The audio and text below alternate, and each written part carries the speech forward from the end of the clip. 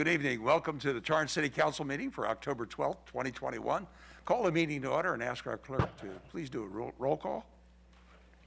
Councilmember Ashcraft? Here. Councilmember Chen? Present.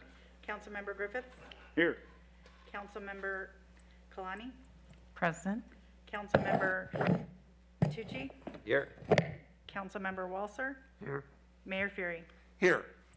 Council will now recess to closed session to confer with the city manager and the city attorney on agenda matters listed under 14A, conference with labor negotiator, 14B, real property, conference with real property negotiator, 14C, threats to public services or facilities, 14D, conference with legal counsel, anticipated litigation, and 14E, conference with legal counsel, existing litigation. Closed session on these matters is authorized by California Government Code Sections 54957.6, 54956.8, 54957, 54956.9D4, and 54956.9D1. We will return at 6:30.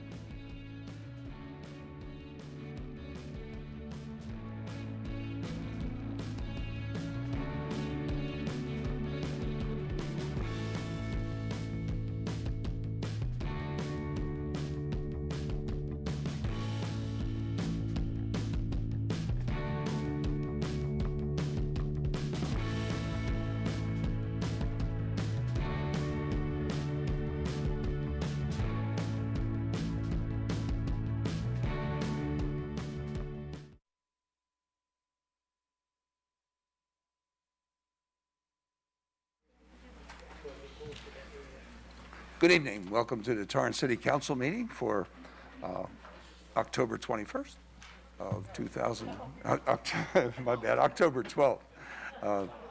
It's my dyslexia coming out, 2021. We have been in executive session. Mr. Shabarian, is there anything to report? Good evening, Your Honor. There is nothing to report. Thank you. Thank you. I want to apologize for being a little late. We've had our executive session, and we still have some more business that we have to attend to, but that'll be later on this evening. I want to thank you all for joining us tonight. It's really great to see all of you in person. I really appreciate your continued cooperation in following the LA County Public Health mandate of masking up indoors. In Torrance, we take great pride in our commitment to public safety and quality of life for all residents. However, like many California cities, as the demand for high-quality city services continues to increase, so does the cost, currently exceeding our city's available revenue. This was true before COVID, but the pandemic has made the problem much worse. In addition, continued unfunded state mandates place a heavy burden on our city, and emergency reserves have been depleted. While one-time federal COVID relief has helped, it will soon expire, leaving Torrance vulnerable to an emergency or unforeseen major expense. We now have to face the reality that budget cuts may need to be made. Budget cuts that would change the character of our city and would have a significant impact on the safety of Torrance residents and their quality of life, your quality of life. We want to hear from you. Your input is important to us. We ask you to take our survey or learn more about maintaining our essential services by visiting torranceca.gov/essential services. You may have also heard our popular 6-acre, $3.2 million Toyota sports complex in Torrance is in danger of facing potential closure. Our existing lease ends with the Judicial Council of California on October 31st, 2021. And if the city and the Judicial Council cannot reach agreeable terms, we will have to cease operations and close down our beloved fields. The Judicial Council has mentioned their plans to develop the property are not likely to be pursued until 2032. But our current $1 per year lease that we negotiated back in 2011, in addition to investing more than $3.2 million into the desolate lot to transform it into an active youth area for the community, is being challenged, and the court has proposed to start annual rent exceeding $30,000 a month, in addition to potential annual inflation costs at the end of the current lease. We've attempted several times to work with the Judicial Council with various alternative funding scenarios and pricing models, but have not been able to reach a mutual agreement as of today. The Toyota Sports Complex does not operate for profit, but for public benefit. The proposed rate increases would be unattainable as we face significant budget constraints ignited by the COVID-19 pandemic. We've enlisted the support of our regional representatives, including Senators Ben Allen and Senator Steve Bradford, Assemblymember Al Mertsucci, and LA County District Supervisor Janice Hahn to support saving the in-demand athletic facility. We've made contact with the governor's office and are now asking you to express your concerns with the Judicial Council. Supporters of the Toyota Sports Complex can visit www.torranceca.gov/TSC. That's T like in Toyota, S like in sports, and C like in complex, to sign the petition and to find tools to voice your concern. Community members have also planned a rally to take place this Saturday, October 16th at 10 a.m. at the sports complex. You can find additional information on the webpage as well. The loss of this sports complex would be a devastating hit to our youth programs. Given the impacts of COVID-19, we need the facility more now than ever. We continue to run normal business for our residents and community to keep Torrance moving forward. It is important to us that you have an opportunity to voice your comments during this pandemic. Public emails will continue to have a deadline of 2 p.m. on the day of the council meeting you wish to comment on. Thank you to those of you who have met today's deadline. They have all been forwarded to the council as supplemental material and will be entered into the public record. Any emails submitted after the deadline will still be added to the public record, but obviously won't be considered this evening. For all of you in attendance this evening, in just a few minutes, we will accept oral communications or public comments on items not on the agenda and consent items. Speaker cards are accepted before the start of the meeting and will not be entered into the speaker list after the meeting starts. You'll have up to 1 minute per speaker for a period of up to 15 minutes. Comments on administrative matters as they are considered allow up to 1 minute per speaker. Comments on public hearings will allow up to 2 minutes per speaker. Remember, you can only participate under oral communications once during this meeting. The speaker clock starts as soon as you step to the microphone. Time limits will be strictly enforced. The microphone's cut off automatically. We request that speakers keep their remarks brief and limited to the topic of discussion. At the end of the meeting, we will have another 15 minutes for oral communication number 2, which will allow up to 1 minute per speaker. City Clerk, have emails received before 2 p.m. today been processed as supplemental material and provided to the City Council? Yes, Your Honor, they have. Thank you. Then the next item on the agenda will be a flag salute led by Councilmember Matucci, followed by an invocation led tonight by Captain Sean O'Brien of the Salvation Army Torrance Corps. Please, everybody stand. Please join me in a flag salute. I pledge allegiance to the flag of the United States of America, and to the republic for which it stands, one nation, under God, indivisible, with liberty and justice for all.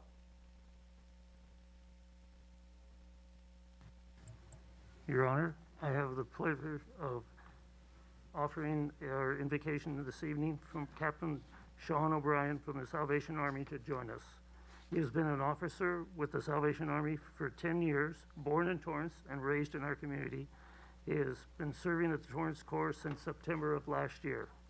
He and his wife Harriet have run Salvation Army facilities in several cities and states. Captain O'Brien has overseen many Salvation Army youth and adult activities. The Salvation Army of Torrance and the Stillman Sawyer Center in Harbor City provide much needed services to the South Bay. The Salvation Army of Torrance's latest project is a major remodeling plus the world-class Hunt audio recording studio, which will provide youth and adult opportunities to learn and experience the recording industry. Thank you, Captain O'Brien, for joining us this evening.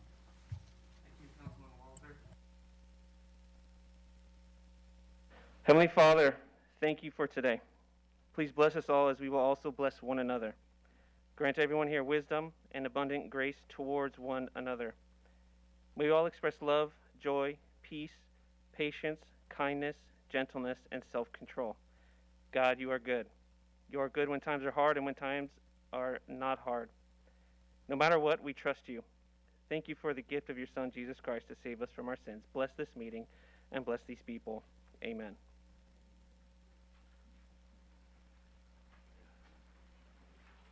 Thank you, Captain. May we have a report of the City Clerk on the posting of the agenda? Yes, Your Honor, this agenda was posted on Monday, September 20th, with a revised agenda posted on Tuesday, October 5th. Thank you. I'll take a motion to waive further reading. I move to waive further readings. Second.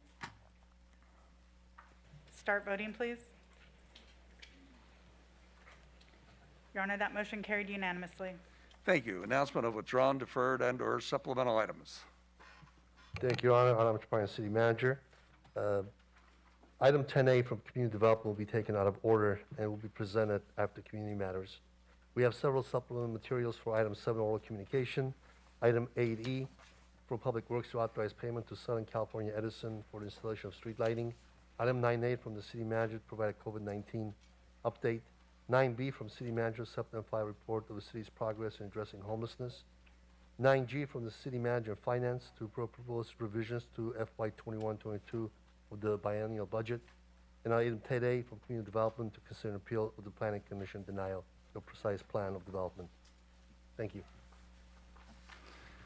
Thank you. Council committee meetings and announcements. Councilmember Matucci. Thank you, Mayor.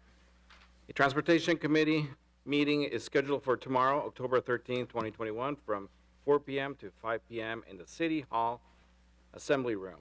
The purpose of the meeting is to update the public on Torrance transit activities, the Regional Transit Center, and Metro's Regional Fareless System initiatives. This meeting is open to the public. An item from the Transportation Committee to accept and file the update will be on the agenda for the October 26, 2021 City Council meeting. Thank you. Councilmember Griffiths. Yes, thank you, Mayor. Good evening, everyone. The City of Torrance is currently updating its six-cycle housing element of the general plan. Local governments across California are required by state housing element law to adequately plan to meet their allocated share of the state's overall housing need by updating their general plan's housing element. Housing elements provide goals, policies, and programs to create opportunities for housing development where local governments deem appropriate. The draft housing element update is available for review on the city's website and will be presented to the Planning Commission on Wednesday, October 20th, 2021 at 7 p.m. This will be an in-person meeting held in the City of Torrance Council Chambers at 3031 Torrance Boulevard. The community is invited and encouraged to participate in this important endeavor. Your input is important to the city and your feedback is greatly appreciated. For further information, please visit the Community Development Department's webpage at www.torranceca.gov/housing element update, all one word. If you have any questions or would like to be added to the email distribution list, please email staff at cddinfo@torranceca.gov. Please include housing element update in the subject line of any correspondence. Thank you so much. Thank you. City Clerk. Thank you, Your Honor. I would like to announce that the City Council will be conducting a public hearing to discuss and take public input on redistricting based on the 2020 census data at the October 26th City Council meeting. This public hearing will be held at 9 p.m. Members of the public are encouraged to participate in person or by email. For more information, please visit torranceca.gov/redistricting 2022. Thank you, Your Honor. Thank you. And I want to give a disclaimer for our city clerk. She's mentioned 9 p.m. It'll be part of the city council meeting. But under the law, we have to say the specific time that hearing will be held. So it will be, no matter what we're doing at 9 o'clock, we will start that hearing at that time. And we have our Social Services Commissioner, Lays, is here tonight for an announcement about veterans.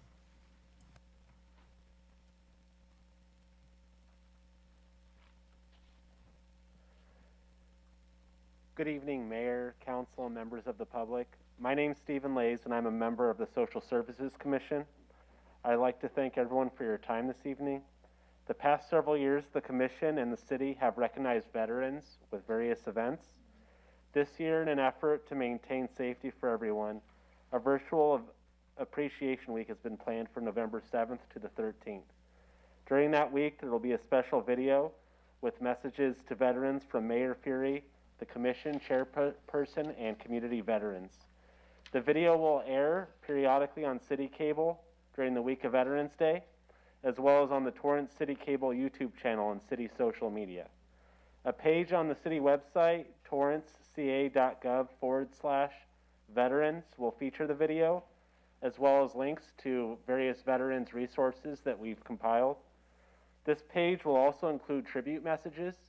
People are encouraged to send their own tribute messages and may submit those by emailing veterans@torranceca.gov. Message submissions may include a photo. They can recognize a family member, a friend, or just veterans in general. All messages and photos will be posted, of course, at the discretion of the city and are due by November 3rd, although you may submit them now. Finally, from all of us on the Commission, thank you to all the veterans. We appreciate your service and sacrifice. We wish you well this Veterans Day and throughout this year, and look forward to the time when we can do this in person again. Thank you. Thank you, Commissioner, and thank you to your commission. We appreciate that. We move on to community matters, and I will come down to the podium for the first six.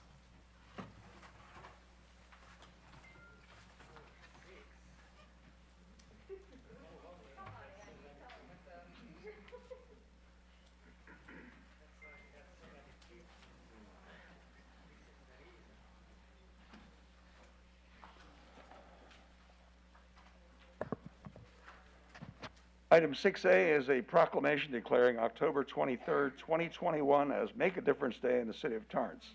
I ask Park Services Manager Tracy Drake to join me.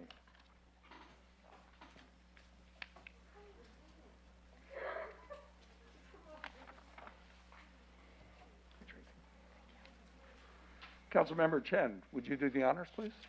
Absolutely, Mayor.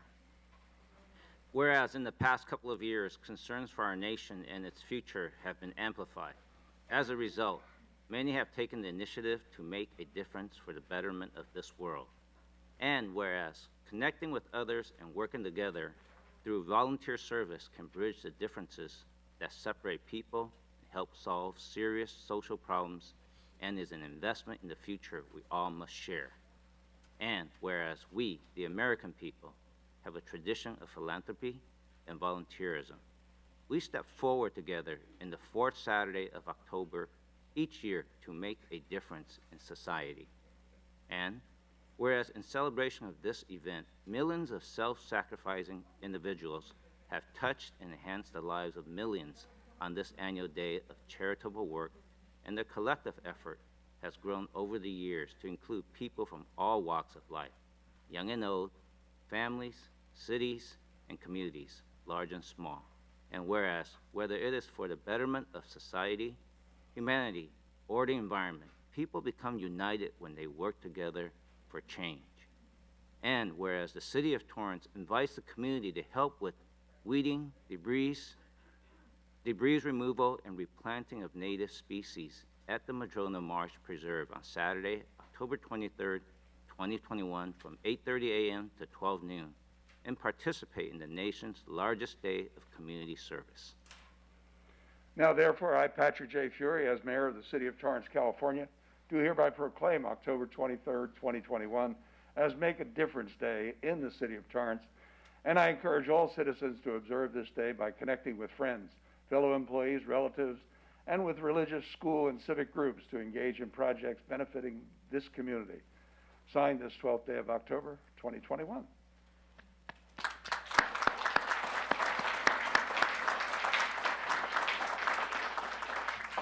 Ms. Drake, would you like to say a few words? I would. Thank you, Honorable Mayor, City Council, staff, members of the public. Make a Difference Day is I've been participating in it for many years and have really, really appreciated all of the work that has been done over the years on Make a Difference Day at Madrona Marsh Preserve. This year is particularly important as we've been struggling the last few years over, well, a lot of things. So making a difference on the land is really, really beneficial and important. But please don't take it, if you can't come to Madrona because we're only taking 40 people to honor the COVID precautions, make a difference in your home, in your community, with your family, a friend, pet your cat. Do something wonderful to make a difference. And even though I know we all make a difference every single day in our own way, it is really important to acknowledge not only that you make a difference, but you are making a difference. So thank you so much for this honor of Making a Difference Day. And please come on over to Madrona Marsh to sign up. Call the phone number, which is 310-782-3989. 310-782-3989. Thank you.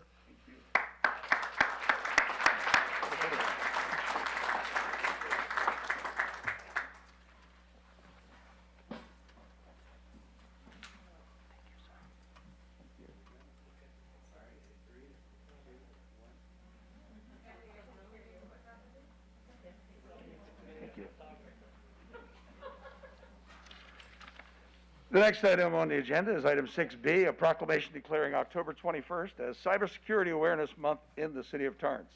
I ask our Communications Manager, Ernesto Gallo, to join me. And I'd ask Councilmember Griffiths to do the honors, please. Yes, thank you, Mayor. My pleasure. Whereas the City of Torrance recognizes it has a vital role in identifying, protecting, and responding to cyber threats that may have a significant impact on our residents and collective security and privacy. And whereas critical infrastructure sectors are increasingly reliant on information systems and technology to conduct business, engage in commerce, access information, communicate, and provide essential services. And whereas cyber threats continue to increase and the impact of cyber attacks has been debilitating to individuals and organizations, and whereas the Stop, Think, Connect campaign has been designated as the national public awareness campaign implemented through a coalition of private companies, nonprofit, and government organizations, as well as academic institutions working together to increase the public's understanding of cyber threats and empowering all Americans to better protect themselves from phishing, viruses, malware, financial loss, and loss of sensitive data. And whereas maintaining the security of cyberspace is a shared responsibility in which we all have a critical role to play by making ourselves aware of cyber threats and cybersecurity essentials and adopt industry best practices that will improve the security of the City of Torrance, its residents, local businesses, and economy. And whereas the City of Torrance has developed an effort to promote good cyber practices through guidance and resources and will promote innovations, strengthen cybersecurity investment, and enhance resilience across all sectors. Now therefore, I, Patrick J. Fury, as Mayor of the City of Torrance, California, do hereby proclaim October 2021 as Cybersecurity Awareness Month in the City of Torrance, and officially support the National Cybersecurity Awareness Month and the National Public Awareness Campaign, Stop, Think, Connect. We call upon all employees, residents, and visitors of Torrance to become educated about cybersecurity and put that knowledge into practice to keep our connected community safe from cyber threats. Signed this 12th day of October 2021.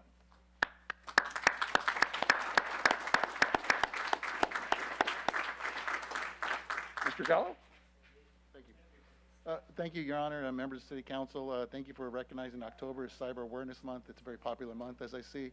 And I'd just like to highlight the importance of the Stop, Think, Connect campaign. It's a national awareness campaign. The simplest message I can leave you with is please visit the stopthinkconnect.org website. There's resources there for individuals, for families, for employers, for employees, to make yourself cyber aware and cyber safe. Thank you very much.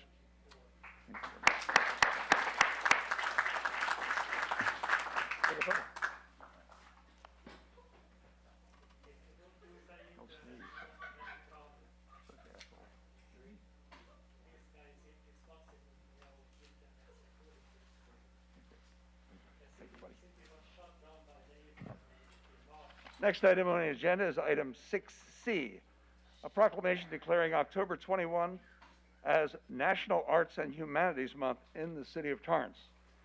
This proclamation will be accepted by Cultural Services Commissioner Chair Randy Kleinenberg. Randy?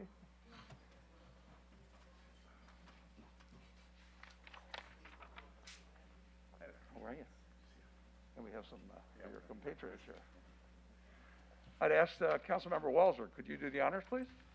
Thank you, Your Honor. Whereas the arts and humanities enhance and enrich the lives of all Americans through education, creative expression, economic development, problem solving, and community livability, and whereas exposing the youth to the arts is a critical component of their education and future development, and whereas the nation's diverse cultural arts organizations, agencies, and councils will be observing October 2021 as National Arts and Humanities Month with national celebrities, and whereas this year marks the 31st anniversary of the Torrance Cultural Arts Center, the 16th anniversary of the renovated Arts Museum, in which both are now open to the public with dynamic art exhibits and performances, the 22nd anniversary of the Torrance Theater Company, and the 27th anniversary of the Torrance Cultural Arts Foundation.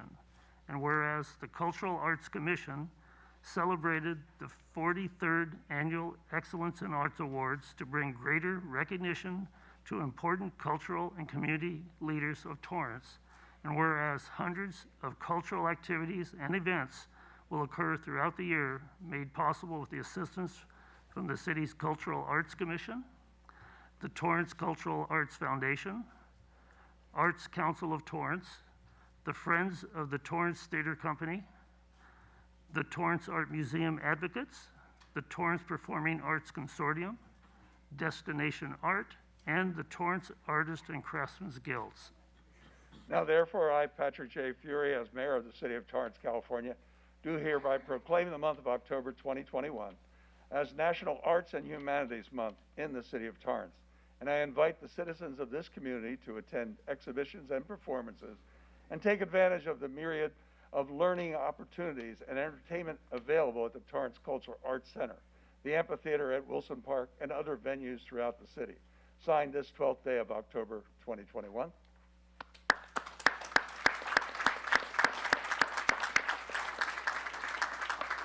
Commissioner, you have a few words?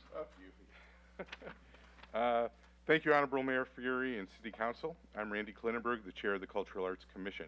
I have with me some of my commissioners tonight. If you could introduce yourself real quick. Tony Sargent, Linda Kramer. Terrific. On behalf of the Commission, we thank you for proclaiming and recognizing October as National Arts and Humanities Month. As part of the city's celebration of National Arts and Humanities Month, the Cultural Arts Commission held their 43rd Excellence in Art event this past Saturday, October 9th. These awards recognize groups or individuals who make exemplary contributions to the cultural life in the city of Torrance. Awards were given to Aloki Dasgupta in music, Edward Sargazian in dance, Glenn Kelman in drama and theater arts, Yuta Kato in arts education, the Torrance Art Museum staff in visual arts and design, and Dale Corman for the Katie Geisert Award. Some of you may be thinking, well, this is all well and good, but we're in a pandemic and facing a budget crisis. Why should we care about the arts? There are many reasons, including prior to the pandemic, economically, cultural and creative businesses were the fourth largest business sector in Los Angeles County, generating $207 billion in annual revenues. These businesses stimulate the regional economy by providing jobs, fueling tax revenue, and enhancing the overall quality of our life. Torrance has a long history, over 43 years, of recognizing the value of arts leaders in this community. We're also a vibrant arts community, not only keeping residents and their discretionary spending closer to home, but it also attracts visitors from all over the country to spend money here in our fair city. Students engaged in the arts have higher GPAs and standardized test scores and lower dropout rates. Arts spark creativity and innovation, creativity being among the top five applied skills sought by business leaders. Engagement in arts has a positive social impact, improving a community's health and well-being.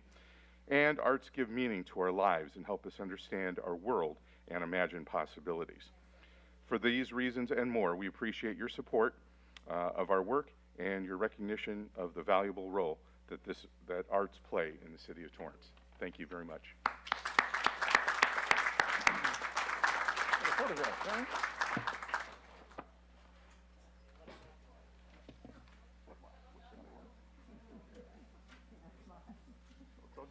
Everybody smile.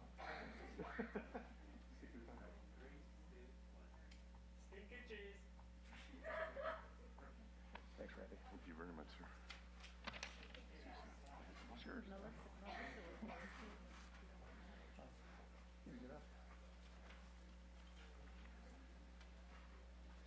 The next item on the agenda is item 6D, a proclamation declaring October 12th through November 12th as Paint the Town Purple Month in the city of Torrance. This proclamation will be accepted by co-event leads Michelle Rand and Christy Banks and members of the event lead team. Join me down here at the podium.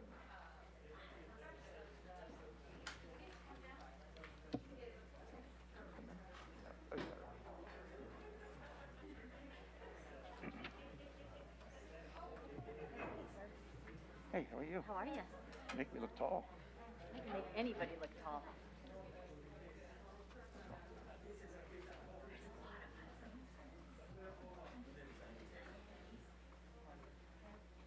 Hi, gang.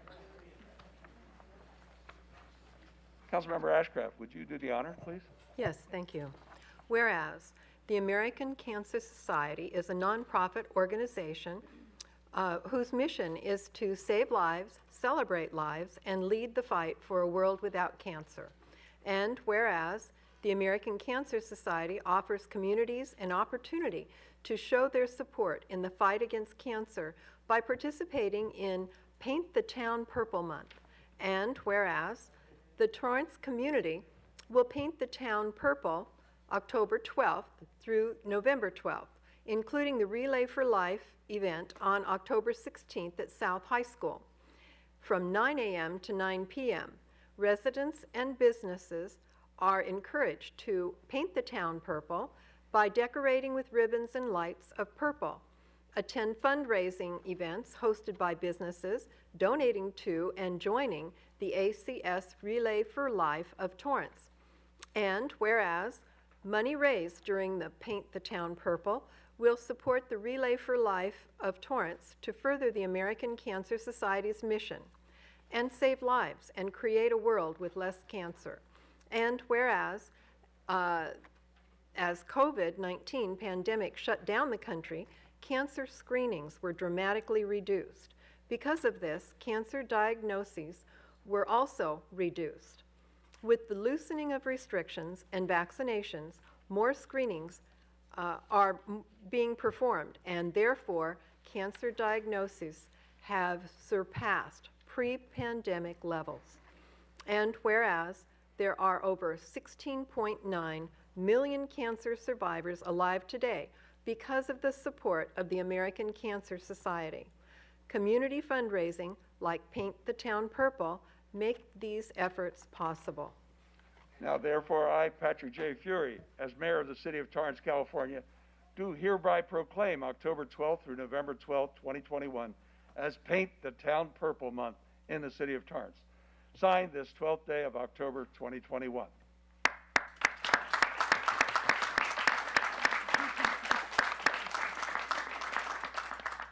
Ms. Rand, do you have a few words? I certainly.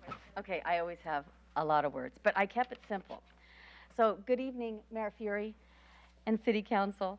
So on behalf of myself and Christy Banks and the entire event leadership team, I'd like to thank you for the proclamation of Paint the Town Purple for this entire month leading up to our event and beyond. And I would like you for this, appreciate your support in the fight against cancer for all of these years that you have helped us out. This year, we're going to be celebrating our 19th anniversary. And with the support of our amazing community, we have raised over $3.4 million in the fight against cancer.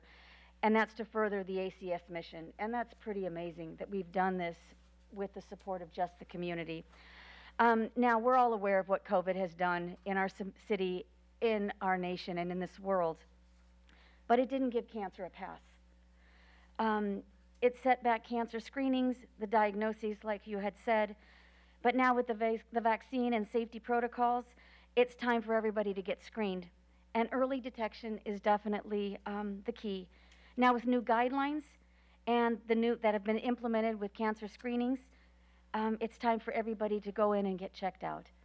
So it's time for you to go see your primary physicians so you can find out what's going on. And if you don't know, go over and see them or go to cancer.org. I know none of that made sense because I'm trying not to read this. But, okay, with that said, because I don't like to read anything, I have a basket over there. I want everybody to visit our event this weekend. It is at South High School from 9 a.m. to 9 p.m. How many of you have been there? Raise your hand. I know quite a few have. I would like to see all of you out there. Did you know that Brian Sunshine has a team? And it's at Torrance Employee, Family, and Friends. There are 2 people on that team. This guy is one of our top people. So in there is a little Rubik's Cube with a little tag with a QR code. Scan it, and it will give you everything about our event. So please take one. You can play with it while you're sitting there. But I would love to have you take a look at what's going on. I made those myself. Just kidding. I didn't make them. I just packaged them. So thank you very much for all your support and for all you do for the city. So thank you. Sorry, Brian. Michelle, thank you for the challenge. I challenge everybody this Saturday to go to South High School, participate in Relay for Life. Donate money, donate time, create awareness, and fight cancer. Now let's get a photograph.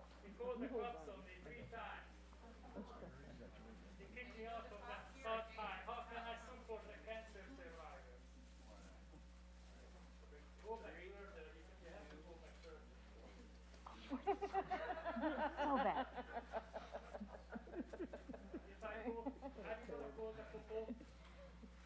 Thank you. Thank you, fine sir. You're amazing. This is for you. I'm going to play with it. See you Saturday. See you Saturday.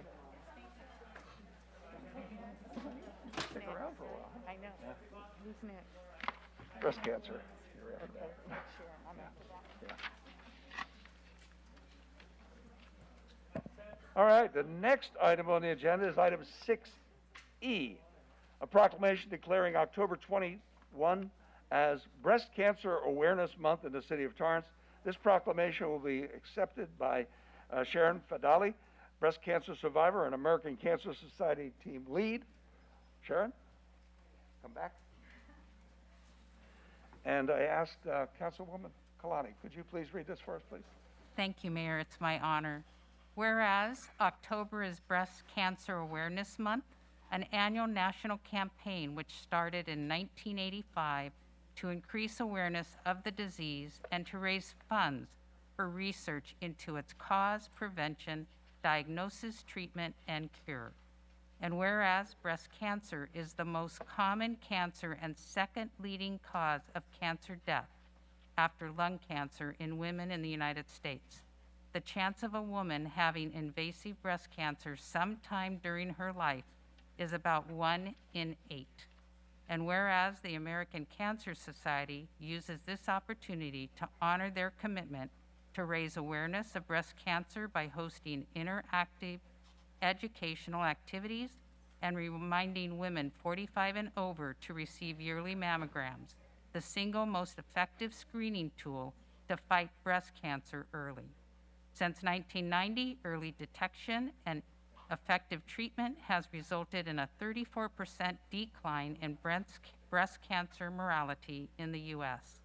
And whereas the American Cancer Society sponsors the Making Strides Against Breast Cancer Walk, a powerful and inspiring opportunity to unite as a community to remember those lost to breast cancer, honor breast cancer survivors, raise awareness about steps we can take to reduce the risk of getting breast cancer, and raise money to fund groundbreaking breast cancer research, information, and 24-hour support, 24/7 support.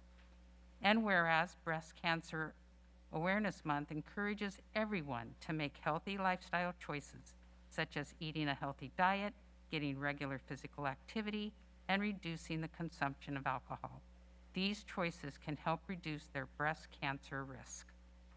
Now, therefore, I, Patrick J. Fury, as mayor of the city of Torrance, California, do hereby proclaim the month of October 2021 as Breast Cancer Awareness Month in the city of Torrance, and I urge all citizens to take part in activities and observances designed to increase awareness and understanding of breast cancer, its human impact, and the work of the American Cancer Society. Signed this 12th day of October 2021.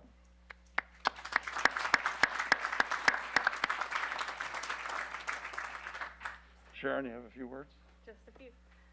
Thank you, Honorable Mayor and the Council, for your continued support.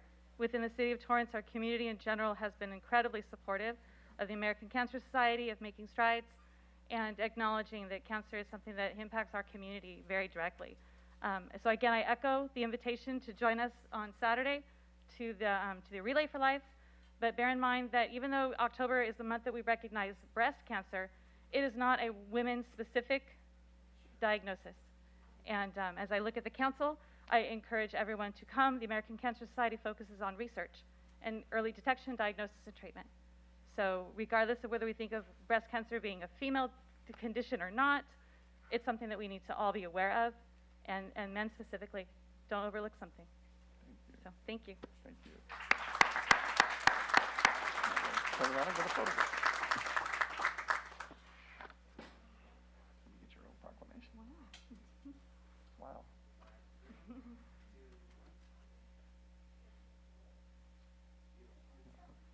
Thank you. I'll see you Saturday.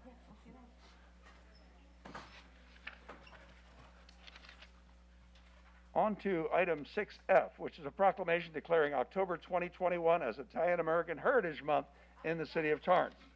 This proclamation will be accepted by Annette Porter of the Order of Sons and Daughters of the Italy Torrance chapter. Annette? What else? Hi, Annette, how are you? Who is?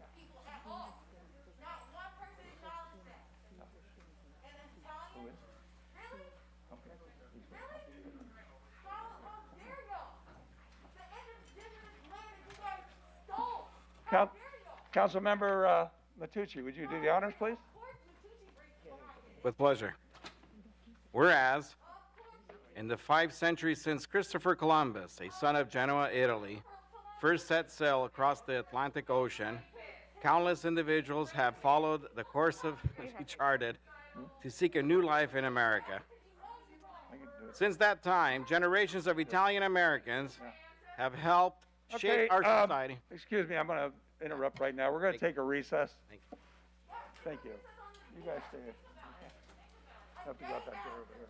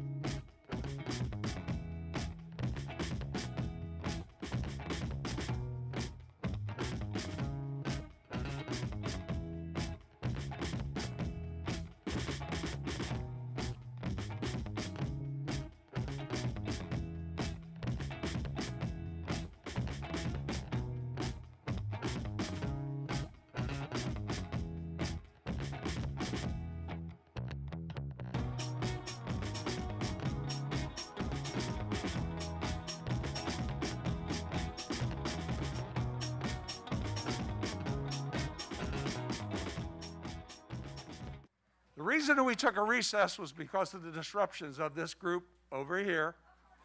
I'm telling you right now, I requested the group speaking out, yelling from the audience, cease and desist. You are in violation of our rules, sir, and you are out of order, disrupting our meeting, and need to wait for your turn. You are all ejected from the city council meeting and ordered to leave the council chamber and city hall.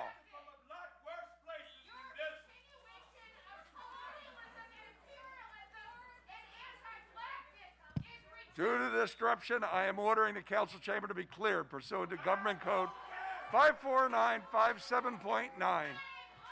Everyone must leave the council chambers immediately.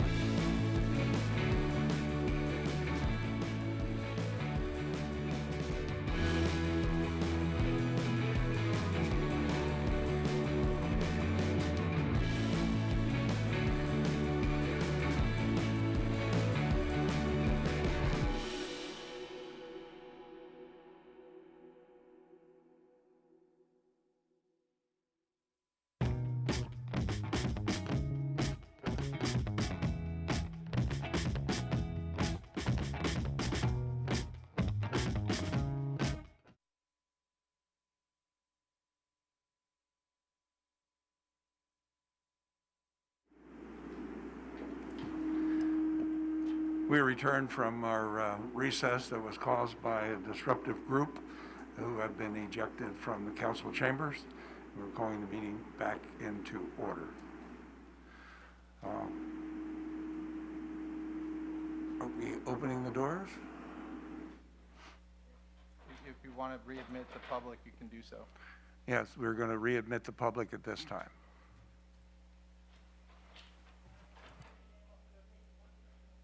Except that guy.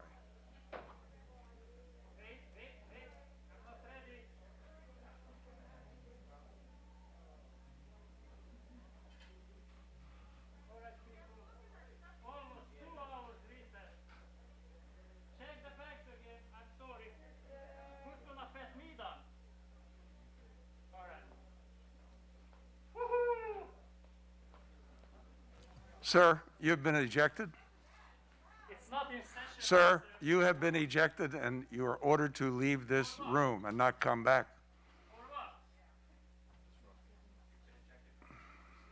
What did I do? It's not in meeting yet. The meeting is not on yet, sir. Is the meeting on?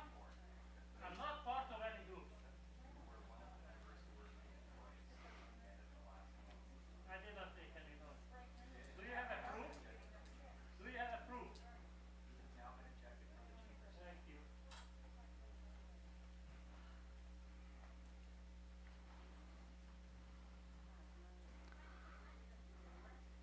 Thank you, Batman. I'm out of the chamber. You are a great leader. Illegally elected, but a great leader. Goodbye, Mr. Turda. Out of the building.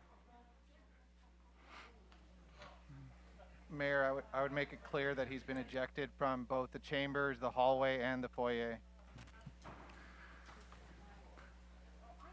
The gentleman who was yelling out was ejected not only from the chambers and the hallway, but also from the building as being part of the disruptive group that caused our council meeting to go into recess for an extended period of time. To those folks who have come back in, I appreciate your patience. I understand your frustration. We share all the frustration that you have. Now we're going to continue with our meeting, and I expect everybody here to have the conduct that we're used to having in the city of Torrance. We're moving on with the agenda. Councilmember Matucci, you're going to read the proclamation. Thank you, Mayor. Whereas, in the 5 centuries since Christopher Columbus, a son of Genoa, Italy, first set sail across the Atlantic Ocean, countless individuals have followed the course he charted to seek a new life in America. Since that time, generations of Italian Americans have helped shape our society and steer the course of our history. And whereas, during Italian American Heritage Month, the rich heritage of Americans of Italian descent is recognized and their immeasurable contributions to the nation are celebrated. And whereas, every year, the President of the United States signs an executive order designating the month of October as National Italian American Heritage Month. The proclamation is in recognition of the many achievements, contributions, and successes of Americans of Italian descent, as well as Italians in America. And whereas, for generations, Italians and Italian Americans have played an integral role in the story of Los Angeles. Today, LA is home to the 5th largest Italian population in the country. And whereas the Order Sons and Daughters of Italy in America is a national organization of men and women who represent the estimated 26 million Americans of Italian heritage, dedicated to promoting the culture, traditions, language, legacy of ancestors, and contributions to the U.S. and the world during the month of October and throughout the year. Now, therefore, I, Patrick J. Fury, as mayor of the city of Torrance, California, do hereby proclaim the month of October 2021 as Italian American Heritage Month in the city of Torrance and encourage the community to support this month in honor of the Italian American heritage and culture. Signed this 12th day of October 2021.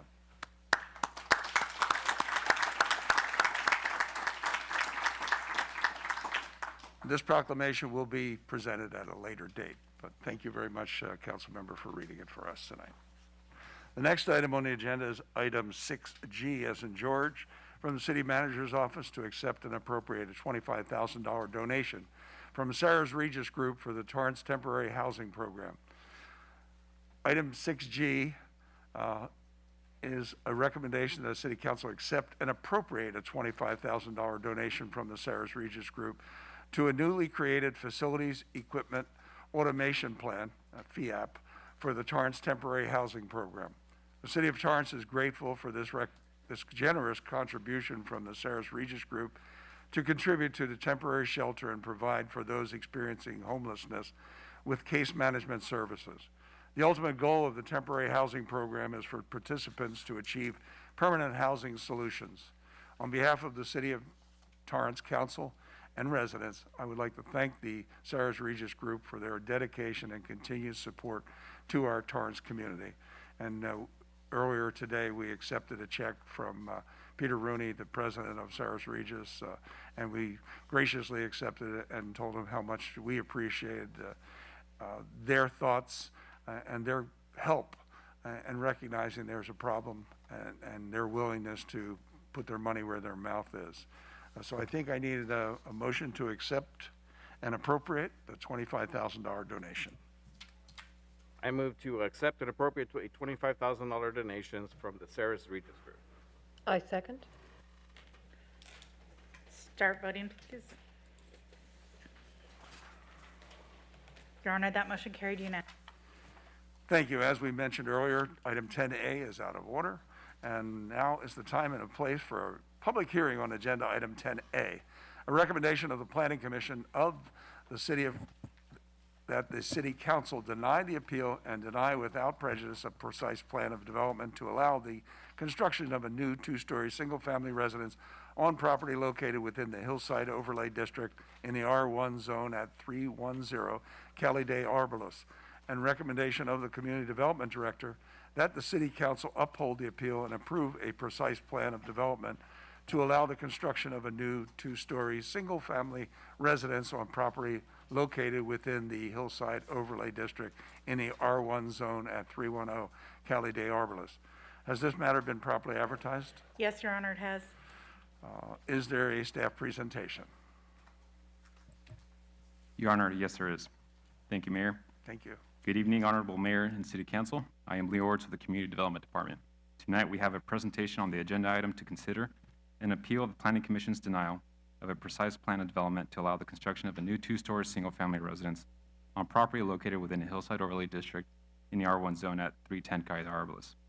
Since the Planning Commission meeting, the applicant has submitted a revised set of architectural plans and silhouette certification with a revision specific to a new roof profile and lower building height. There are no other revisions to the proposed residence than previously reviewed by the Planning Commission.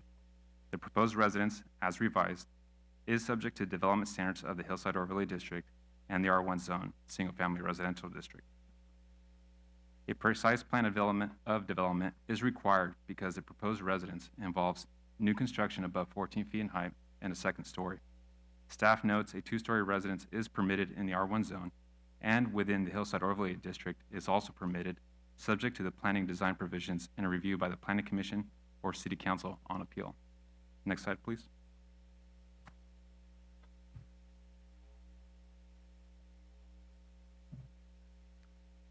Not at all, no worries. This presentation will provide a summary of the proposed residence that includes location and zoning, site plan, elevations, site photos, and will conclude with a recommendation to the City Council. Next slide, please. This slide shows the location and zoning. The subject property, highlighted at center in green color, is situated on a rectangular shaped lot measuring 6,050 square feet in area and orientated toward the north on the south side of Cali de Arboles, between the intersections of Avenida de Jose and Via San Sebastian, and to the north of the city boundary, shown in red color, with the city of Palos Verdes Estates. Cali de Arboles slopes east to west, with nearby 1- and 2-story residences situated above and below the subject property.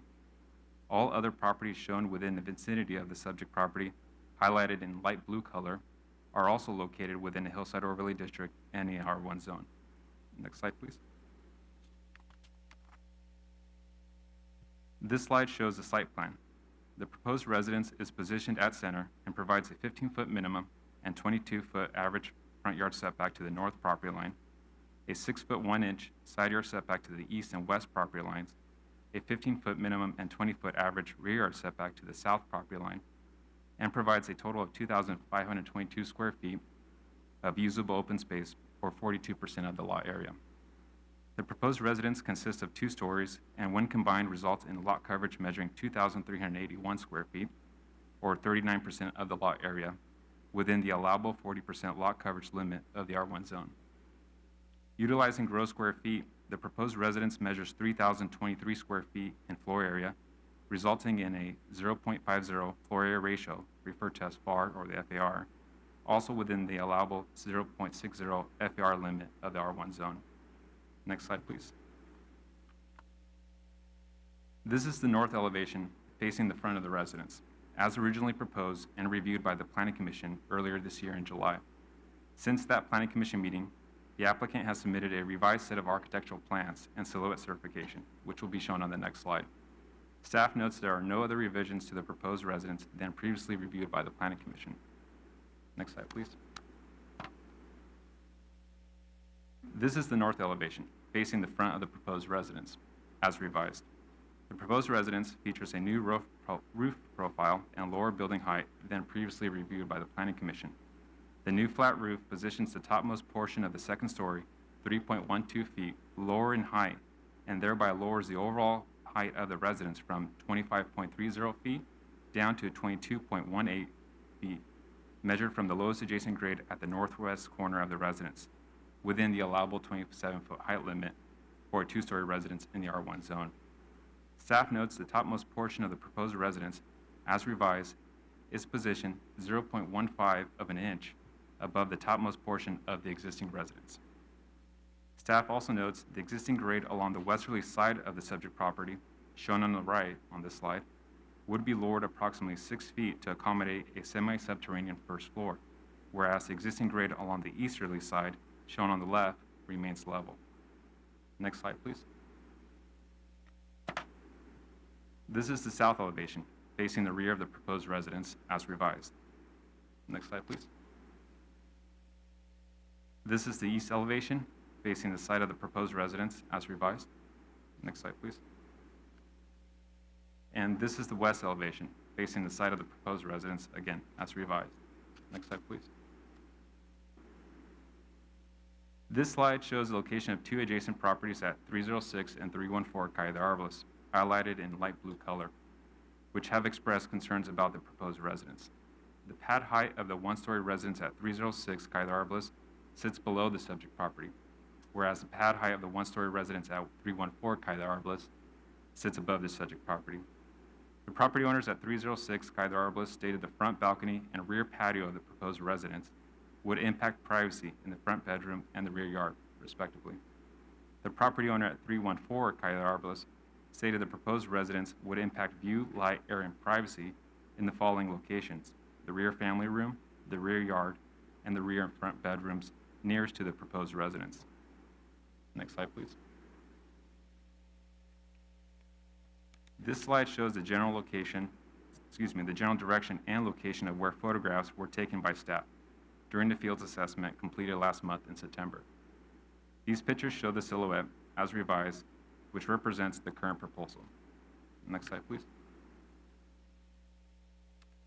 This photograph was taken from the street looking south at the subject property. Next slide, please. This photograph was taken from the street looking southwest at the subject property. Next slide, please. And this photograph was taken from the street looking southeast at the subject property. Next slide, please. This photograph was taken from the front bedroom at 306 Calle de Arboles. Staff notes the silhouette, as revised, does not demonstrate the front balcony because its location is positioned below the roof height of the existing residence.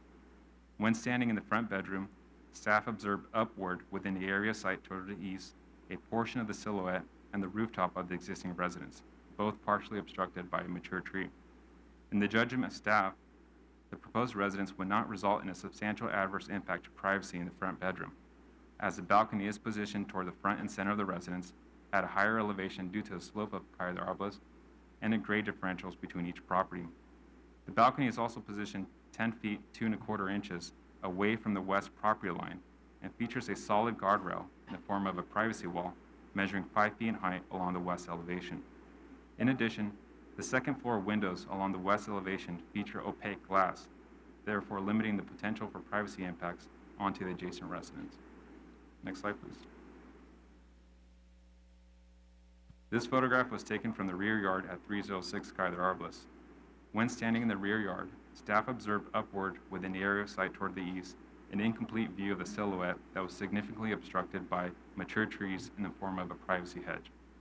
In the judgment of staff, the proposed residence would not result in a substantial adverse impact to privacy in the rear yard due to the significant obstruction by mature trees. Next slide, please. This photograph was taken from the front bedroom at 314 Calle de Arblas. When standing at this location, staff observed within the area of sight toward the west the silhouette, the rooftop of the existing residence and of other residences, and mature trees. Staff did not observe within the silhouette outline any views of the ocean nor areas of afternoon sunlight that would be substantially obstructed. In the judgment of staff, the proposed residence as revised would not result in a substantial adverse impact because the residence is designed to follow the slope of Calle de Arblas and will lower the existing grade along the westerly side of the subject property, thus maintaining a low building height. The residence as revised also features a new flat roof that lowers the overall building height than previously reviewed by the Planning Commission and is now similar in height to the existing residence, therefore limiting the potential for impacts onto the adjacent residence. In addition, views of the ocean towards the west-northwest would be expanded above the proposed residence as a result of demolishing the existing residence. Next slide, please.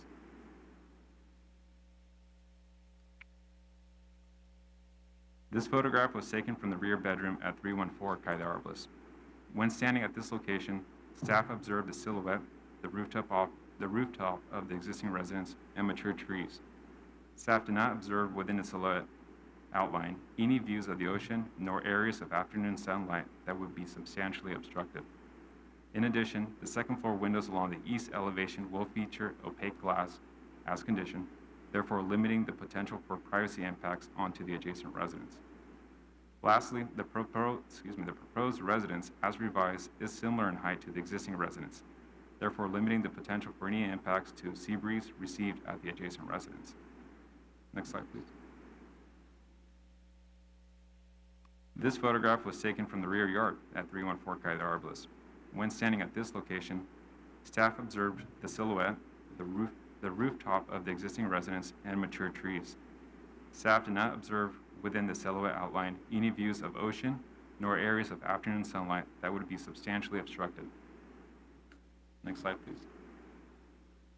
And in closing remarks, the recommendation of the Planning Commission is that the City Council deny the appeal and adopt a resolution denying without prejudice the project.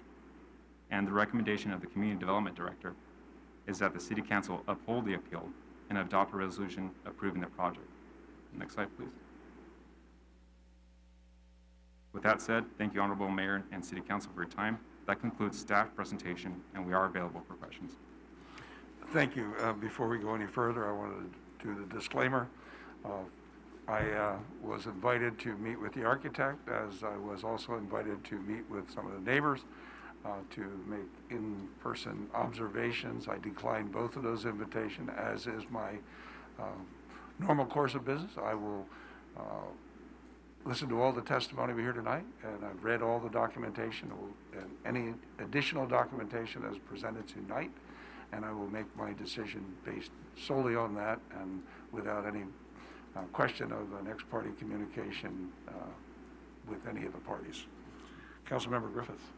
Yes, thank you, Mayor. I also, too, want to disclose that I did drive by the property, looked at it from many angles from the street, as well as a neighbor at 314 invited me into the home to view the layout from her viewpoints, and we did not discuss the project. She just provided me the ability to see the viewpoints personally, and my decision will be based on the testimony provided here tonight. And I did have one quick question, if I can, real quickly. On page 4 of the proposal, there's a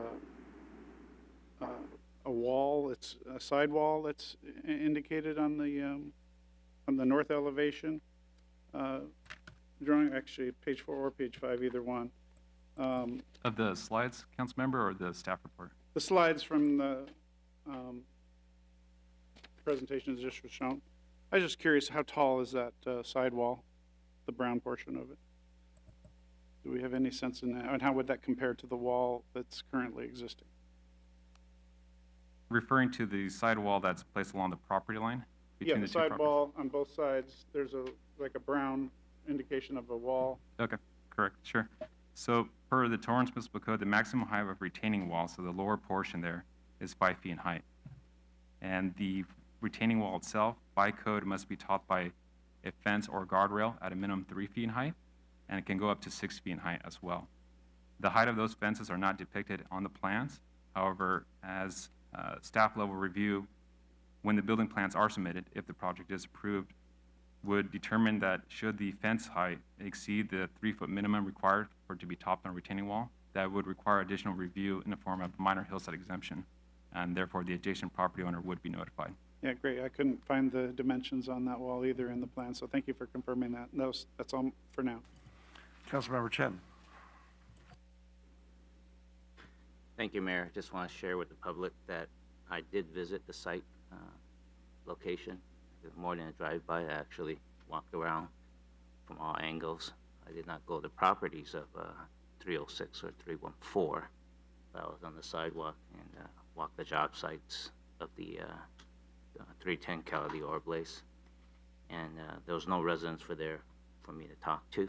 I did open up the PowerPoint package that was sent from to us, each of us, from the architect, and had a telephone conversations, making sure I understand the drawings that were sent to us. I have a few questions to staff. My decisions tonight will be based on the data presented from both the developers and the neighbors.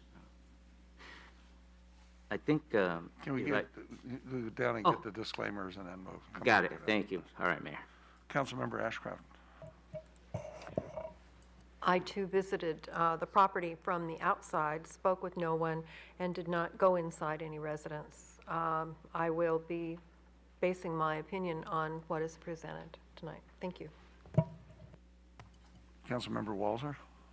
I also would like to disclose that I did visit the property today, viewed as much as I could from the outside, and did view from the next door property at 314. And I do have a question for staff is, because I was there today, does it reflect in the silhouette the current reductions in height or not? Councilmember, yes, the current silhouette does reflect the reductions in height from 25 feet approximately down to 22 feet in height. Okay, thank you.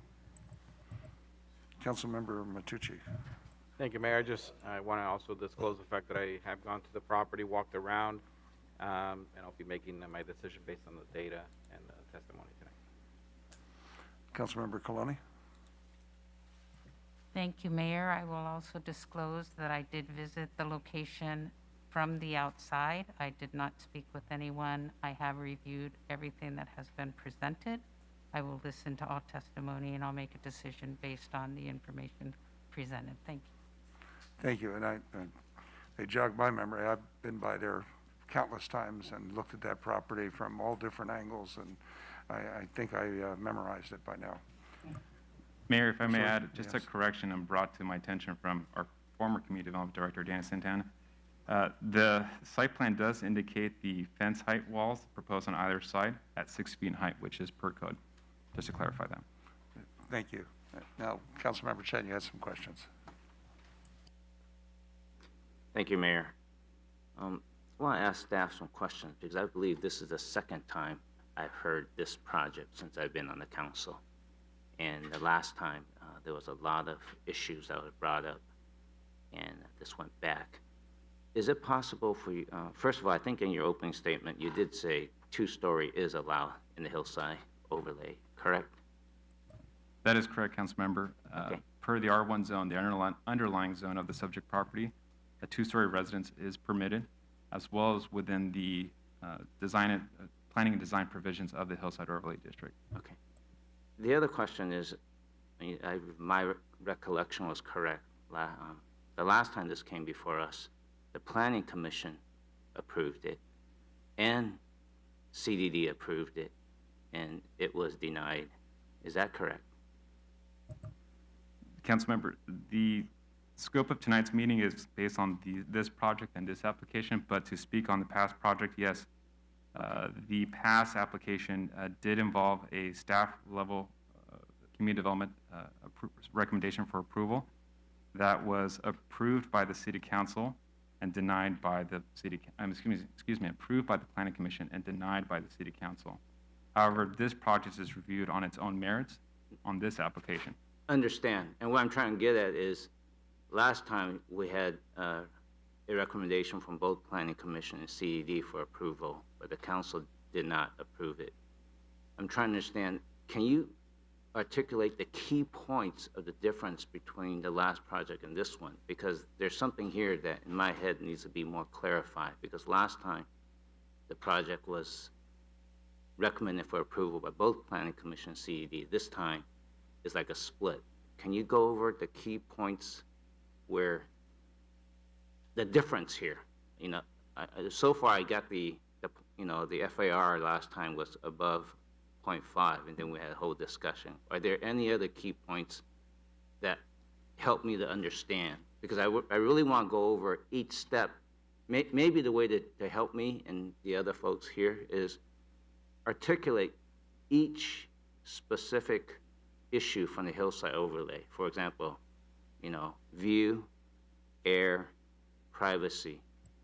And if you've gone through it, we just repeat it one more time, just making sure, because I want to make sure, because a lot of the concerns we have is uphill the hillside overlay ordinance. I just want to make sure that we've gone through each item clearly and why we believe we've met the hillside overlay ordinance. Your Honorable Mayor and council members, that might be a question that might be going to the applicant, because we did not bring the last application with us. We're here to go over the current application, and we can address how that meets the current overlay. But referring back to a previous application, which is not on the table for review tonight, you might want to ask that of the applicant who's here to speak. Okay, sure. Are you going to go over the application today? What I'm asking is re-articulate each unique features of the hillside ordinance and how this project, from CDD's point of view, you believe we've met that.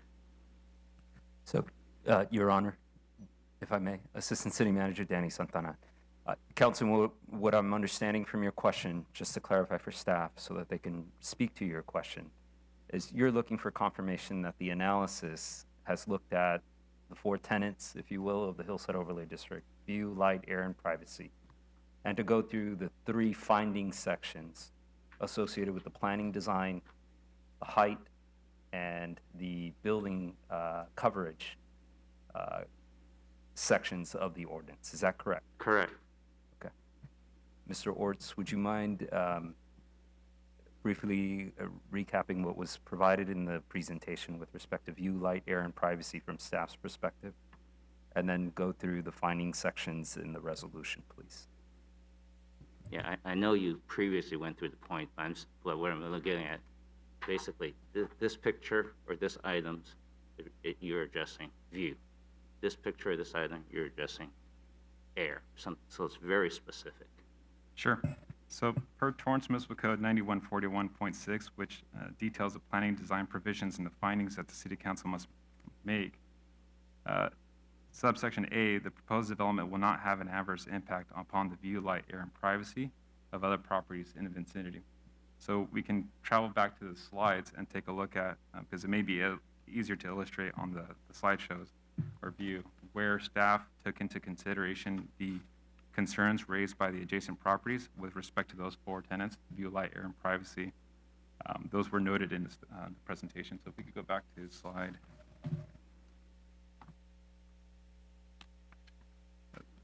Yeah, beginning with slide 14.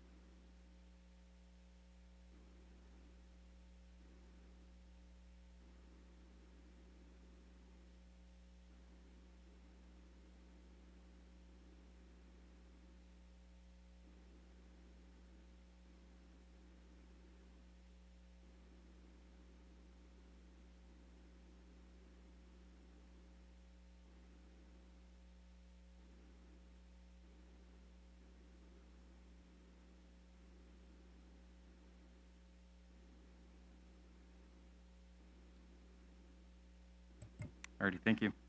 So, as noted in the presentation earlier, this photograph was taken from 306 Calle de Arblas.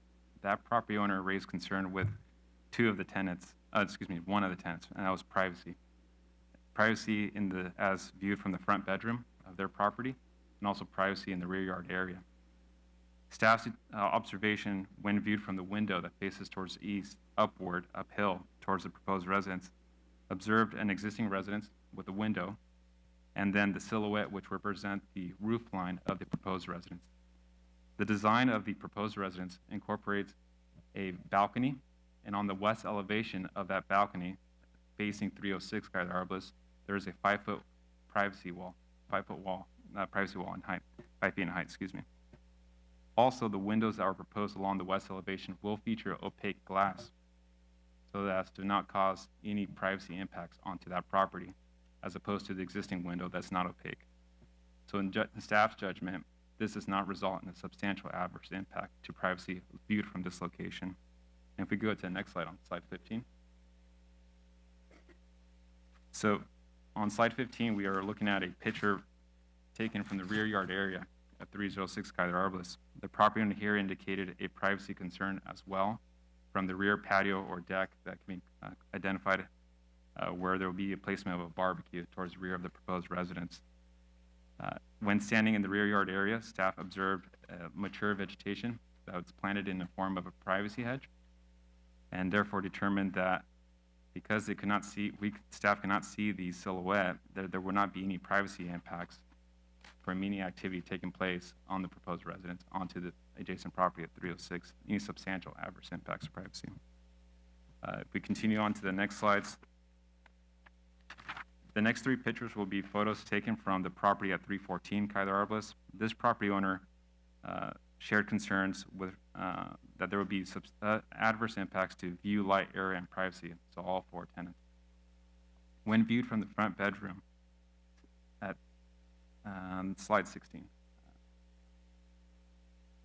There we go. When viewed from the front bedroom of 314 Calle de Arblas, staff observed that within the silhouette outline, there are no views of the ocean or afternoon sunlight that would be substantially obstructed by the proposed residence.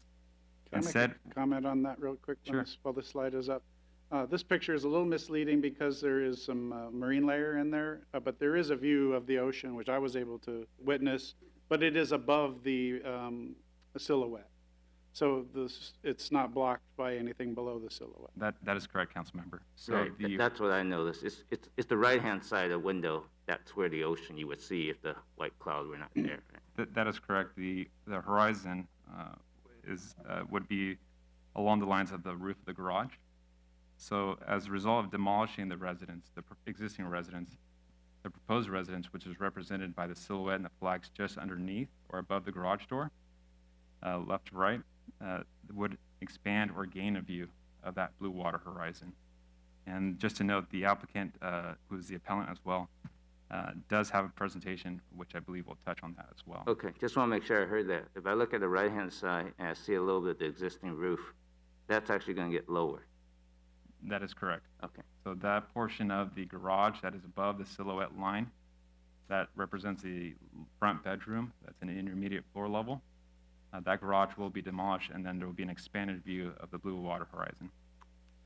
For the neighbor that lives at 314. Correct. When viewed from this front bedroom.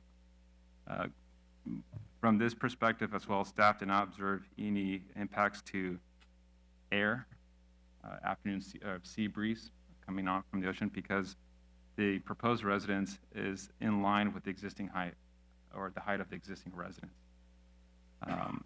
View air, and then as far as privacy, the proposed residence along the east elevation features a limited number of windows, and as conditioned, those windows will be feature opaque glass panes, so as to not cause any intrusion into privacy on the adjacent residence. We'll go on to the next slide, 17.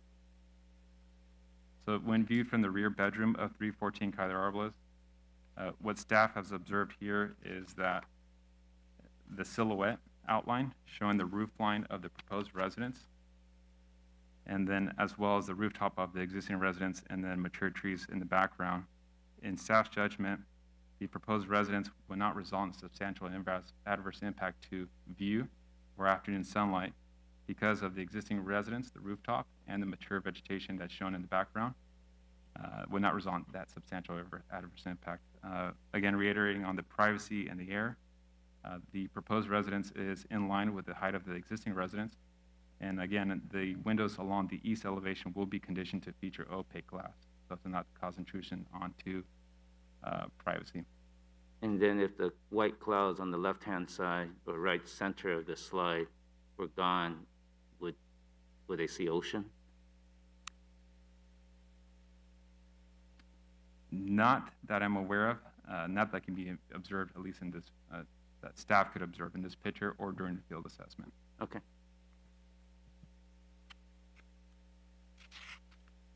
And then to the final slide, 18.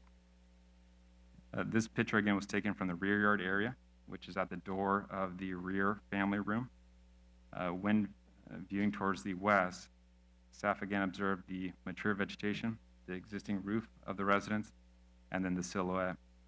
Again, in staff's judgment, it does not result in a substantial adverse impact to view of any ocean, afternoon sunlight, or any privacy impacts, because again, those windows will be conditioned to feature opaque glass. Those are the four tenets there. Thank you very much. Sure. So to finish answer your question, going back to the Torrance Municipal Code, that addresses the subsection A of 9146. There are also B, C, D, E, and F. Those are spelled out in the resolution for approval, which is attachment B of the staff report. They go into some detail. Again, that's to support the finding. So it's not just a boilerplate finding, but one that can bridge the gap between what is the staff report and the facts, and also the finding that's needed. I can read through each finding, or we just... I think that's not necessary. All right. Thank you. Thank you.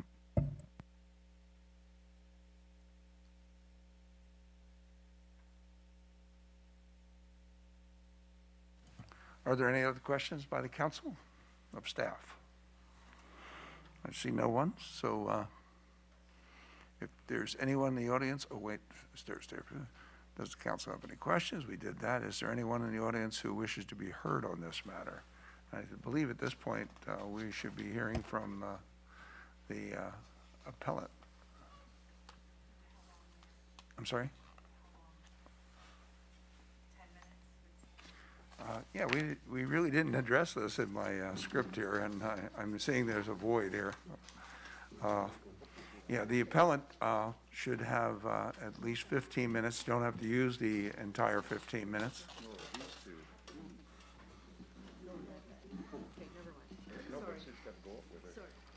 I know in this case, this was denied by the Planning Commission It's Mr. Ham. It's Mr. Ham's turn. and appealed by the proponent, correct? That is correct, Mayor. The proponent or the applicant is Kelly Ham. Yeah. He is here in the audience and does have a presentation to make. And that's who we will hear from. And Mr. Ham, you'll have 15 minutes, as I said, and look forward to, and then we'll have questions of you afterwards. Am I using this microphone? Yes, sir. Put me in the spot here, huh? Okay. Got all my friends here. Good evening, council members. Slide number 1. My name is Kelly Ham, and I'm the architect for a project located at 310 Calle de Arboles. We are here tonight presenting an appeal to a Planning Commission decision dated July 21st, 2021. 310 Calle de Arboles is located in the hillside overlay on the border of Palos Verdes and Redondo Beach. The back of the property is up against the greenbelt, known for its large eucalyptus trees and the beneficial shade they provide. Slide, please. The neighborhood is a blend of 1- and 2-story homes. Slide, please. With floor area ratios ranging from 0.25 all the way up to 0.6. Slide, please. As you know, we have been working tirelessly on this project for quite some time with both the neighbors and planning staff to design a complementary home for this neighborhood that meets the intent of the hillside overlay. Slide, please. Almost 1 year ago, on October 21st, 2020, we presented to the Planning Commission a 2-story contemporary home with high-end finishes, materials, and a flat roof. Slide, please. The proposed 4-bedroom home had an FAR of 0.6 due to the size of the small lot. The Planning Commission reviewed the design and voted overwhelmingly to approve the project by a vote of 5-1. The decision was appealed to you, the City Council. After reviewing the proposed design, you as the council voted 4-1 to deny the project. Please accept my apologies if I don't quote you exactly how you spoke during the council meeting. No disrespect is intended. I went back and reviewed the video and your comments from the council meeting. Mayor Fury, you strongly felt the home was too large for the area. You felt we did not define a strong hardship reason to justify a home of this size. Councilwoman Ashcroft, you absolutely wanted to make sure the privacy concerns to the adjacent neighbors were addressed by opaque windows or architectural massing. You had no problem with the height as you felt it was well within the allowable limits, but you had a major concern with the FAR or the size of the home. Councilman Griffiths, you felt the home was much too large for this location. One of the comments was from Councilman Aurelio. I know he's not here, but one of his comments was that he came out and said that he was not opposed to an FAR of 0.6, but he felt the code should be more clear on defining what is a hardship. In the end, he was not comfortable with this large of a home on this small lot. Councilman Chen, you reviewed and clarified other large homes in the area and discussed the additional setbacks we had provided. We took all your comments and notes and completely redesigned the home based on input from all parties, including the Torrance Planning Department and the neighbors. Slide, please. The new design is a contemporary home with mahogany wood siding, travertine veneers, and smooth white plaster throughout. Slide, please. As you can see on the new design, we have greatly reduced the overall size of the home, reflecting comments from the council. We have brought the home down to an FAR of 0.5, which means we have reduced the size of this home by 650 square feet. Slide, please. We removed the master balcony from the east side of the home to further avoid privacy concerns to the uphill neighbor. Slide, please. We shifted the front balcony from over the garage to the middle portion of the lot to further reduce any privacy concerns to the downhill neighbors. Slide, please. We added an architectural mass that is 5 feet tall to prevent individuals from looking down on the downhill property. Slide, please. The architectural mass is 10'2" from the property line to give additional privacy protection to the downhill neighbor's property. Slide, please. We have specified opaque windows on the west elevation up to a height of 5 feet for additional privacy protection. Slide, please. As you can see, the properties are divided by full-grown natural hedges. Slide, please. Which create a natural privacy barrier along the west property line. Slide, please. We dropped the finished floor of the garage by an additional 1'9" to lower the home further into the lot. Slide, please. The overall height of the roof at the top of the ridge is 12 inches lower than the previously approved design. Slide, please. The height of the roof edge is now 2'4" lower than the previously approved design. Slide, please. The proposed roof at the top of the ridge is no higher than the ridge line of the existing home. Slide, please. As you can see on this slide, the proposed project will dramatically improve the blue water ocean view of the uphill neighbor's home by over 200%. Slide, please. Before. Slide, please. After. That is a significant amount of increased blue water view. This shows the greatly increased ocean view for the uphill neighbor. We all know the value of a blue water ocean view, especially increasing the ocean view by this much. Slide, please. We incorporated all your comments and notes into this design and went even further to reduce the size of the home. We feel we have met all your conditions and the intent of the overlay and hope you vote to approve this project. Thank you. Thank you, Mr. Ham. Are there any questions from the council? Councilmember Kalani. Thank you, Mayor. I just had a quick question. The architectural mass, as you referred to it, the privacy wall on the balcony upstairs, can that be any higher? Yes. Yes. Okay, all right. Absolutely. And do we know what is the maximum height that could be? You know, a standard person, average person, I believe, is, you know, between 5 feet and 6 feet. So, I mean, 5, 6. I mean, what? I hopefully, you know, something that's human height. Okay. All right. Thank you. All right. I know. Well, it's already 5 feet. Any other questions from the council? I see none. Thank you, Mr. Ham. You have Thank you, another Mayor. 5 minutes after we're all done to bring it back and do a rebuttal, okay? Thank you, sir. Thank you. Now, is there anyone in the audience who wish to be heard on this matter? And we do have a number of people who are already signed up, and I can call them in order. Judy English is the first one, and 2 minutes. Everybody gets 2 minutes. Yeah, we can't talk to you down there. You have to come up to the podium. Okay, let me pass. Mike, Terry. Somebody adjust that microphone for Miss Terry. Staff's coming down.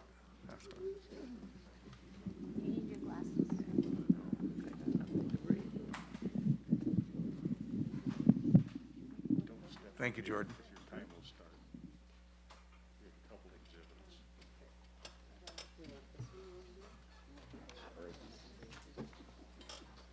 Sorry.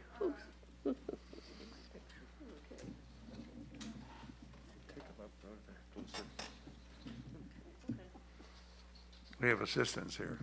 Yes, we do. Not very Because it's linked, that's why it's hooked up. Ah! What am I doing here? You can put them up there in front. No, they can't come up here in front. I can't, sorry. We can see it. We can see it. Now you, Okay. Just need to speak right into it. I'm Mike Terry, and I live at 314 Calle de Arboles since 1954.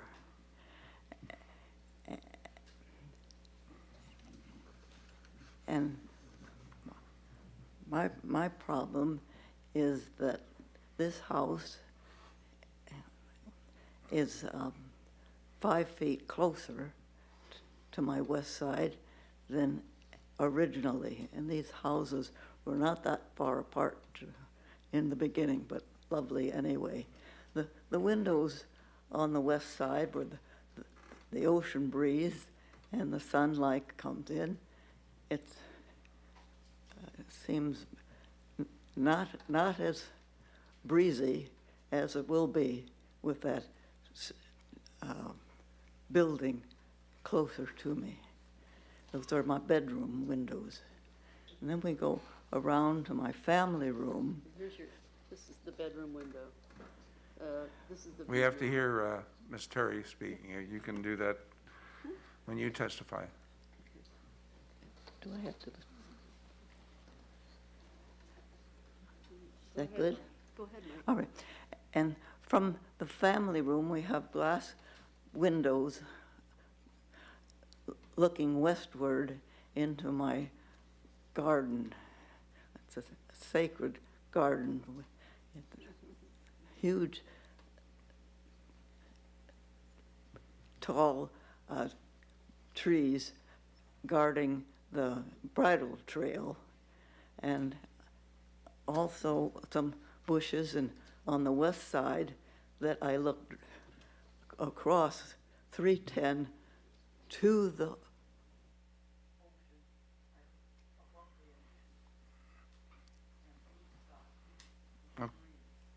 Ms. Terry, the time for you to speak has taken over, but I do have a question for you. You saw the presentation that Mr. Ham put up there. Yes. With the increase in the amount of blue water. No, I You didn't see that? I cannot.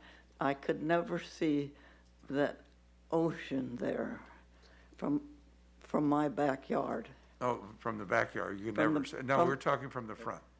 Well, he's from a different angle. He's probably higher, but I do not see the ocean from the backyard. It hasn't been any hardship to me the way I sit in this beautiful property that I own and have for Okay. 67 years. All right, thank you. Thank Next you. one would be David Weston. Do you need help with your exhibits too, sir?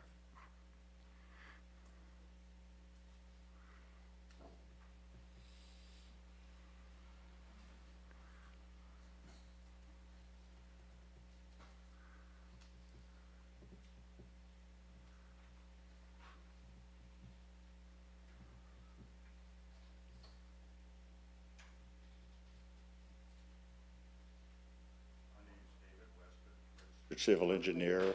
I live at 104 Rocky North Road, Rancho Palos Verdes.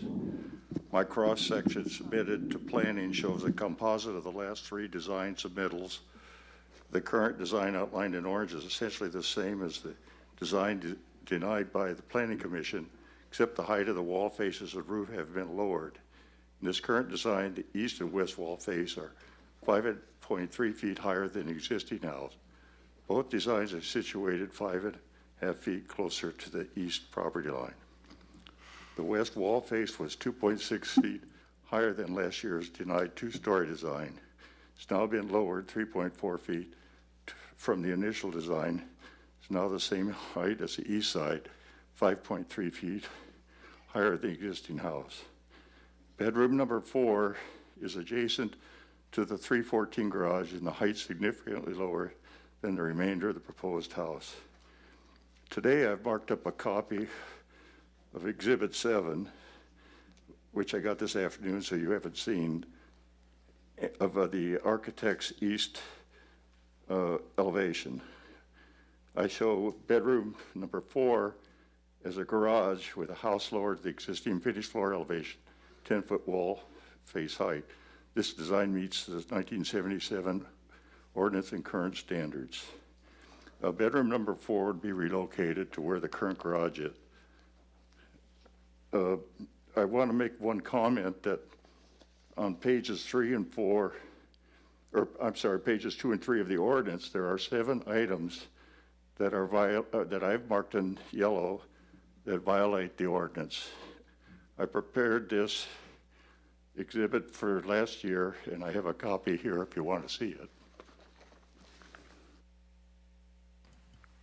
Do you have, so your time is up. Do you have 9 copies of that? Sarah, Mr. Weston?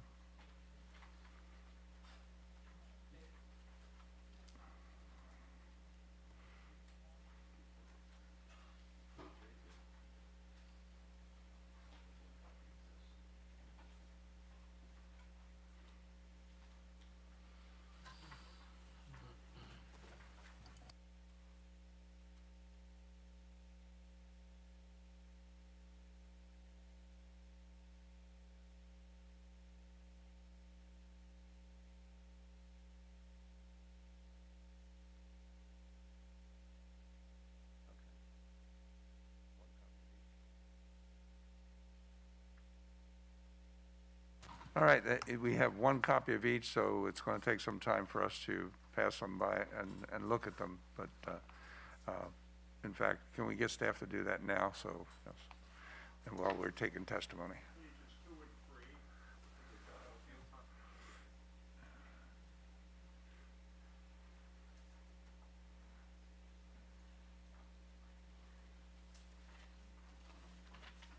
These are all the same? Thank you.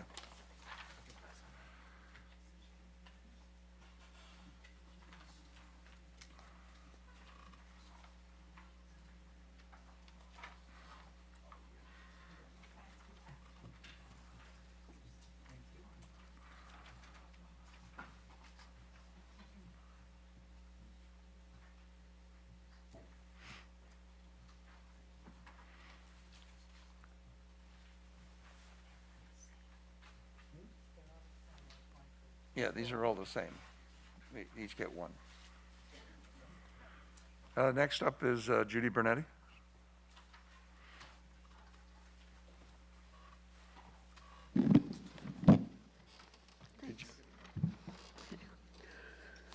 Good evening, Mayor Fury, council members, city staff, and residents. My name is Judy Bernetti with the Riviera Homeowners Association. I'm here tonight before you to object to a building project by Mr. Ham and Mr. Soto at 310 Calle de Arboles.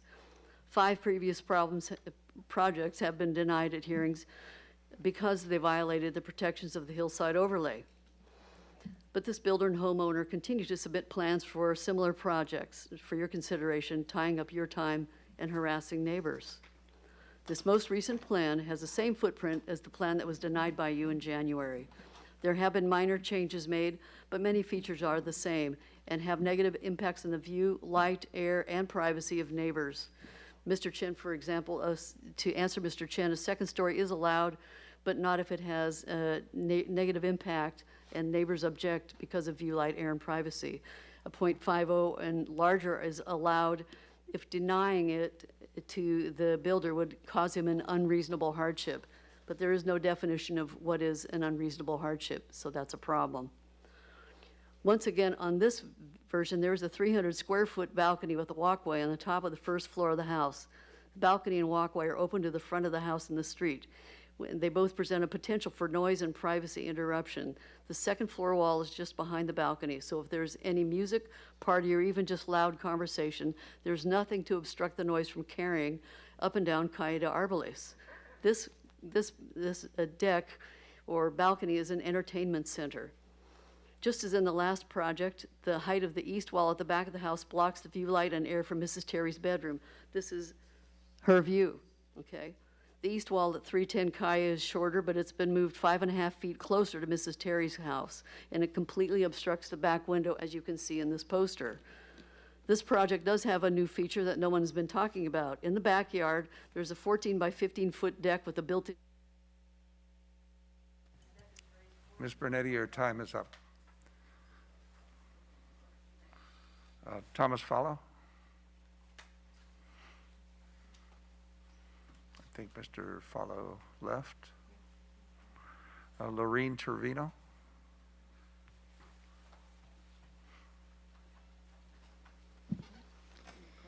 Good evening. My name's Lorene Trevino. I live at 122 Via Monte d'Oro. I implore our elected leaders to hear the repetitive concerns of the homeowners here and deny this project. While seated, you hold the authority to protect our neighborhood. Please protect our air, light, views, and privacy, and prevent overdevelopment from becoming the precedent that has the potential to erode the long-standing ordinance that has protected the character and the charm of the Hollywood Riviera. The owner applicant knew about the hillside overlay when they purchased their home. Over the years, Mrs. Terry's had to defend her property because the Mrs. Terry and the Ayapin family have had to defend their property because the applicant wants to build not just an updated home, but an updated home that is excessive in size and negatively impacts both their neighbor on the east and the west. I'd like to comment on the stress that this puts on the neighbors. When they speak of substantial, we often ask, in whose opinion are you talking about substantial? To Mrs. Terry, losing her view, her air, her light is substantial. So I feel that in this process, what we're experiencing is homeowners having to fight and defend for what they rightfully paid for, and that they're put under an exorbitant amount of stress because they're having to fight individuals who seek to bypass, manipulate, or ignore the hillside overlay ordinance. And if I recall, back in January, I'm going to run out of time. I just ask you to consider all of the neighbors impacted. Thank you. Thank you.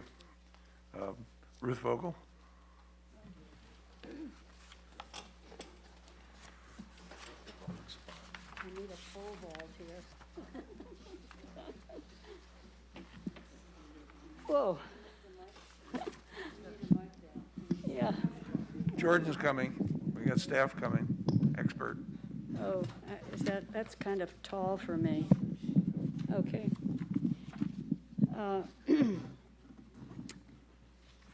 Honorable Mayor and members of the City Council,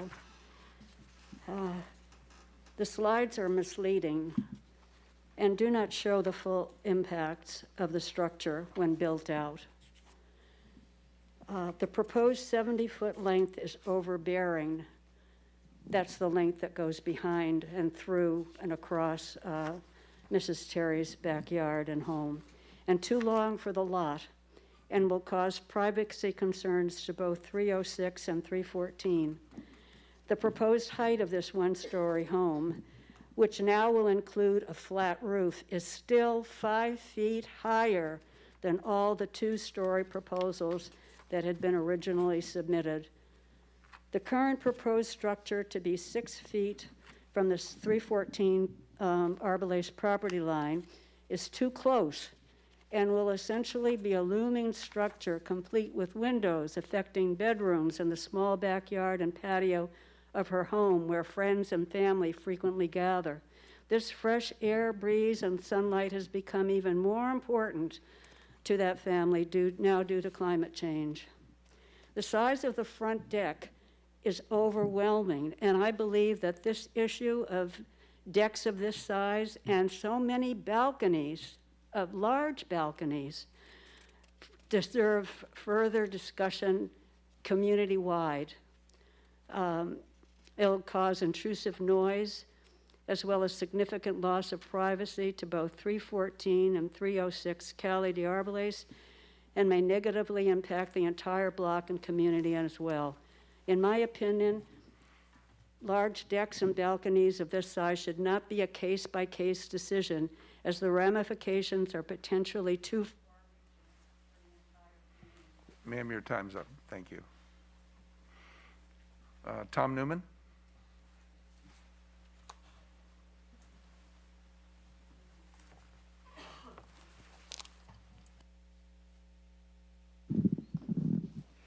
Yeah, hi. Name is Tom Newman, and I don't live anywhere near this site. But I did want to point out that there are some really nice slides showing mature vegetation, trees that were mature. But as we all know, there are deciduous trees and there are evergreen trees.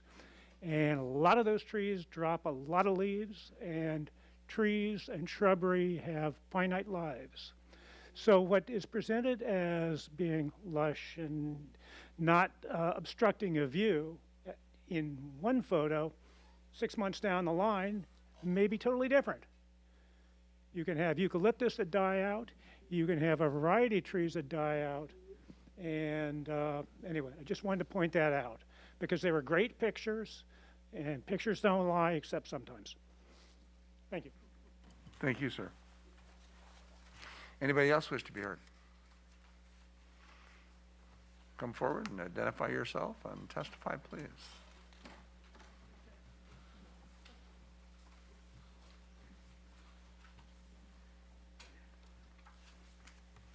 Hi, my name is Tony Calandra, and I live across the street from this proposed property at 423 via San Sebastian. I have testified in this hearing before. I have nothing new to say other than to repeat that my wife and I bought this property 2 years ago, and one of the reasons that we found it attractive was that there was actually some rules to maintain people's views and privacy. When you pay what you have to pay to buy a home in this area, you want to be sure that your view is going to be maintained. And we welcome the fact that there was an ordinance in place, and we felt that that gave us some bit of security that our property maintained its views, and it was very quiet and private, and we liked that part of the ordinance as well. I'm not going to repeat what a lot of people said, but basically I agree with many of the points they raised in terms of impacting view and privacy. One subtle thing that I want to point out is, like, I understand that the property, as proposed, is going to have opaque windows. Well, that's great. That keeps people from seeing into their property, but they can see through the opaque windows at other people's property.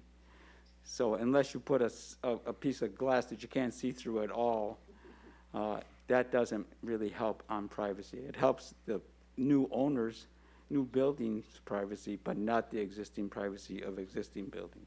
Thank you very much. Thank you, sir. I think we all have to think that, you know, it's view, light, air, and privacy, and it's reasonable privacy. We do live in a city, so there is no absolute privacy guaranteed without walls of your own build up. So it's a judgment call as to if there's an impact to privacy. One of the things I saw with this was an increase in the view, which to me was transformative to some of the property there. Anybody else wish to be heard?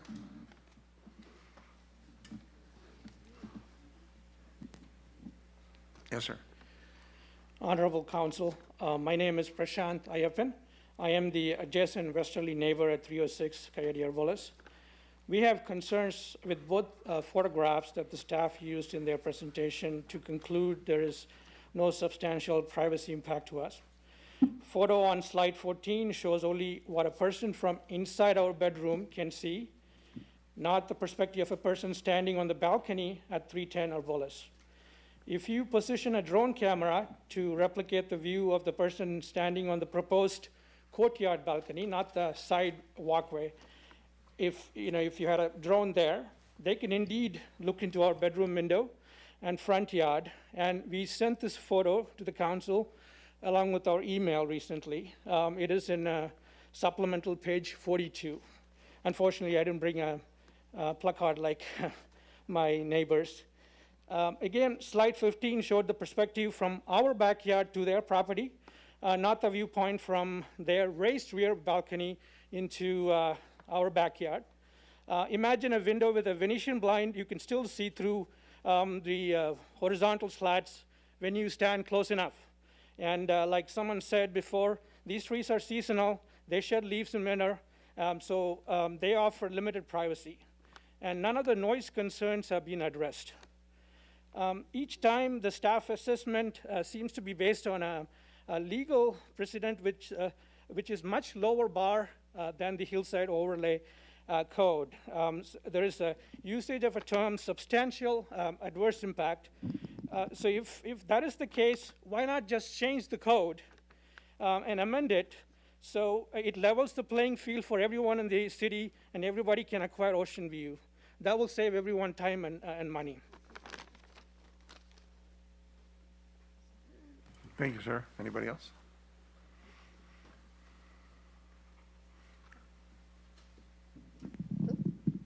Hi, my name is Deborah Nomofsky. I live on Via El Chico. I'm actually a realtor as well, and I just want to say that I think this project should get denied.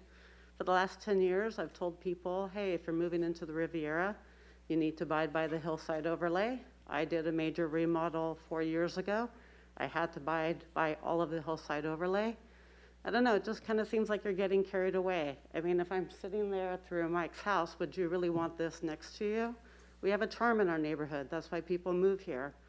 And this just kind of feels like it's a little bit more atrocious than just doing a remodel to your home. You chose to live here, you need to abide by it, or I agree with Prashant, get rid of it. Then I'll put my second story and get my ocean view too, and who cares what my neighbors think anymore. So that's it. Thank you. Thank you, ma'am. Anybody else? I see no one else. Oh, I see one else. 1.5 else's. Somebody didn't make the end of the meeting. Sorry. Yeah. My name is Ratna Ayappan. I'm also owner of 306 Kaladea Bullas. So in 2016, when we remodeled, as Deborah said, we actually took into consideration all the policy and made sure that our construction did not affect any neighbors, right? Whether it's in terms of privacy or their view, as they showed in one of the pictures, but doesn't look like the applicant wants to really, do the same for us. So it really reduces the value of our property. So maybe we just need to submit, if this gets approved, we will submit a second story application as well. So we can also get views and probably also, get the privacy impact that we are facing because of the balcony looking down into our bedroom.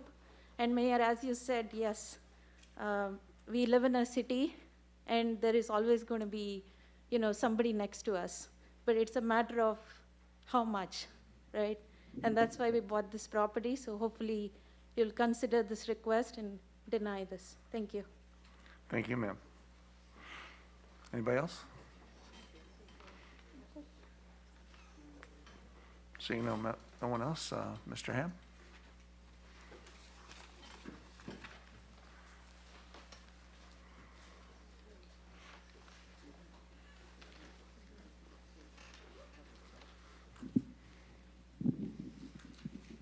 No, it doesn't come up from there. Yeah, thank you.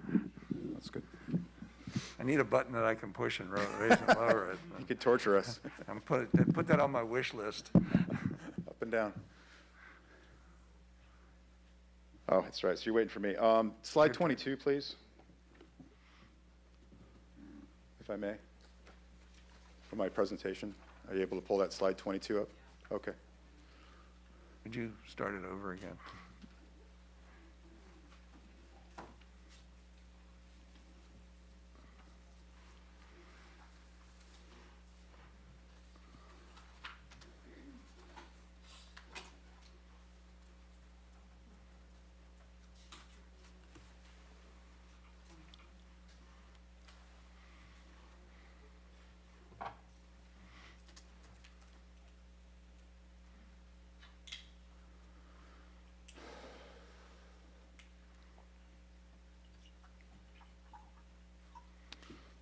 thank you. So,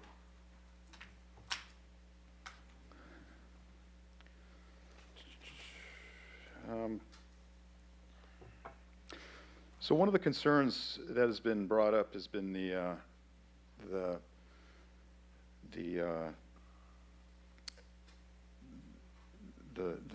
fence on the west side, or the east elevation, excuse me. So I just want to kind of mention that we are willing, and it even shows on the plans, we are willing and have offered to pay for a fence and landscaping that will mimic the natural tall barrier that you see between the properties. So we have no objection to that. As you can see on the slides, we work closely with Planning Department. We were able to receive their strong support because the design avoids privacy impact. As you saw on the slides, we have a 5-foot tall architectural projection, which is 10 feet away from the property line. And it prevents a person from looking down into the adjacent property. And second, the windows on the corner are opaque, and opaque windows are opaque. You cannot see from the outside in or the inside out. They are opaque. They prevent vision from going through. So third, we received numerous letters of support for this project, including the neighbor directly across the street. He has witnessed firsthand all the work and changes we have done to compromise on this project. We continue to receive the support of the Torrance Planning Department, with them recommending approval of this revised, smaller design. We're open to small adjustments if you feel they are further needed. However, we strongly feel we've met all the intent of the hillside overlay based on the merit of the project. We hope you agree and vote to approve this appeal and approve this project. Thank you.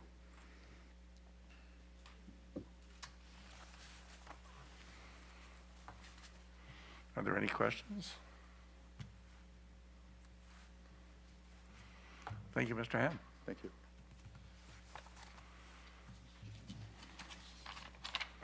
If no one further wishes to be heard, I'll entertain a motion to close the public hearing. I move to close public hearing. I'll second.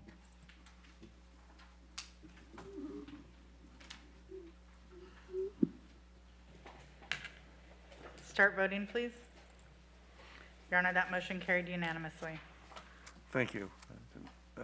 Councilmember Griffiths. I just was closing the public hearing. Oh. Before I even asked for it, Howard, you were good. Does council wish to take action on this matter?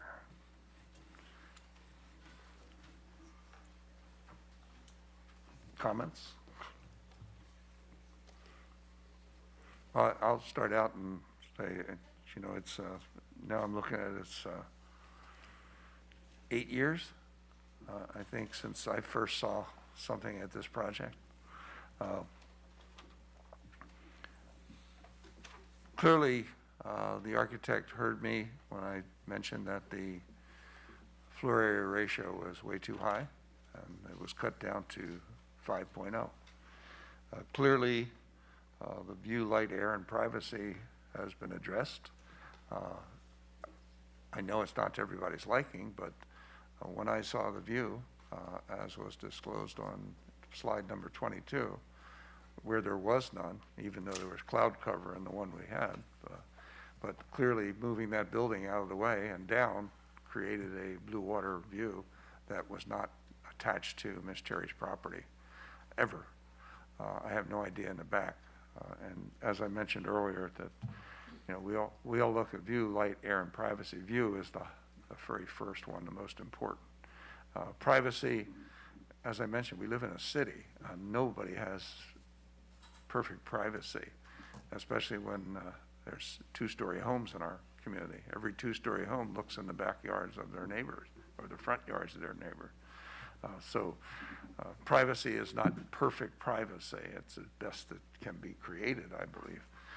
And air and light, we have air and light every day. It may be diminished. Set-asides, setbacks, I know in my neighborhood it's 5 foot.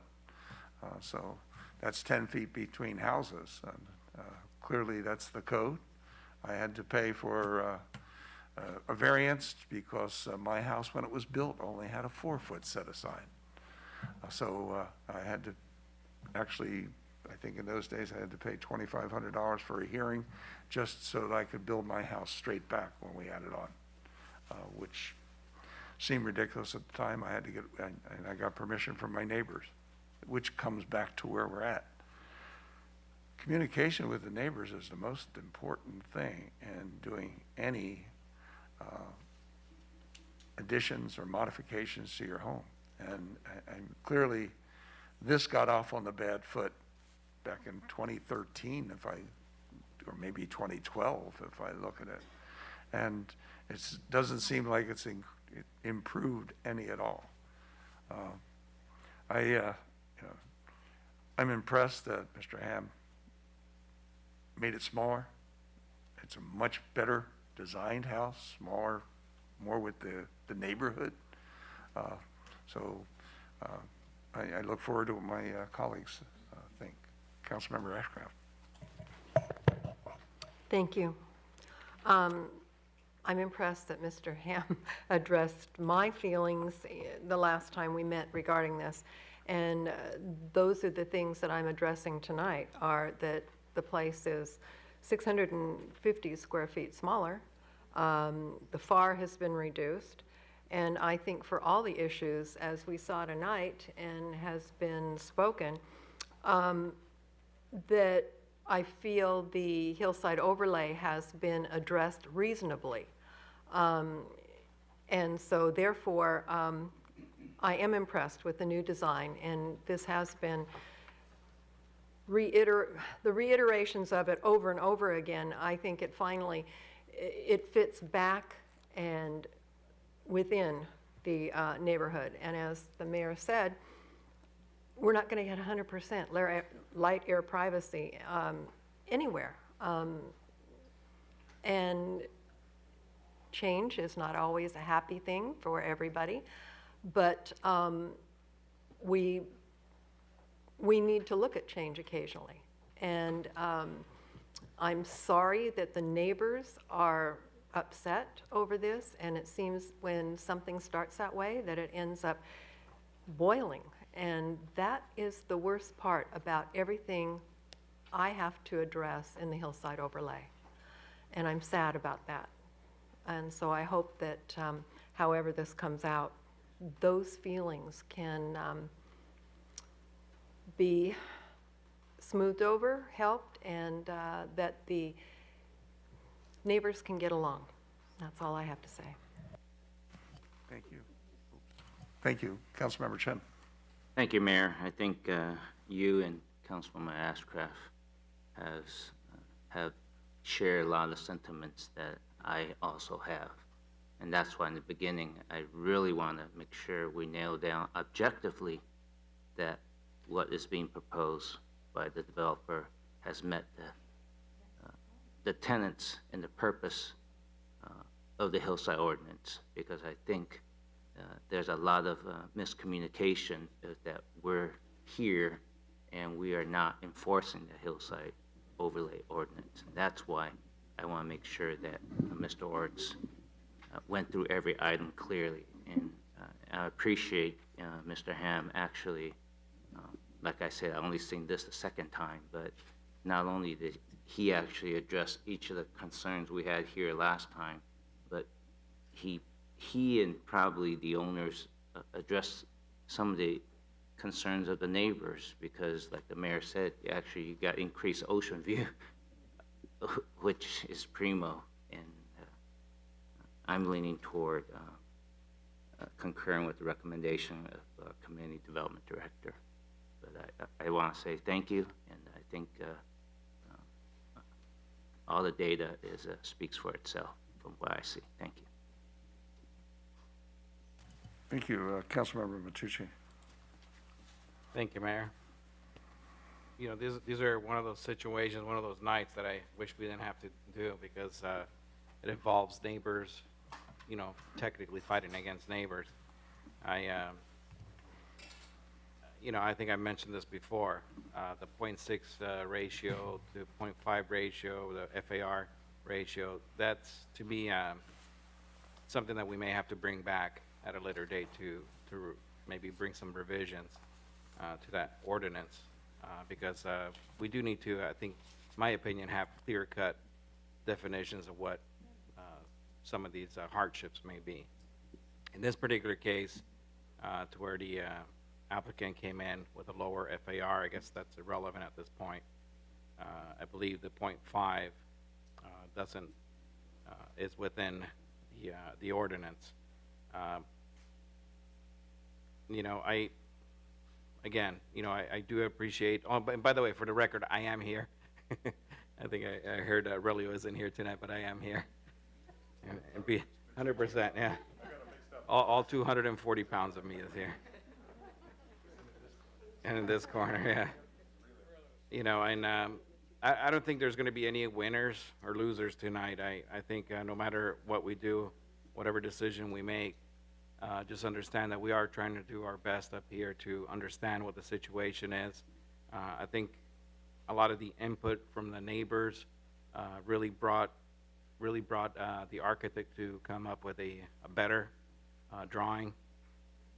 Again, you know, this ordinance may not be perfect.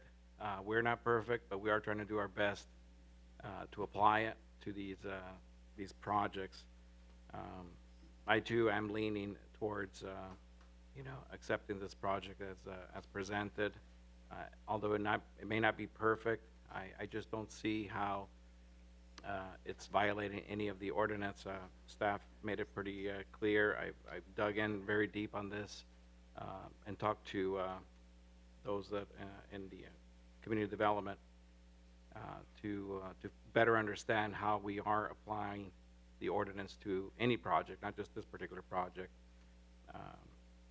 So what I was told is that there's really nothing in this project that's violating the ordinance. And to me, you know, some of the letters that we got, you know, I read through all of them, and unfortunately, there's information that's going back and forth that may not actually be the same information that we're given here by staff.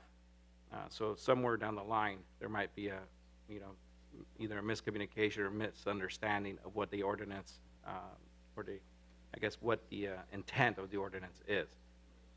So we do want to see people fix up their homes and live happily ever after, and hopefully, you know, whether it gets approved or not, like as Councilwoman Ashcraft said, I hope the relationships do get better over time.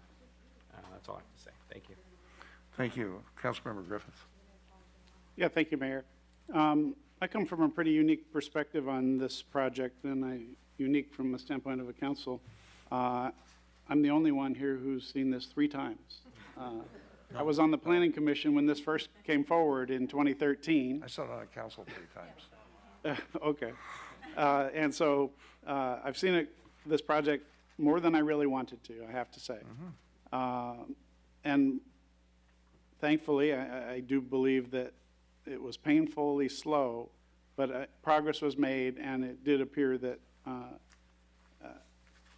wishing it could have happened much faster. You know, people did listen eventually. The other thing I want to make really clear is that what the Planning Commission voted on isn't what we're reviewing today. The project has been altered from what the Planning Commission reviewed, so I really don't think that we can take into consideration really what the Planning Commission voted. It doesn't sound like anybody is. So with all of this and everything I've seen and all the personal views I've taken of the project, the slides, all the work that I've seen be put into this, I know there's a contingent that really want to see this project just killed because it's been so painful for everybody, and it's been painful for us. We don't really appreciate seeing projects come back to us over and over and over and over. But I think ultimately, I think we have reached a point now where I think that this project is a best win possible that we can provide in this neighborhood without leaving the house exactly as it is.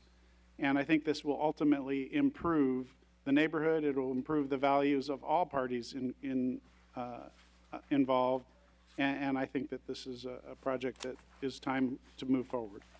Thank you very much. Thank you. Councilmember Walzer.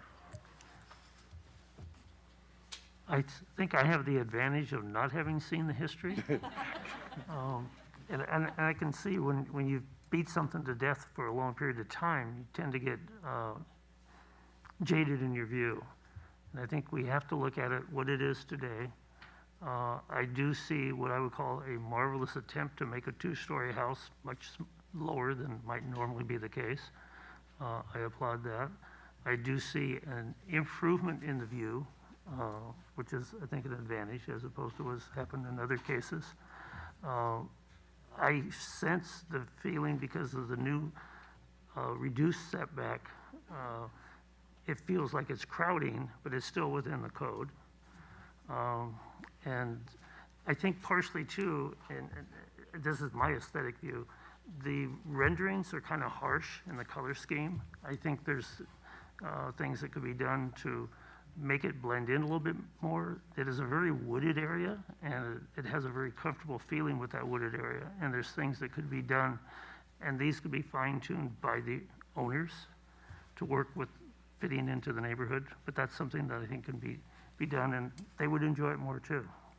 I'm inclined to go with the recommendation that it be approved, because I think that they've made some really good inroads to make it less of an impact.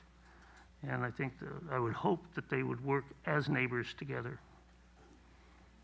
That's all. Thank you. Councilmember Connie.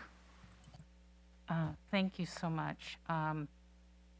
What I hope everybody understands is that we see an owner and an architect that has worked very, very hard and has listened very, very well. And I think that that should be understood. Like you, Councilwoman Ashcraft, said so eloquently, I just hope that everybody can move forward in a positive fashion, because I think people really worked hard, as I said, to listen and to compromise. Thank you. Thank you. And I want to compliment the community, because I don't believe the changes would have been made in this project without the advocacy of the neighbors and the community. They saw what they didn't like and allowed us to know it. Unfortunately, I think the iterations that we've seen on this, and I just looked, Councilmember Griffiths, I was a member of the council when we denied this, and it was June 17th of 2014. Shortly after I was elected, you were on the council as well. Shortly before I was elected, shortly after I was elected mayor, but before I took the office. So I, like you, have seen this 3 times, and I think many in the community have seen this more than 3 times, because they went to planning commissions, and sometimes we blur what we see. We keep remembering that first thing that we were presented with, but there's been significant changes in this, as I said at the outset. The addition of that view, to me, I think is really something that Ms. Terry and her family will certainly enjoy in the future. We always hear the speculation that if you put in decks, there's going to be noise. If there's going to be porches, there's going to be noise, but that's truly speculative. Many people have those and don't even use them. They're just there to maybe relax, walk outside and look at the sun, not as a party type thing. And somebody mentioned about the hardship. There's been no hardship asserted in this. Hardship is only when we're talking about going over the floor area ratio. In this case, the floor area ratio is permitted at 5.0. That's half the property is the floor area ratio, and that's what I certainly have upheld since I've been on the council, and I appreciate that. So, having said that, and long-winded, getting to be 10:45, how's the council wish to take action? Councilmember Matucci. Yes, thank you, Mayor. I move to uphold the appeal and adopt a resolution approving the project plan, precise plan of the development. I second. Do we need a resolution number first, Mayor? I think we should actually take the vote first. Yeah. On these cases, take the vote and then we'll do it. Start voting, please. Your Honor, that motion carried unanimously. Now, may we have a number and title, please? Yes, Your Honor, this is resolution number 2021-84, a resolution of the City Council of the City of Torrance, California, approving a precise plan of development as provided for in Division 9, Chapter 1, Article 41 of the Torrance Municipal Code to allow the construction of a new two-story, single-family residence on property located within the Hillside Overlay District in the R1 zone at 310 Cali DR Bullis.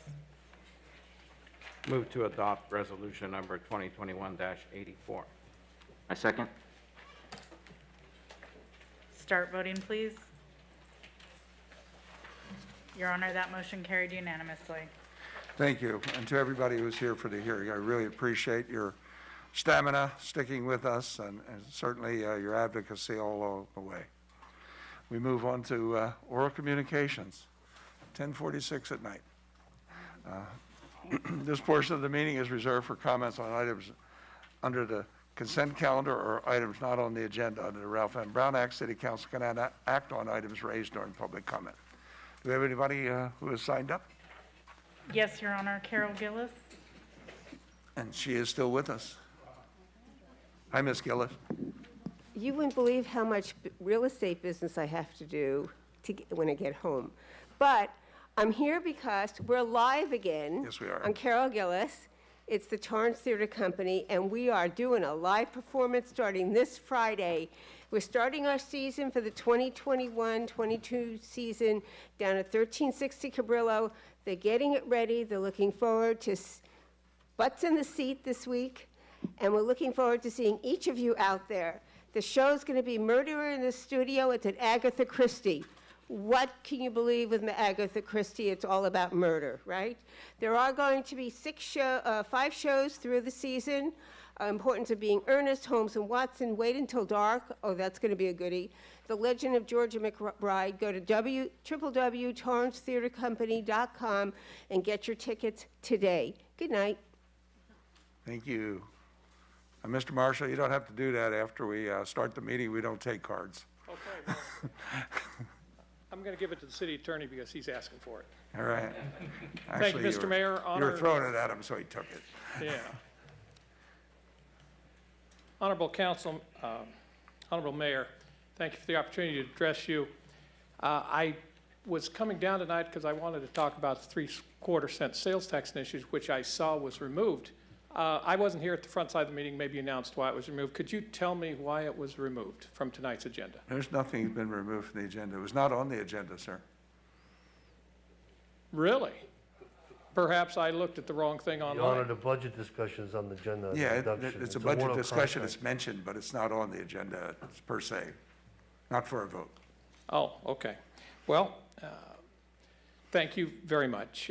One other thing is when it does come up, what is the comment period for, on that for members of the public? How many minutes? We'll have 15 minutes. We'll see how many people. 2 minutes. That's it. Oh, okay. So you'll, at the time, you'll make that. You weren't here in the beginning. You would have heard that. Well, that's true, but thank you. Yes, sir. Anybody else? Yes. Here's another one who really toughed it out. Man, you are, wow, I'm proud of you. Thank you. Should I take off my mask? Okay. Greetings, Mayor Fieri and members of the City Council. At the Torrance Art Museum, the exhibition's Serbiennial, Social Fabric, and Video Words will continue through Saturday, December 4th. Our virtual TAMA talk about the Serbiennial will take place on October 15th at 1 p.m.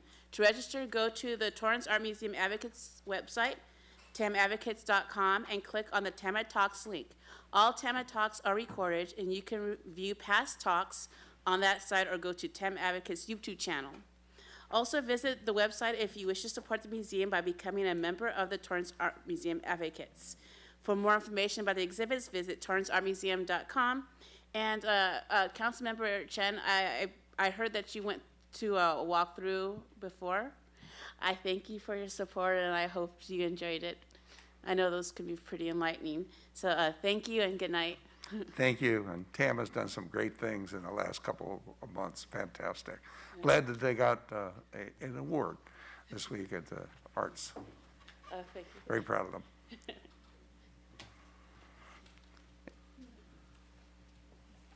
Mike Kozadlak, I haven't seen him in a while. Bev Finley, I haven't seen her in a while. Anybody else wish to be heard? If not, then we'll move on. We're now moving on to item 8, consent calendar. Do any council members wish to pull any items listed under the consent calendar? I see none, so I'll take a motion to approve the consent calendar in its entirety, 8A through 8H, as in Harry. Motion to approve the consent calendar in its entirety, 8A through 8H. I second that motion. Start voting, please. Your Honor, that motion carried unanimously. Oops, thank you. Next item on the agenda is item 9A from the City Manager's Office to provide COVID-19 recovery update and determine direction and orders from the County of Los Angeles and the State of California. Thank you, Your Honor. Adam Torrance, City Manager. Not much of a way of an update, except we continue to follow the protocols for LA County. The hospitalization rates, while they slightly increased today, we're experiencing a significant decline. The number of cases are also on the decline as a result of the Delta variant. We continue to follow all the social distancing protocols, and the health and safety of our community remains our #1 priority. With that, myself and Fire Chief are available for any questions you may have. Thank you. Thank you. Are there any questions from the council? I see none, so if none, I'll take a motion to accept and file. Mayor, I move to accept and file item 9A. Second. Start voting, please. Your Honor, that motion carried unanimously. Thank you. Next item on the agenda is item 9B from the City Manager to accept and file update report on city's progress in addressing homelessness in Torrance. Good evening, Your Honor. Good evening, Your Honor. Danny Santana, Assistant City Manager. As requested by Mayor and Council, staff is returning to your honorable body for our second community update on the city's progress in addressing homelessness in Torrance. Staff wants to note that the second update was delayed by one city council meeting as staff was nearing the completion of negotiation activities that was pertinent to this update being provided. In a short while, Deputy City Manager Viet Huang will discuss the funding update. As previously noted, staff from Community Development and the City Manager's Office continue to look for potential alternative locations, engaging the industrial community. Through those efforts, item 9G on tonight's agenda did render, although no land, but a significant contribution towards the city's efforts in addressing homelessness. Staff, the City Manager, would like to recognize Ceres Regis for their continued investments not only on the redevelopment of the former Toyota campus, but their significant contribution toward this effort. Additionally, with respect to potential alternatives, in gratitude to the City Attorney's Office, discussions are underway associated with exploring removal of deed restrictions that currently exist on the Regional Transit Center, and in future updates, staff hopes to provide additional details on those efforts. Finally, staff will continue to explore all alternatives when we engage with the industrial and commercial sectors. In addition to that, we will continue to pursue activation here at the Civic Center so as to not miss out on any potential funding opportunities. Next, I'd like to turn it over to Deputy City Manager Viet Huang. Good evening, Mayor, members of City Council, Viet Huang, City Manager's Office. In the interest of time, staff will focus in on some key developments related to funding of the temporary housing program in our presentation tonight. First off, in our most recent update at the end of August, city staff had identified the opportunity to apply for South Bay City's Council of Governments, better known as South Bay COG, call for projects, and city staff did submit a project in the amount of $370,000 in support of our temporary housing program. The review panel recommended funding at the amount of $295,000 for site preparation and startup costs associated with the temporary housing program. And just yesterday, the COGS Steering Committee voted to approve of the recommendation. Second update, thanks to Los Angeles County 4th District Supervisor Janice Hahn, the staff of Janice Hahn's office, and the staff of LA County's CEO's office, the county is supporting the temporary housing program with $450,000, which will go towards acquiring the temporary units and other startup costs. The most significant update that staff has for your honorable body and the community this evening is related to a change in funding sources. Thanks to the work of Adrian Fajardo, who's in the city manager's office, Adrian actually was able to identify a funding opportunity that achieves a key concern that your honorable body did express to city staff earlier this year. The State of California Department of Housing and Community Development, better known as HCD, has funding available through something that's called the Permanent Local Housing Allocation. We'll call it PLHA for our presentation tonight. These are non-competitive funds, which means that if the city uses them for one of the established eligible activities, the city can actually seek reimbursement for those activities. And in conversation with HCD staff just 2 weeks ago, and again, once again today, the operating expenses associated with the temporary housing program, which includes things such as case management, on-site security, meals and support services, are actually permitted under eligible use guidelines for these PLHA funds. So just a little bit of explanation on them, because we will be coming back to City Council in 2 weeks with some specific action items. PLHA funds are accrued annually, and then the funds are eligible for disbursement in the following calendar year. And guidelines for eligible use of PLHA funds are actually on a 5-year cycle. The current cycle started in 2019. So this means, as of right now, the city has accrued approximately $1.1 million in 2019 and 2020, which are eligible for disbursement immediately, assuming an application is submitted by the city and the HCD program staff approve it and enter an agreement between the state of California and the city of Torrance. The funding for this year is estimated to be at approximately $500,000.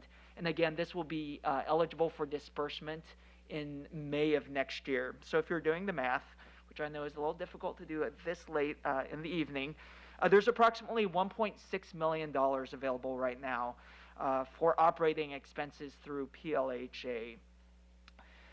That does cover the first 12 months of operating expenses associated with the temporary housing program.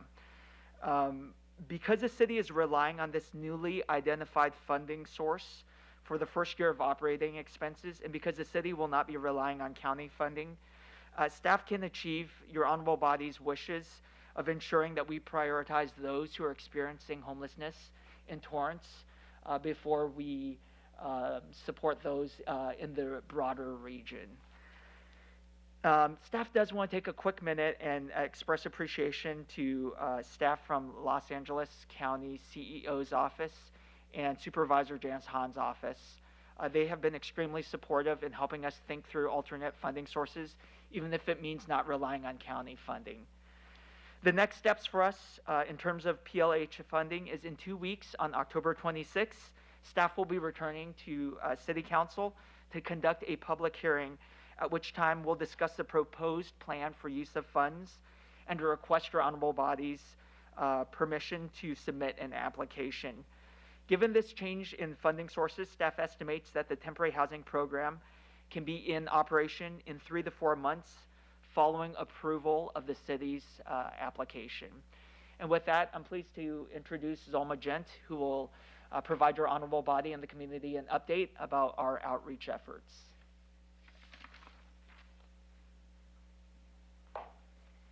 Thank you, Viet. Good evening, Honorable Mayor and members of the City Council. Zolma Gent, Office of the City Manager. As a side note, before I dive into the metric numbers that was included in your package, the metrics in the agenda packet were put into place before the City of Torrance received 33 emergency housing vouchers and VASH vouchers. VASH vouchers are targeted to assist veterans experiencing homelessness. Thank you to CDD and the City of Torrance Housing Department for administering these vouchers. And those numbers are not included in that metric, so just want to make a side note of that. And thank you to those departments for administering those vouchers. I'm happy to report to your honorable body that Valerie's clients have been matched, between 10 to 12 Valerie's clients have been matched to emergency housing vouchers. These vouchers are being administered by the Los Angeles Homeless Service Authority, better known as LAHSA, which they eventually match the clients with various housing authorities such as HACLA or LACTA, or even the Torrance Housing Authority. And they are matched through the Homeless Management Information System, better known as HMIS. Valerie has been successful in connecting with all the matched clients, and they have signed and approved the 45-page document, which then is turned back to HACLA for the final review and in the process of obtaining those 10 to 12 clients are in the process of obtaining permanent housing. Thank you to Valerie and all her efforts. Before it slips my mind, I would like to thank the Torrance Police Department for their continued support and efforts. Their collaborative efforts with Valerie are effective and greatly appreciated. I would also like to mention to your honorable body that Valerie has begun a routine to visit at least one park a week, one park a day. She has started that routine recently, being that we get a lot of concerns from the community of seeing various tents or unhoused members in the various parks here in the city of Torrance. So she has started that routine of visiting the parks. At the same time, early in the morning before she goes into her office, she does do a round of checkups here at the Civic Center campus and making sure she follows up on the plunge, the library, and the Torrance Art Museum, as we received concerns from those areas of seeing unhoused population or unhoused members in those areas as well. Now moving on to the actual metric numbers.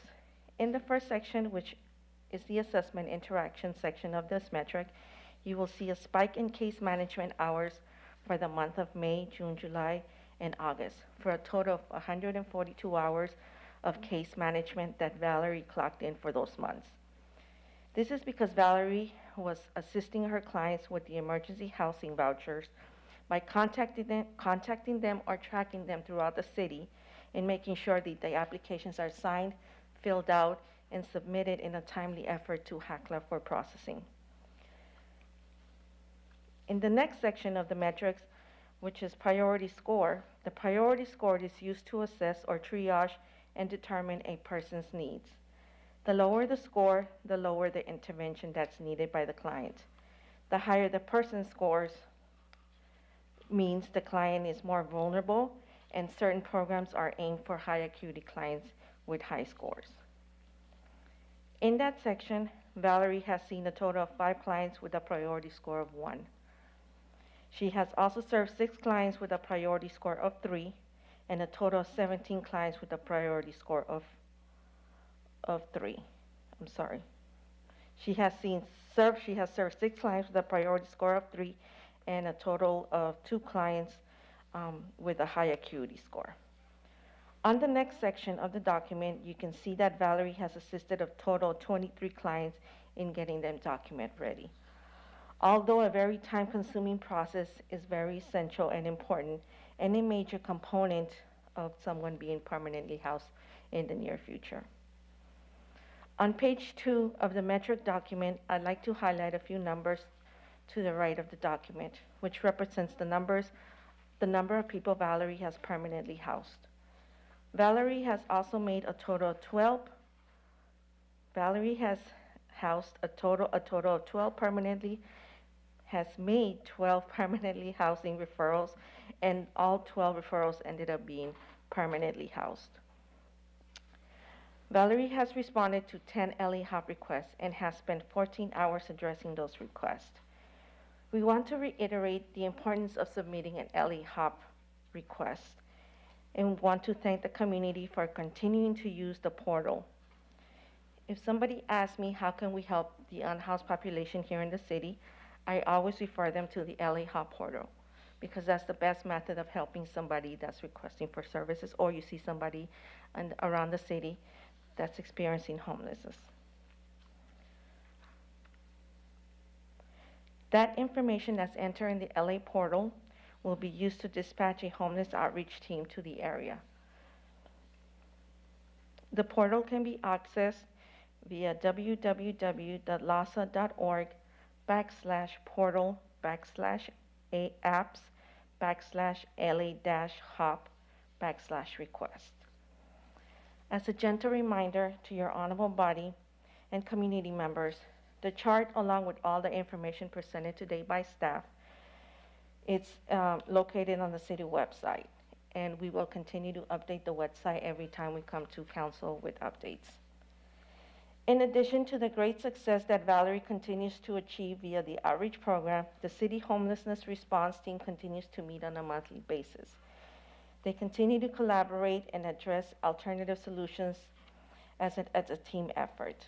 Thank you to all the city departments for all their efforts as we continue to address the homelessness here in the city of Torrance.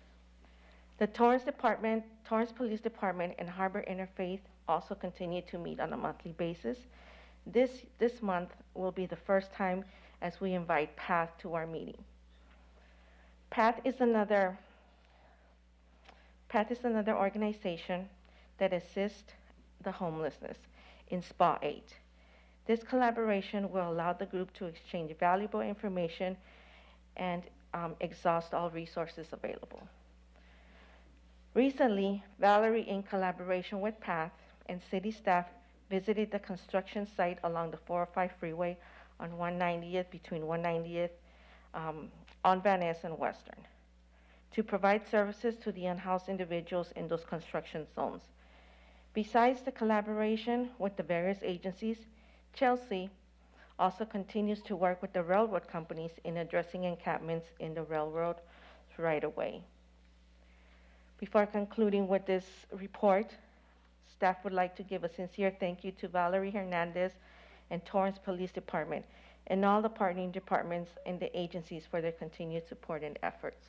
And staff is available for questions. Thank you. Thank you, Ms. Gent.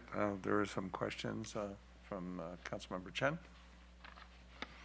Thank you, Mayor, and thank you, staff, and thank you, TPD, and thank you, Valerie. I appreciate all the progress we've been made on this challenging area we're all trying to address.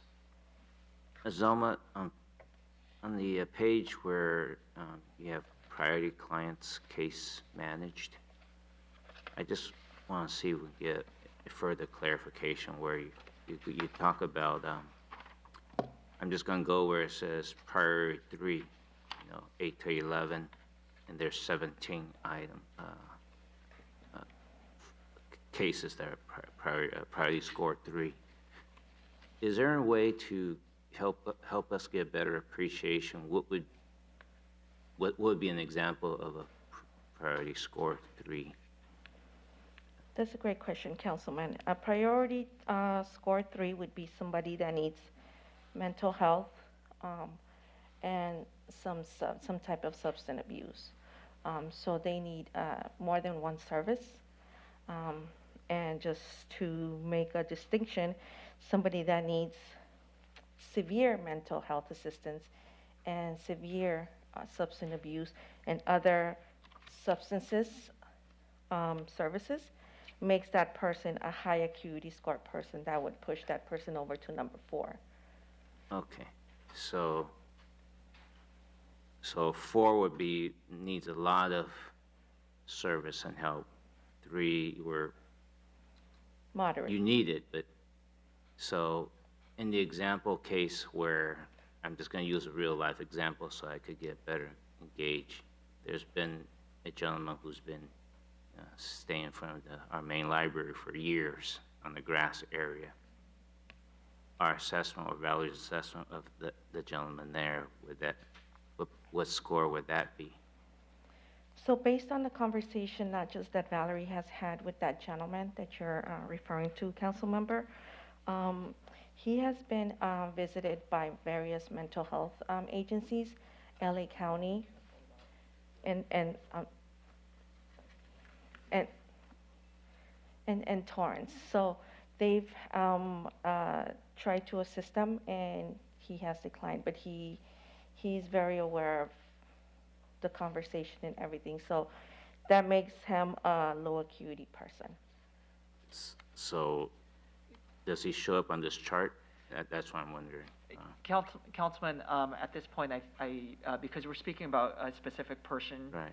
I would steer the questions in a different direction, please. Sure. I mean, I'm not using the person's name, but at least it gives me a better, some of us an appreciation what would be the level, right? I mean, there's no identification.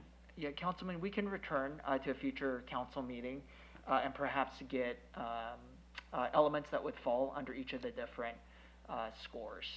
Okay. So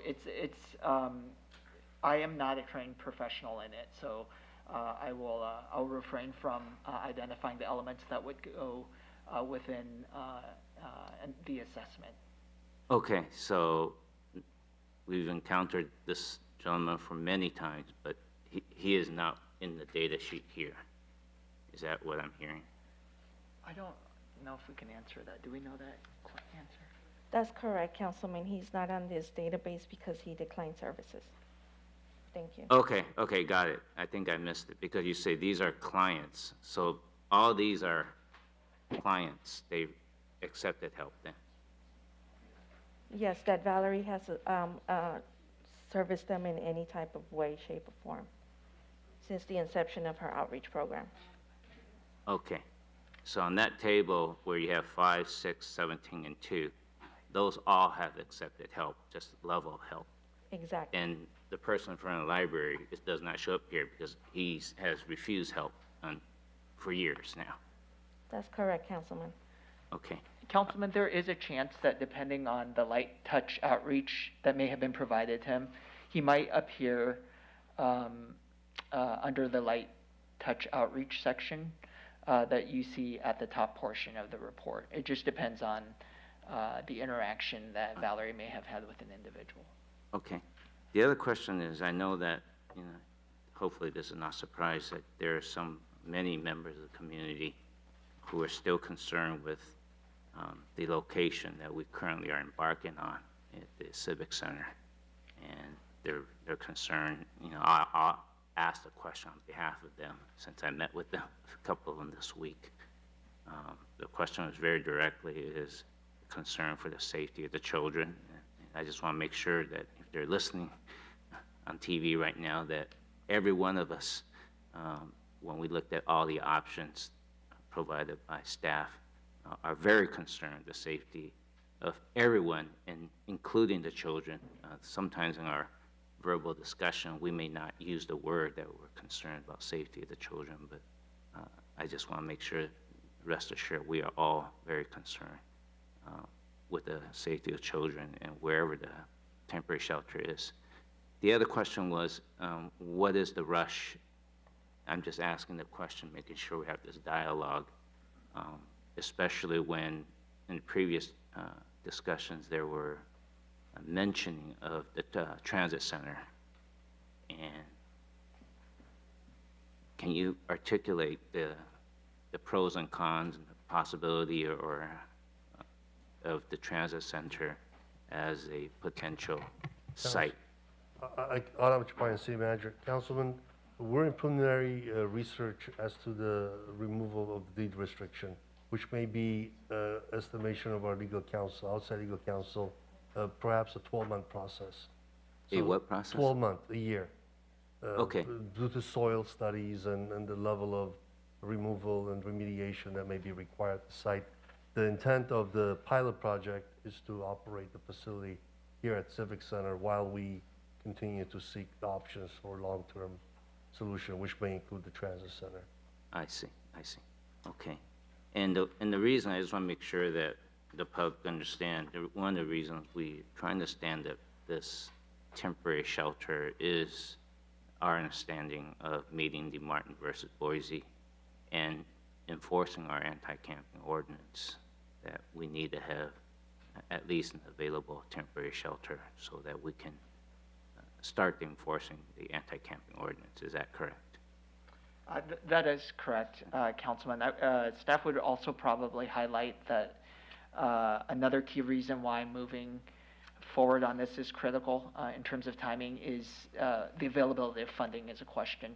One of the sources of funding that staff discussed at the August update to your honorable body and the community was that the South Bay COG had diverted $100,000 that was allocated to another city, but that city was unable to complete their proposed project. They're diverting it to this project for the city of Torrance. That funding expires at the end of this calendar year. So in order for us to access the $100,000, we already have to have some of it spent. In addition, in conversations with Los Angeles County staff, they've indicated an increase in the number of cities that are looking at similar programs. These cities are also approaching the county for opportunities for collaboration, meaning that they're looking for funding support from the county. We anticipate that as more cities are looking for options and seeking funding, less funding may be available for our city. So that's the other reason why the city staff continue to move forward with council's direction that you provided on June 22nd, which is to activate the Civic Center grounds for a period of 12 months. Okay, and so I want to make sure, you said a whole lot there, but I'll simplify it. There are a lot of funds we've aggressively applied for, and there are some funds that it looks like we're going to get, and those are timely. If we don't execute on a certain project, those funds go away. Is that correct? Yeah. That's correct. Okay. Can we quickly address the concern for children's safety? And maybe I'm giving Chief Hart a little hint here, because the two mothers, they were sort of representing the neighborhood around here, and the big concern was, between daylight hours. Let's say I'm going to make up a time between 6 a.m. until after school time, and should we still have the opportunity to have Toyota Sports Complex opening? Their concern was, when they're not sleeping at night within the boundaries of the shelter, their concern is the safety of the children going to the library, going to the pool or cultural arts center. How can we address that concern? I know there's no 100% guarantee, almost like, the Hillside Ordinance, there's no 100%, but can you maybe address from the approach of risk? Because I think at the end of the day, the way I see it is we try and mitigate the risk of potential danger to children, not just children, adults as well, right? I mean, is there any way we can just address some of the things that we're looking into to at least alleviate that concern a little bit? So Councilman Danny Santana, Assistant City Manager. That has always been a concern of multiple city departments. The risk has been attempted to be mitigated through strategic placement. This location represents a substantial buffer from the plunge, the library, the soccer fields. It is surrounded by open parking fields on the south and east flanks. There will be 24-hour security. I believe 2 security individuals at the location 24 hours. And there will be strict policy conduct provisions within the operation of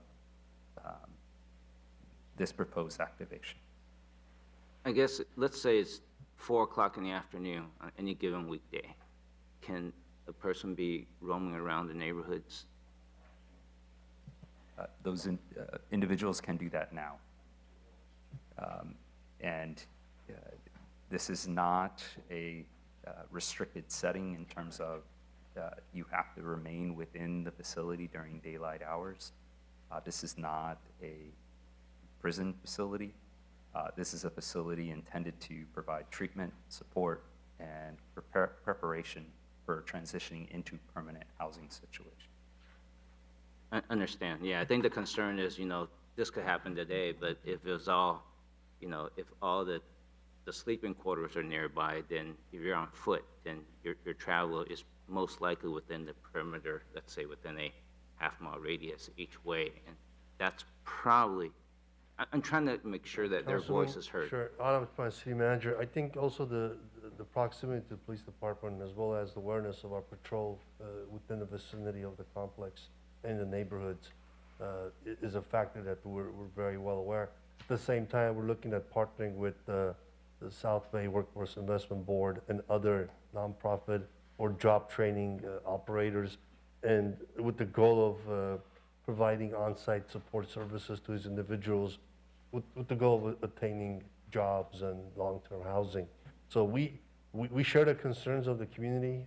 Obviously, we've done the methodology of how the site was selected, and it's incumbent upon us as city staff to ensure that the safety and a lot of the concerns are alleviated through active management of the individuals, through their caseworkers, as well as on-site security and overall vigilance by all city staff here at Civic Center, as well as our partners and the community. So should somebody have a concern of an individual outside of the legal bounds, we'll just recommend they call police services if it's our offline or 911, and we'll respond. But our intent is to make sure that this facility is safe, secure, and successful. We wouldn't recommend any project. This is a pilot project, but again, we want to offer tools, and this is one of the ways where, through the partnership with the county, the private, the nonprofit operators, and hopefully the community partnerships will be able to alleviate some of these concerns. And then come back to you with routine updates, and hopefully this concern will not be a top of list. Thank you. I think the community must also realize that this is not a shelter, as we've grown to know a homeless shelter. This is a transitional living place where people will have a home that they can call their home, and they'll have clinicians working with them, documentation that they'll be providing for them to acquire the possibility that they can go back into the workforce again, maybe reunify with their families and friends again. This is the goal, is to have someone live there. And there's a contract involved in it. You just don't walk up and say, let me in. They have to be accepting of services. And if they don't accept the services, then unfortunately, they're not going to work out at that transitional housing program. So, you know, it's 3 to 6 months away before we get this thing up on the ground. I would ask the community to have a little bit of compassion and understand that we're working to try to find a solution. If the solution was that easy, it would have been done several years ago. But it's getting worse and worse and worse, and this is a solution that we've identified and looked at other cities. Redondo Beach has the same or similar program, albeit a little bit smaller. There have been really almost no incidents there in our communications with the Redondo Beach authorities. And interestingly enough, that is probably closer to El Nido Park, a Torrance Park, than this that we've identified right now is with any park facilities within the city of Torrance. So I get it. As you pointed out in the beginning, we're all concerned about the safety and welfare of not just our children, but our adults as well. But this is not the homeless people or the unhoused people that people are seeing on a bench. These are people who are willing to come forward and try to get remediated out of that situation. So those people will be in houses, transitional houses, and they'll have toilet facilities, laundry facilities, clinicians working with them, caseworkers working with them to get their documentation, to get them rolling, get them back out into society. So, you know, again, I would caution everybody, have a little bit of compassion, have a little bit of patience, because this is brand new for us too. We've looked at other models, and generally when we look at other models, we improve them. And that's basically the way the Torrance method is. So hopefully that'll answer some of those questions. Councilmember Griffith? Yes, thank you, Mayor. I wanted to compliment staff for all the really hard work I know that's been put into everything surrounding the homeless issues that our city is facing, and the efforts especially towards helping the homeless through the outreach programs that staff and Valerie have been working really hard to make some small dents in the situation. But I think, as everyone knows, I was the only one to oppose this project. I continue to oppose it. I haven't seen anything that really makes me want to change my mind. Primarily, I oppose it based on the location, and just the cost figures are to me, unbelievable.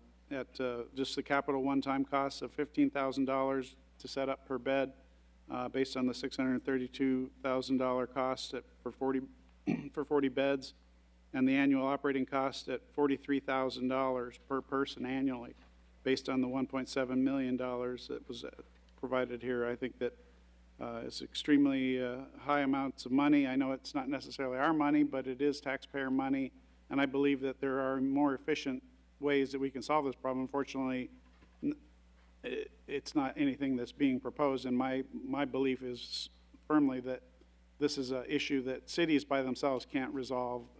If every city has to create their own homeless plan and their own homeless shelters, it's going to be extremely inefficient, and I think that the state and the region and the county should be the ones that are stepping up and really leading this in a much more efficient manner than what cities can be doing individually. And for all those reasons, I continue to oppose. And the other thing that I'm really concerned about, and I know this is a desire of our whole council, myself included, is once this temporary housing is put into place, the goal is to be able to enforce our anti-camping.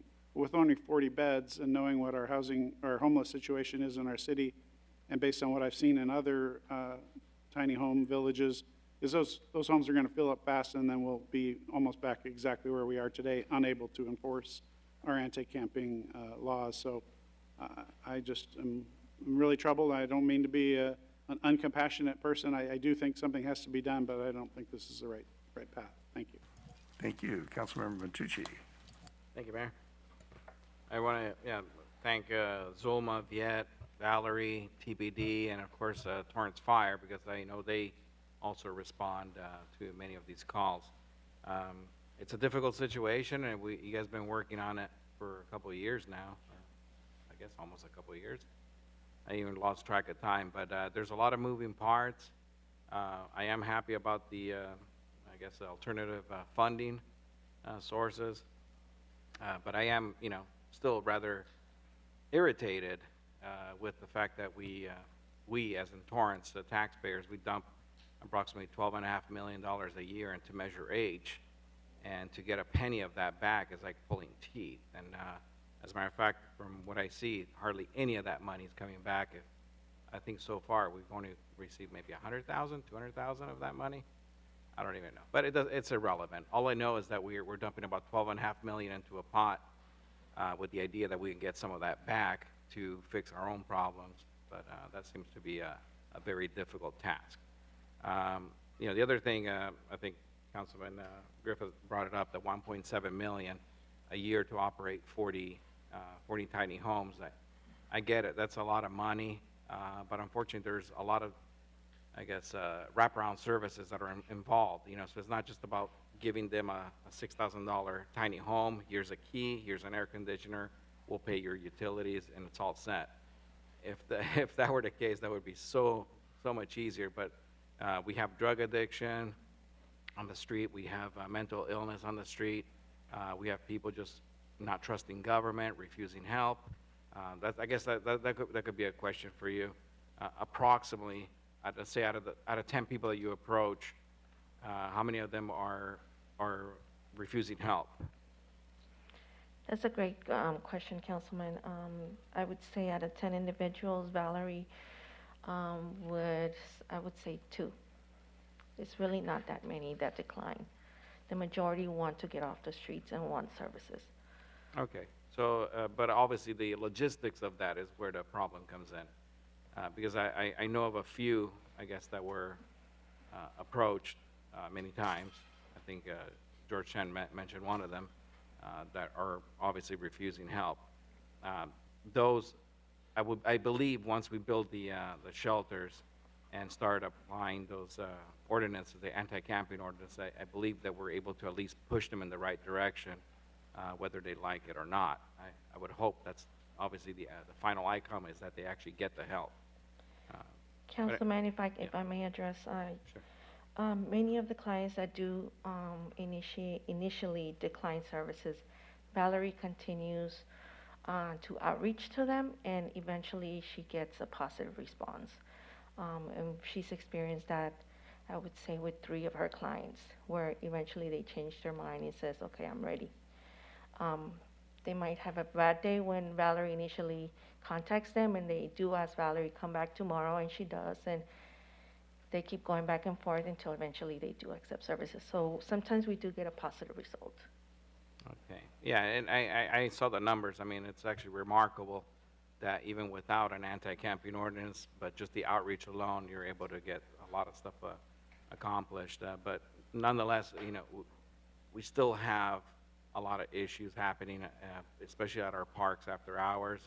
I think I've talked to all of staff. I've talked to PD about this as well.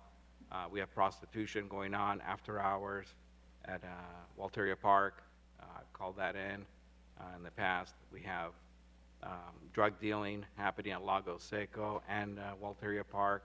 Now, that's the ones that I know of, based on, you know, whether I drive by at 12:30, 1 o'clock in the morning, because, you know, a few of the neighbors told me that after 12:30, that's when the action starts happening. I've talked to also staff about closing those bathrooms. They should not be open 24 hours a day. I think at 10 p.m. the park's closed. The bathrooms should be closed as well.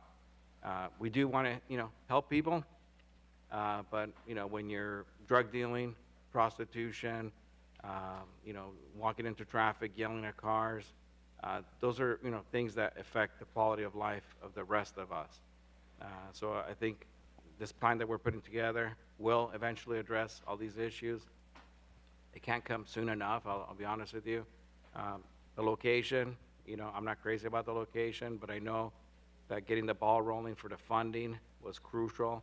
That's part of the reason I think this council moved on a less than, you know, perfect location, because we needed to get that ball rolling on the funding, which has proven to be a major obstacle, or I guess a major component of the whole plan is the funding, but it seems to be not as easy as we probably maybe initially thought, or at least I initially thought.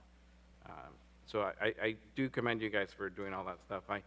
I am a little worried as well about filling up the space and not being able to enforce the anti-camping ordinances, but speaking to some of the people that operate the Redondo Beach, most people don't stay in there more than 3 or 4 months. So the idea is that we get these individuals processed through that location as a temporary shelter. It is not a permanent shelter. It is not a place where people are going to, you know, sit there and hang out for years. The idea is to get them in, get them permanent housing.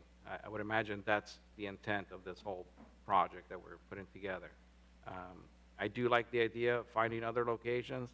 I love the idea of possibly getting the piece of property next to the transit center. If that ever happens, that'll be great. I do really urge you guys to please continue looking at industrial space as well, and anything else that we can possibly move the shelter to at in a timely manner. All this takes money, so I really do appreciate what you guys are doing, trying to get that funding. I don't think any of the funding is going to be permanent, and I really do think that eventually we may have to build the homeless funding part of our general funds, because it's unfortunate to say, but both the county, the state, the feds, if we have to rely on them on a steady flow of money, it's not going to happen. It's already hard enough to control all the money that we have. Imagine outside sources. So anyways, I really appreciate you guys' hard work, and Torrance Fire and Torrance PD for doing what they do. Thank you. Anybody else on the council? Anybody from the public wish to be heard? Seeing none, I'll take a motion to accept and file the update report. So moved. I second. Start voting, please. Your Honor, that motion carried unanimously. Thanks. You, next item on the agenda is item 9C from the city manager's office to determine city council dark nights.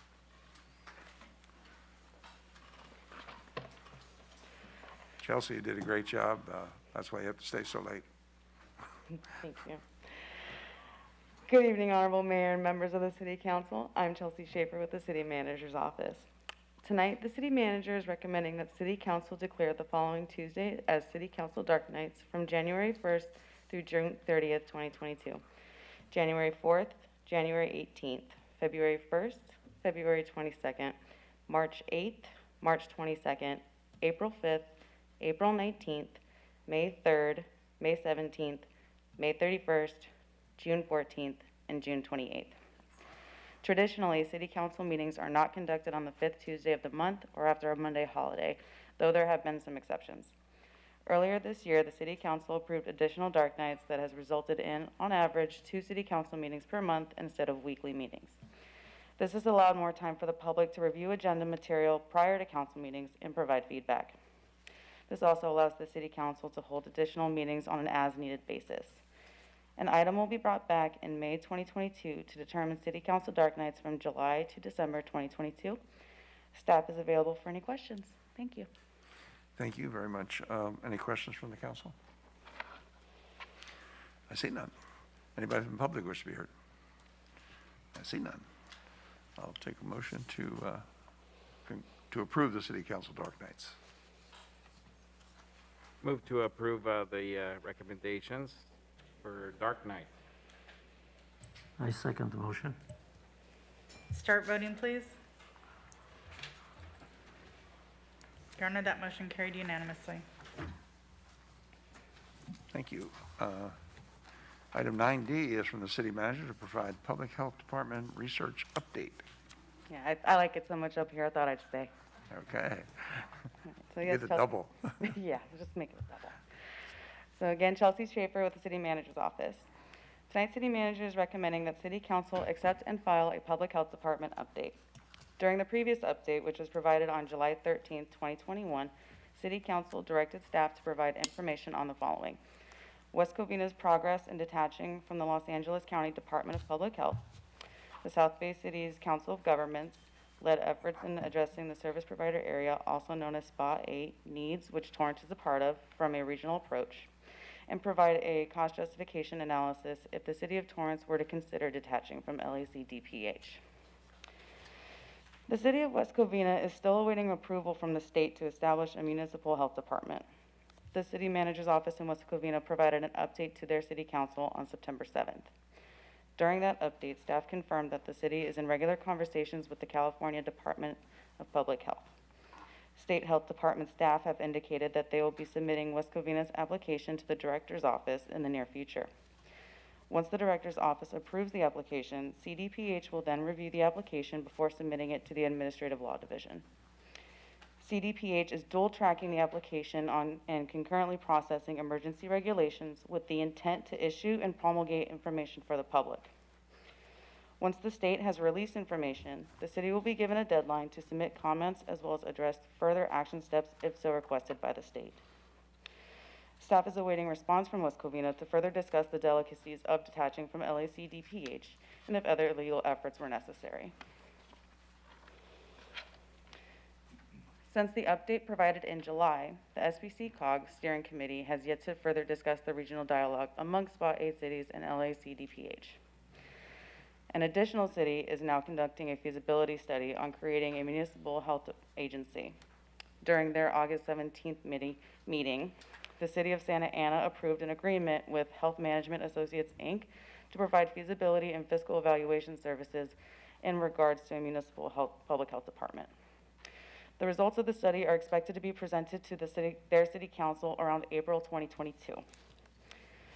Staff has reached out to the economic development departments from the cities of Long Beach and Pasadena to determine if they collect data of business revenue impacts associated with their respective health departments' orders versus that of Los Angeles County. The purpose of the requested data was to determine if other cities with municipal health departments provided a benefit for businesses by circumventing LA County health orders and replacing them with their own. Pasadena confirmed that they do not track such data, and staff is awaiting response from Long Beach. Staff prepared attachment C of this item to summarize the corresponding health orders implemented by the State of California, Los Angeles County, City of Pasadena, and City of Long Beach. The attachment shows the timeline of when the various health departments issued their health orders and how they corresponded with the state-issued orders. The results of the analysis show that local agencies issued similar health department orders on or within a few days of each other and were compliant with state orders as they were made. Staff will continue to engage in SBC COG efforts related to the creation of a regional SPA 8 South Bay Health District, and additional information will be provided in future updates. Staff is available for any questions. Thank you. Thank you. Councilmember Griffith has a question. Thank you. I want to appreciate the staff's efforts to put this together. I know I've always been a proponent, based on what our history with the COVID pandemic has been, is that I felt like the county was a little bit overbearing in a lot of ways in how they treated us, and especially our region, who had significantly different numbers than the majority of the county. But I think really the story that this item tells is in attachment C is that even those cities that did have their own health department, they pretty much ended up following the county very closely. And so to me, it tells me the story that it's probably not worth the effort to move forward and try to do it ourselves if we're just going to vary the inevitable by just a few days. But I think it's still worthwhile to watch what other people do, and if they see a way that handles it significantly different and cost effectively, I'm open to continuing to explore it, but at this time I don't see any reason to pursue it. Thank you. Thank you. Councilmember Chen. Thank you, Mayor. Based on attachment C, let's see, page 9, some of these public health orders that you showed where Torrance is following the county, and then the dates, Pasadena and Long Beach lag, would it be correct in those cases that once in this current pandemic, once a state issues an order, the county had to issue an order, or did the LA County have an option to not issue an order? Adam Schwein, City Manager, the county had to follow the state orders. Okay. So they superseded. The same thing with the Pasadena and Long Beach. Okay, in that case, basically, when the state issued it, so these timelines is interesting, but at the end of the day, based on what we're trying to discuss, they had no choice but to issue it. It's just a matter of how many days they issued it.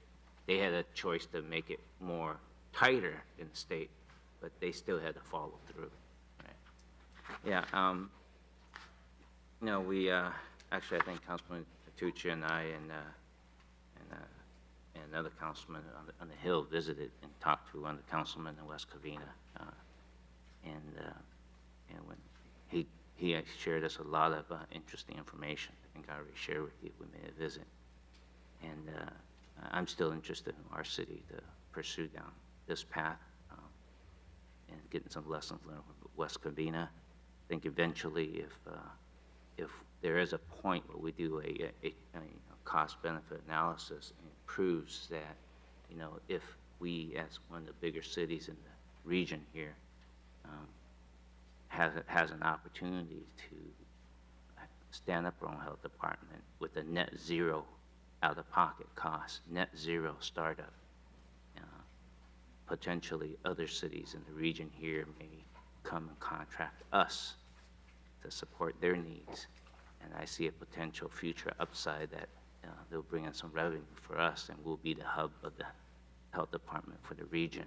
So I'm definitely still interested, and I appreciate your work in following up. Councilmember Matucci. Thank you, Mayor. Thank you guys for bringing this back, this update. I think it's very important that the public understands that, you know, that this is not just about COVID and, you know, handling COVID. It is about the future of the South Bay. I think being independent from LA County would be very beneficial. I think Los Angeles County is far too large to be under one umbrella, especially when it comes to health. I think the landscape alone is different. You know, you're looking at some cities are out in the desert, some of them are in high-rise buildings. I mean, completely different landscapes with different outcomes, and you can see, you know, not just from COVID, from other aspects as well. I think there's an opportunity for Torrance to lead the way in the South Bay. I don't think we need to wait necessarily on the COG to decide whether we're going to go with a SPA 8 type of approach. I think we need to look at also possibly being a Torrance health district of our own. I think it's proven time and time again that LA County has, you know, maybe overstepped their boundaries in many ways. Some of us may disagree, but I really do think that Barbara Ferrer is incompetent. I don't think she should be there in charge of our health, but that's just my personal opinion. Having our own health district would allow us to collect fees according to the information that I gathered from both the West Covina council member and some other individuals that are working on possibly getting their own health district. I think there's an opportunity to service our businesses better than what LA County's been, how they've been servicing some of the, you know, and by the way, it's not just restaurants, you know, we always think like it's not just restaurants that require health permits and health visits. You know, there's a lot of different types of industries, hospitals, for instance, you know, they also have visits from LA County Health. I think we can do things better here locally. We can take action that's more appropriate for our territory. And again, whether the South Bay wants to do it as a whole or not, doesn't matter. I really do support us looking into possibly even being Torrance alone. And as Councilman Chen said, there are other cities that might be interested in contracting with our department for health services. I think there's that opportunity that we need to also explore. Not many people are happy with LA County Health, let's put it that way, talking to other municipalities. So that's where I'm at. I wish to, you know, not to invest too much time into this because I know we have other priorities, but I do think that we need to keep this discussion open and hopefully come back with some, I guess, more solid updates once you guys get it. All right, thank you. Thank you. Anybody else?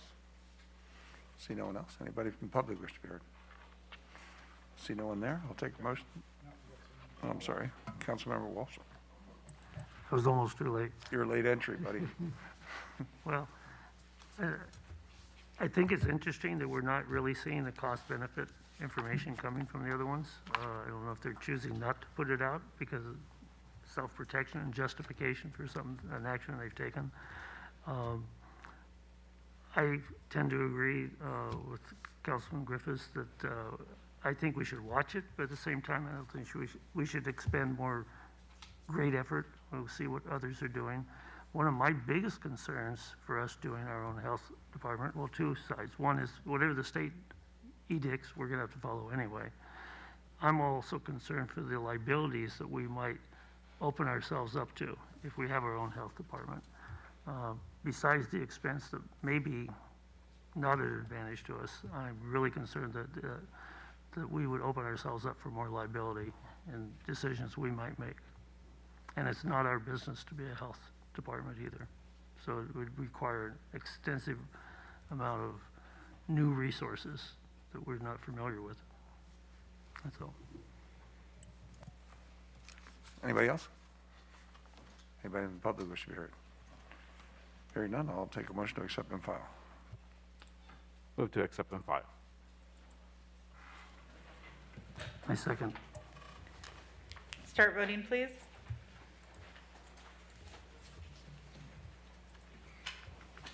Your Honor, that motion carried unanimously. Thank you. Next item on the agenda is item 9E from the city manager to appoint chair and members to the city council ad hoc facility naming committee. Good evening, Mayor and Council. Eleanor Jones, Management Associate, City Manager's Office. Per Section 9.3 of the City Council Rules of Order, the mayor appoints the chair and members to ad hoc committees to address a specific task. Tonight, we have before us a selection of the committee for the naming of the Torrance Transit Park and Ride Regional Center, Regional Terminal, should I say. I'm really happy to announce and very excited to announce the appointments that the mayor has made for the ad hoc facility naming committee. We'll have Chair Councilmember Ashcraft, and the members will include Councilmember Kalani and Councilmember Walser, and I look forward to working with them. The key purpose of the committee will be to review the applications and bring before the council the recommendations of the committee. That'll probably take place early December. I guess you're asking, oh, well, who can apply? Well, let me tell you who. Civic organizations, the general public, city council members, city staff, civic organizations, and various city agencies. So I'm going to give you the information so you can fill out the application tonight if you wish, because we're online and ready to go. The application can be found at www.torranceca.gov/facility naming. Applications are due by Tuesday, November 2nd, 2021. So get those applications in so the committee will have lots and lots of applications to review. And with that, I'm done. Any questions? Hopefully not, but if they are, I'm here. We still got time today. Oh, But it's cutting it really close. 8 more minutes, no. It is cutting it really close. I think Councilmember Ventucci has a question. Thank you, Mayor. Actually, I don't have a question. I just wanted to make sure that the public hears exactly what the website is. Is it torranceca.gov/facility name? www.torranceca.gov/facility naming. Facility name. Or you can do a search on the website and It's on the facility name website, you'll pops get right it, up. you just click facility naming and you should be able to. And the directions are there, it's submitted to the Yes, city clerk, yes, and the and city lots of- clerk then submits it to me, and then I submit it to the chair, and the chair calls a meeting, and they make a determination one way or the other. We've done this several times over the last few, years ago, we haven't done it recently. It's been a while, yeah. But the explanation and information is there for the public to read and review and understand. Now we have another before question. submitting their Councilmember Chen has a question. Thank you, Mayor. This is since this beginning of the evening when we had the invocation by Salvation Army. I recall the gentleman mentioning the Hunt Center. I was just wondering for naming. I assume, the Hunt Center and Salvation Army here in Emerald was because they made a large donation as part of the application process. Are someone able to say, we're going to make a X dollar donation for a naming right? Is that part of the application process, or that's totally different? That could be part of the application process, and we've done something similar when we had the Toyota multi-use complex, was through a donation. I see. I assumed Toyota company But all can apply. Made a large donation. Yes. And that becomes one of the applicants. Councilman, Autumn Troyan, City Manager, one cautionary awareness factor is the facility, it was built and purchased with the federal funding. So we have to be mindful of the impacts of any naming of such facility if there's the monetary component to it, as far as the reimbursement or the reallocation into that specific purpose. So just for awareness by council. Thank you. Good, thanks, Aram, good point. Hence Charles Wilson Park. Great story there, too. Any other questions? Anybody in the public? Seeing none, I'll take a motion to appoint the chair and the members to the City Council Ad Hoc Naming Facility Committee.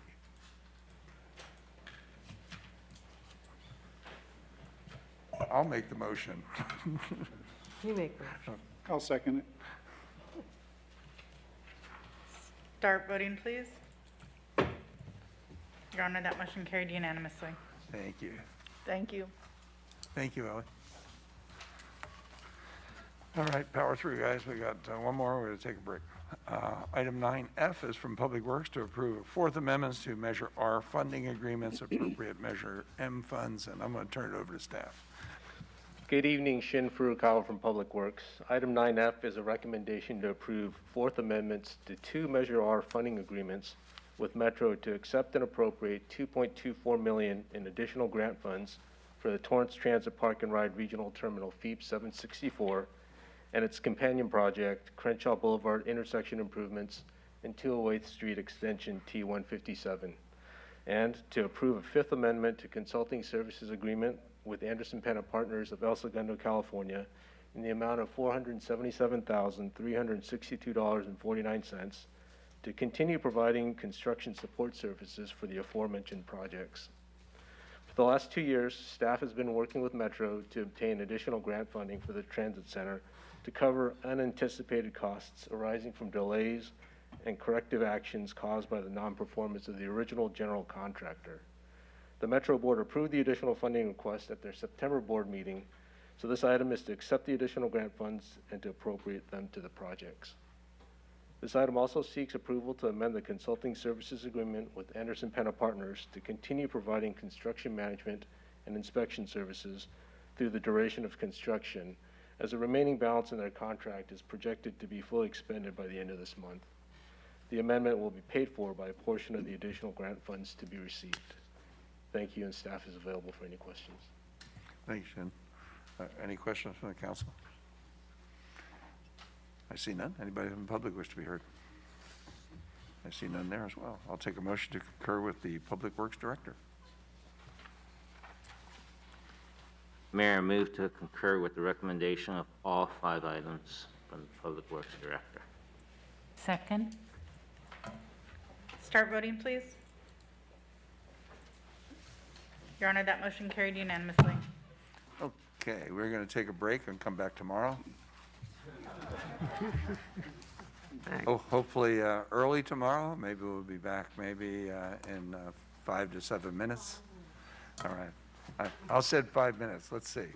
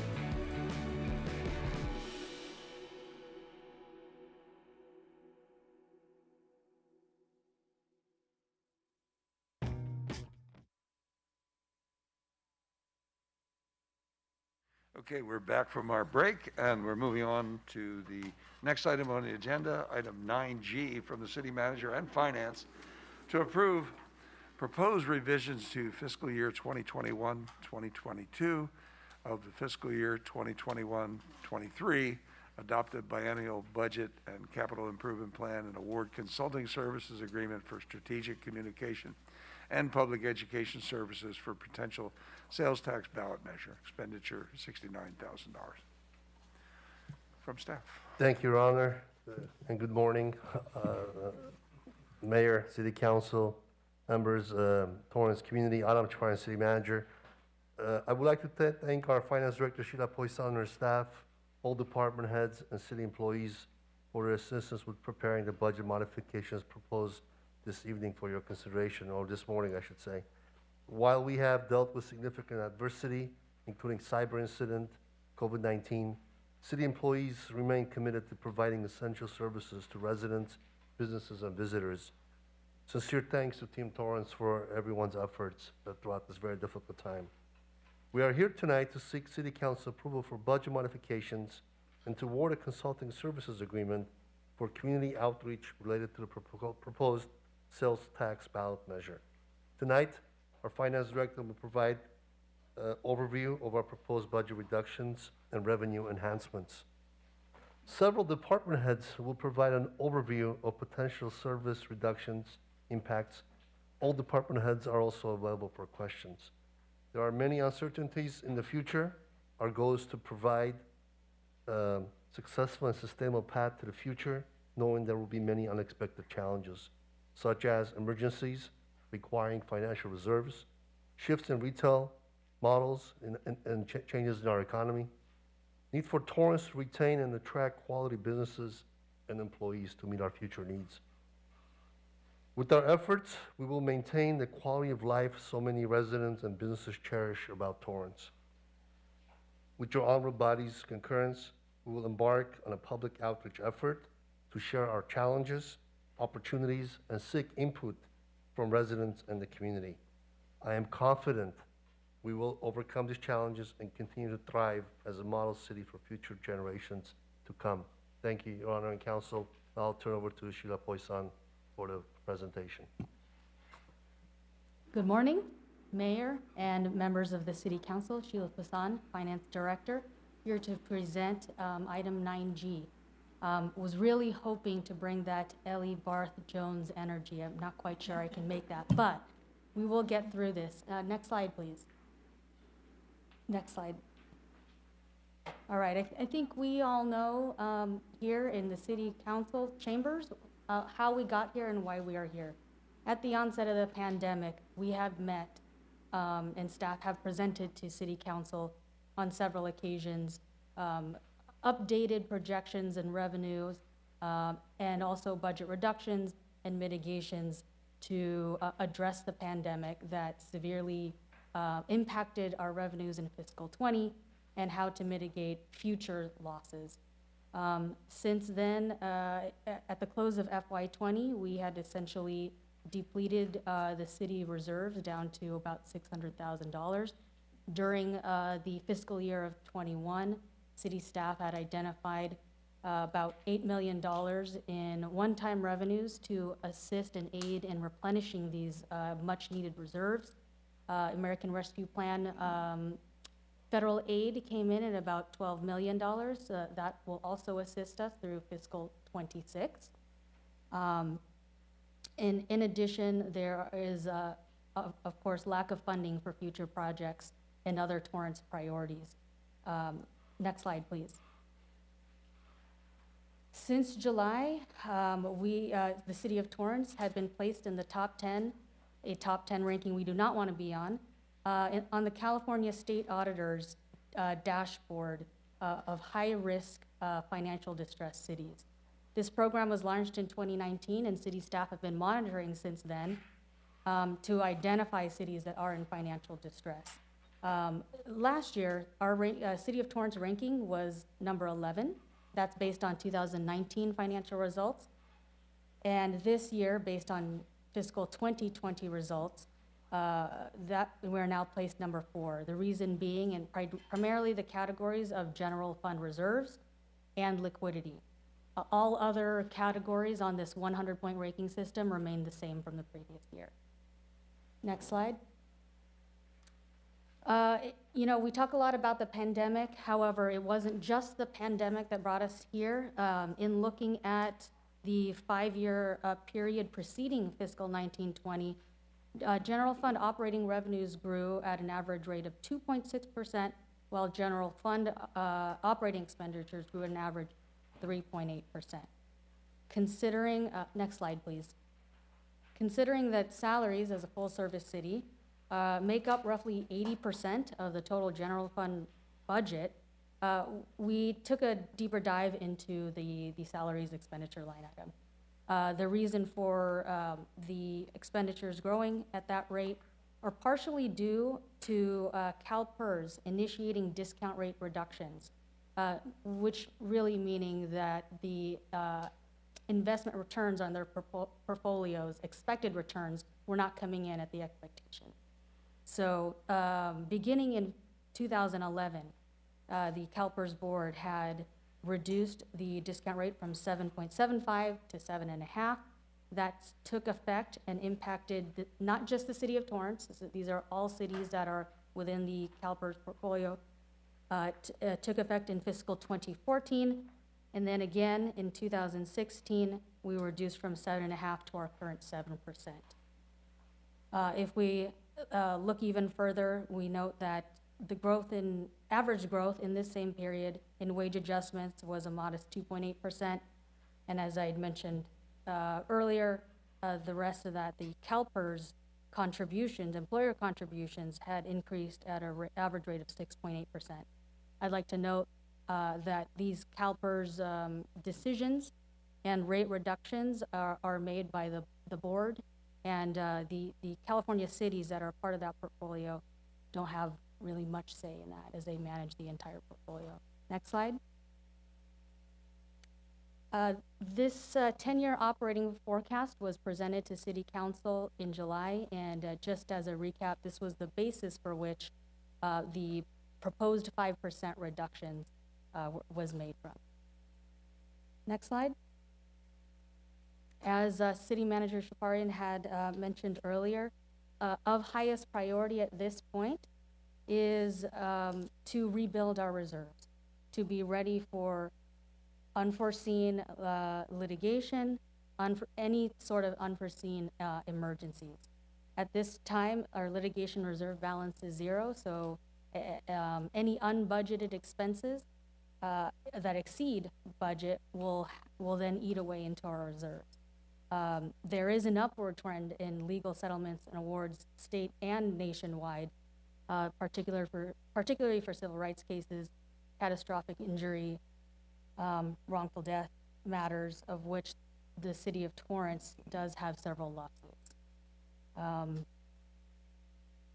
And lastly, other priorities such as homelessness that will be an ongoing priority that needs to be addressed are currently unfunded at this point. Next slide. Given that, the very minimum that we need to adjust in what is being proposed to your honorable body tonight is a 5% cuts across all departments. Given that police and fire departments make up over 60% of our general fund revenue budget, unfortunately, we cannot avoid cuts to these departments. However, if additional revenue can be secured, we could avoid devastating cuts. Next slide. This next slide is just an overview of the department's proposed reductions that were identified to meet our target of 5%. We exceeded just over $60,000 at 13.9. Also like to note that the reductions in the police department are essentially a 2-year catch-up. If the public and the city council recall, the reductions to the police department were delayed for a year to allow for appointment of a new police chief and organizational assessment to be completed. Also shown on the very right are reductions that were made by the remaining departments of 8.3 million for reference. Next slide. This slide just shows that the majority of savings could be achieved immediately. However, there are certain positions that whose savings will have to be achieved through attrition, totaling about 1.4 million each year, starting in fiscal 23, in which other mitigations will have to be identified, likely through vacancies. Next slide. This slide shows kind of from a different perspective, not in dollars, but in full-time equivalents, so staffing reductions that have been made since fiscal 20. Our fiscal 20 budget was adopted at about 1,200 FTE. Last year, we had reduced our FTE count by 43. Now, this is a combination of both reductions and also transfers to enterprise funds to be funded from there as well. And then here we are now with the proposed reductions of 66.9 FTE. I would like to note also in the police department that it notes a cumulative change of 12%. That includes total, sworn, non-sworn, and crossing guards as well. However, if we want to consider how much that reduction is in sworn positions, we're looking at about 18.6% in the police department. Next slide. This slide summarizes the police department's proposed reductions. Highlighted in green are those denoting proposed conversions from sworn to non-sworn that can be taken immediately. However, the remaining positions in that bottom section is being proposed to be effective July 1st, 2022, contingent upon the sales tax measure. Next slide. At this time, I'd like to turn it over to Chief of Police, Jeremiah Hart, to discuss the impacts of his proposed reductions. Good evening, Honorable Mayor, City Council, Jeremiah Hart, Chief of Police. I want to talk about the budget reductions for the police department, especially with the concerns of the community. What do these numbers really mean? Like I spoke to council about a few months ago, the cuts that the police department are looking with this type of $8.5 million are real and relevant cuts are going to affect the quality and level of service the police department can provide. So to start, we're seeing a reduced capacity for investigation of property crimes. There would be a reduction of on-duty police officers for neighborhood patrols. I'll get into that with the increased calls for service. A reduction in school resource officers and crossing guards that help keep our children safe in the neighborhood. Reducing our ability to recruit, retain well-trained police officers. To date, we've already had some lateral police officers that applied to us. They have pulled their applications. I had our background investigators reach out to them to ask why they were pulling them, and they've communicated that they're afraid. Looking at the budget cuts, that they may not have a spot and that the city might not be able to provide them with long-term viability in the profession of policing. So we're already seeing that, and we predict that that will continue to happen if we see a budget cut of $8.5 million, and also reduction in quality of life of homelessness and crime prevention services. Next slide, please. To paint a little bit of a clearer picture of what we're looking at, some of the positions that would be eliminated, we have 3 full-time positions of the gang detail. This would effectively eliminate that program, and they cover cases related to complex gang investigations, and it ranges from a wide variety of things from catalytic converter thefts, EDD, fraud, sales and trafficking, narcotics, and firearms. To date, we have approximately 300 identified gang members in the city of Torrance. In 2020, our gang team did 54 complex investigations, resulting in 167 arrests. And to date, in 2021, we had 24 ongoing complex investigations, and their work so far has resulted in 96 arrests related to complex crime, criminal cases. The vice and narcotics, we'd have to eliminate the entire Special Investigations Division team. They actively pursue arrests and prosecution of individuals involved in distributing narcotics in the city of Torrance and LA County and abroad. One of the other issues that we would see an impact in is our ability to deal with the growing crisis and epidemic of fentanyl overdoses. So over the last 2 years, we've had over 63 residents in the city of Torrance fall victim to this. and we would see a reduction in our ability to try to find the people that are distributing those types of narcotics into our city. And then we have patrol, where patrol will only respond to priority 1 calls, and we would see a fundamental change in the quality and level of service that we provide to the community, with only responding to those priority 1 calls, which are crimes of violence or crimes that are felonies with suspect information, such as narcotics, eco-crimes, traffic collisions with property damage only.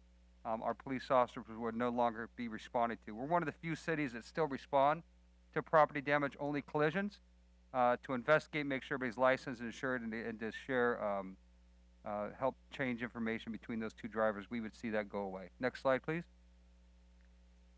And some of the more positions that are on the board to be cut, we have the economic crimes, the elimination of 2 of those detectives. That would make us change the way, with no investigations, those simple reports, and with 0 follow-up, we would not do any investigation at all, and we would have to identify only significant thresholds of losses were met that we'd move forward on. The reduction of property crimes, 2 detectives. We'd see a loss of service for residential burglaries, auto theft investigations, and other property crimes, which is what would affect patrol's response.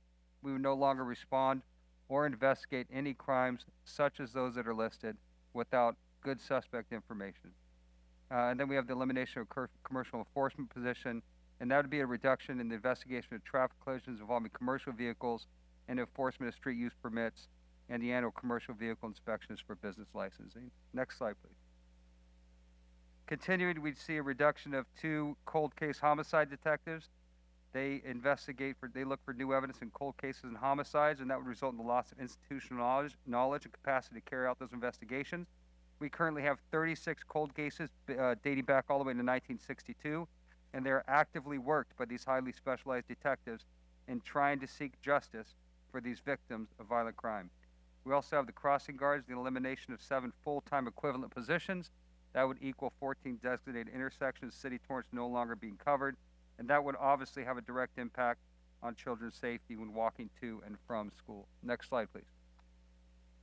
Continuing, we see the elimination of our community lead officers team. That would be a dramatic reduction in the overall responsiveness to the community as it relates to quality of life issues, homelessness, and crime. The reduction of 2 mental evaluation team officers, and that would require patrol officers to absorb those types of duties in dealing with mentally ill personnel.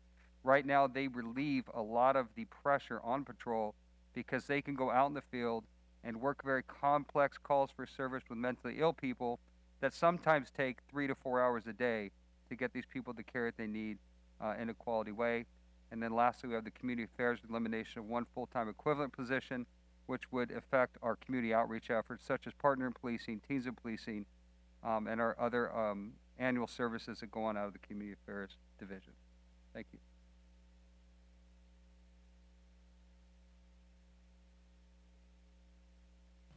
Sorry, thank you, Chief. Next up, we'll be presenting the budget reductions for fire. They are proposing, again, I would like to reiterate that this would take effect until July 1st, 2022, contingent upon a sales tax. But at this time, what is being presented is a reduction of 8 FTE. And I'd like to turn this over to Fire Chief Martin Cerna. Good morning. Excuse me. As requested the fire department was to develop a 5% budget reduction scenario, which is equivalent to $1.8 million. As our finance director shared, the majority of our budget is allocated for positions and salary, which for the fire department is about 92%. The only option for the TFD to achieve the budget reduction request is elimination of positions, which is equal to services. This slide demonstrates the positions being recommended. Next slide, please. The recommendation to eliminate 1 paramedic rescue is what's being proposed. The removal of a paramedic rescue as opposed to any other type of apparatus is based on assessing the overall fire and emergency medical services capabilities. Our data suggests any removal of emergency unit will have an impact on our first alarm assignment response times. The fire department has critical tasks assigned to every firefighter on the scene of an emergency, regardless of call nature. Any reduction will have an impact on workload distribution. The removal of a rescue unit vehicle that does not have fire suppression capabilities is not as great as removing a unit that has both fire suppression and EMS capabilities. Currently, the TFD has 5 paramedic rescues strategically located throughout the city. Recognizing eliminating one of these 5 units would have an impact, we worked with Deccan International to create an informed decision that is based on data and analytics on the impacts of eliminating a paramedic rescue unit. The deployment software Deccan utilizes provided us a broad view based on our community risk reduction profile. We ran several scenarios with a focus on response times and unit resiliency. The data confirmed our assumptions, and we will experience an increase in response times citywide, as shared in this slide, from 5 minutes and 55 seconds to 6 minutes 10 seconds. And in specific areas, response times might increase up to 2 minutes. As I shared, any increase in response times will have an impact on emergency outcome and will impact patient survivability. Thank you. Thank you, Chief. In community services, this slide shows, and more for reference, the reductions in the non-wage areas and proposed revenue at the Benstead Plunge. Next slide. Next slide, please. And then these are listed the proposed positions. And if we can move on to the next slide, Community Services Director John LaRock can explain the impacts with the current reductions and potential future if necessary. Good evening, Honorable Mayor, members of City Council. John LaRock, Community Services Department. The 2 preceding slides really show how we comprised our 5% reduction. It really comes from non-wage, an analysis performed by the Financial Services Department for year-over-year unspent general fund operations across all of our divisions.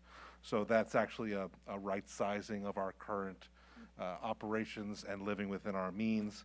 There is a very small revenue increase at the Plunge within available fee range for some of our swim groups at the Plunge, which we think will be customer protected in terms of not losing revenue based on that increase. And then the final piece is from the positions you see there recommended for elimination. All of those positions are currently vacant. They have been, many of them, for some time, and we foresee no service impacts to the community based on maintaining those vacancies and essentially eliminating those positions from the budget. We would only anticipate an issue with this wherein we would have less contingency to deal with any type of unforeseen emergency or an excessive amount of overtime for call-outs, whether that was for park services or animal control particularly. But overall, we feel that we can easily withstand this 5% reduction, and as I mentioned, live within our current means. Next slide, please. That said, there is obviously a difficult future ahead pending the sales tax results. There are some significant reductions we would need to consider as a department because really we rely on people to provide services to the community, most of which do not see any or only partial cost recovery based on the fact that it is a service model. So we would have decisions to make with regards to reducing major staffing as well as the related facilities and programs that go with them. You see some examples here. The options to reduce the number of libraries in our community. You see there that's the fully loaded number for all of our library system, but certainly the flexibility to look at one or more branch libraries and the commensurate staffing there. We heard a lot this evening about our cultural activities.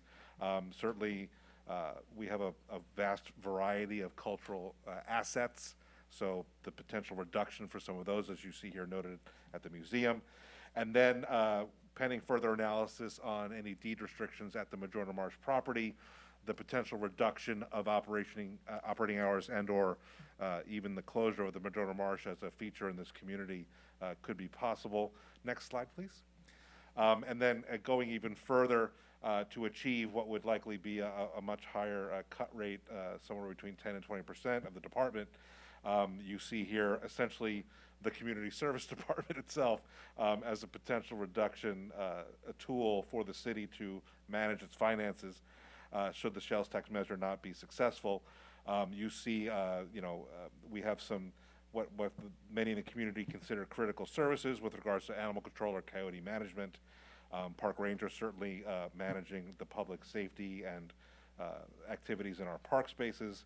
Essentially, really most of our community output for our children, families, and seniors at multiple facilities and parks. Taking a chunk out of the Torrance Theater Company operations, which would be commensurate with the other cultural reductions. And then finally, realizing some manner of savings at the plunge, whether that was, again, reduced hours, reduced services, closure days, or even the elimination of activities altogether. That concludes my report. We're available for any questions. Thank you.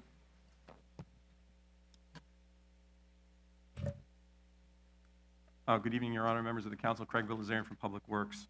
I'll be discussing our 5% budget proposed reductions. Essentially, in Public Works, that equates to a little over $500,000, and it's broken up into two components. One is the non-wage category, and the next is related to wages itself. So from the first line, the $60,000 that's there related to professional contracts and utilities is related specifically to two things. One, in the city yard, we actually recently replaced in the large tower lights external to the buildings, converted to LED lighting. And as such, we're able to achieve energy savings. So of that $60,000, $35,000 is related to our energy savings. So that's a positive, and that's an easy cut to make.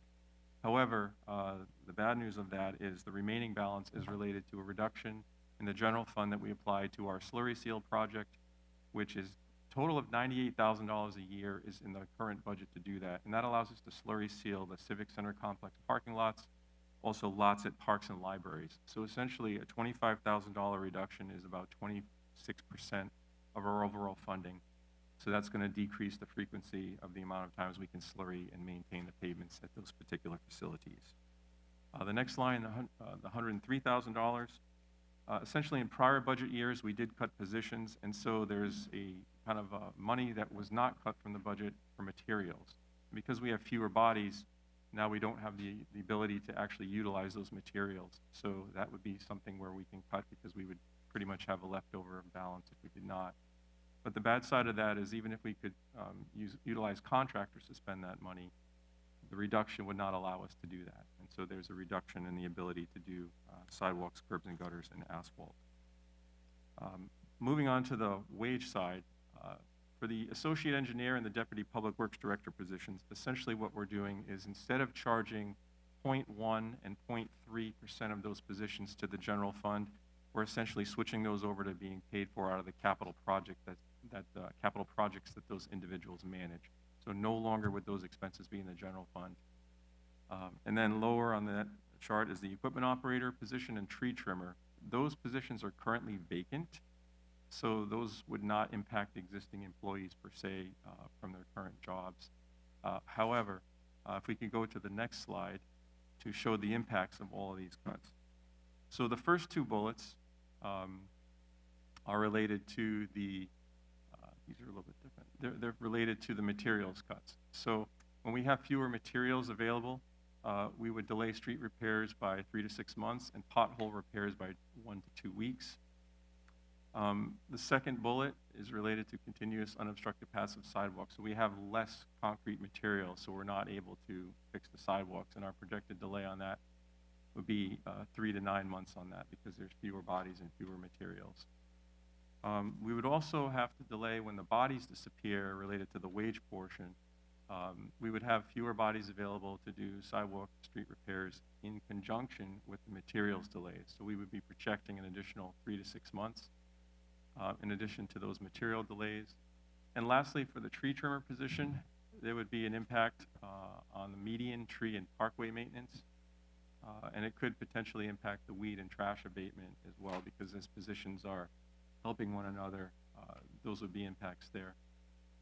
I'd also like to point out that when we do impact the roadway conditions throughout the city, we are actually impacting the public safety's ability to respond in a timely manner. So that would impact police and fire, as well as potential impacts to the transit operations, and just in general, the aesthetics of and use of the roads by commuters and visitors.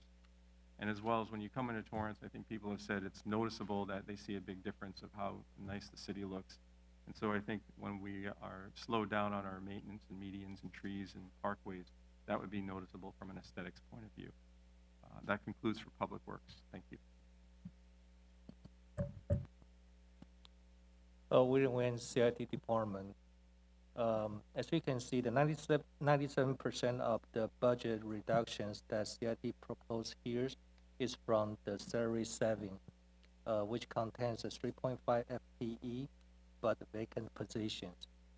While reducing the overall CIT positions could mean reduced ability to be responsive and proactive, CIT has several strategies in mind to cope with and accommodate the proposed position reductions. So first of all, to cope with the loss of position with similar skills, CIT reduced functions that can be spread across groups to allow additional cross-training and a sharing of the responsibilities. Cross-training will allow the CIT the flexibility to provide the necessary coverage to support the city's technology needs with reduced staff. So in other words, we can have some certain staff, for example, like a network people, can back up support the server systems. And also for the application people who's the programmers can also support the database administrators or acting as application administrators. So compare with in the early days, one person, one roles. Now we may have one person's cover or back up each other's with a seven different roles. So we can leverage the resources from there. Also, to utilize the new technologies and the methodologies to automate the tasks is always the goal for CIT. So just like the council's recent approved the network segmentation project, with the new firewalls, CIT can automate some features to allow the network administrators to manage the network with fewer staff. In addition, with the newly segmented network, this will allow the administrators to quickly isolate it and resolve problems within the network.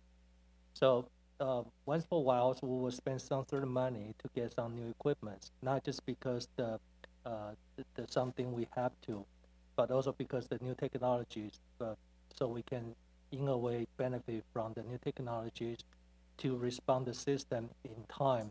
A couple of the things we deployed recently. One is the second endpoint protection system.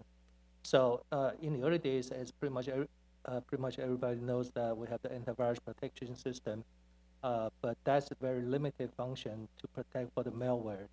With the new malware and protection systems, so we set up something. Once the system or the PC is affected, it will lock down the city completely. So it will just stop the spreading to other PCs. And the other thing is we also deployed the advanced threat protection system. So in that case, from the incoming emails, when people click on the link or open the attachment accidentally, it's not really open on the PC itself. Instead of it's open from what we so-called the sandbox, which is the remote side from the vendor's end. So even though it's something is malicious and that will cause some issues, but at least it won't impact the PCs right away. Another thing is that with the expected migrations of applications to cloud-based services, such as the Microsoft Office 365, CIT expect greater consistency in users' support and installation needs. Additionally, by using cloud services, CIT reduce the strain on resources needed to install software upgrade, which will instead be implemented using cloud services software. Since the computer technologies are more common today, many people have the skills and the knowledge to work on PCs and some basic software. CIT is working with the city departments to develop an IT liaison program to identify and train those non-IT employees to improve their computer skills. Ideally, departmental IT liaisons can function as resources to their teams for basic computer knowledge and can assist CIT by serving as a department coordinator for technology planning, installation, and the delivery of the new software application. So I think our goal is pretty much not, well, compared with 20 years ago, only very technical or knowledge people who has the computer skills. Now, with almost everybody has a computer at home using more or less the computers. So we're trying to develop the systems so IT support is not only narrowed down to the IT department. So we can coordinate with, and I want to use this opportunity to appreciate the departments who work with IT together, to cooperate together, and help us to build up this kind of big IT environment. So it's not just the IT work on IT stuff, but everybody is working on the IT works. So in that case, I think training or any of the information sharing, that's the future goals on our IT system. So these are the strategies that CIT proposed to reduce the impact of the budget reductions, and the staff is available for questions.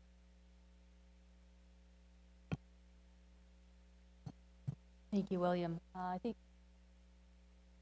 moving on to discretionary city programs, actually before I move on to discretionary city programs, I would like to note that the impacts, as you'd seen on the beginning chart, are across the board to all departments. So City Council will have an opportunity to ask staff if there are questions of the other departments that hadn't presented. We wanted to focus more on those that had more impact to the public. But again, we are available to discuss if there are any questions about the other departments, and information is available in the staff report. In this slide, we are looking at what we're calling discretionary city programs and services. These are programs and services that the community enjoys and utilizes, but not necessarily considered critical or essential. These particular programs could be eliminated effective July 1st, should City Council approve, but are not being recommended for reduction or deletion at this time. This is more for, again, awareness, and it may be brought forward during May 22 budget hearings. Next slide. As mentioned by Community Services Director earlier, we're also considering, but likely to bring forward in fiscal 23, again, contingent upon the tax measure, other programs, discretionary programs and services provided by the city. Those highlighted in green, again, for informational purposes only, but have been identified that could be reduced immediately without impact or layoffs to current staff.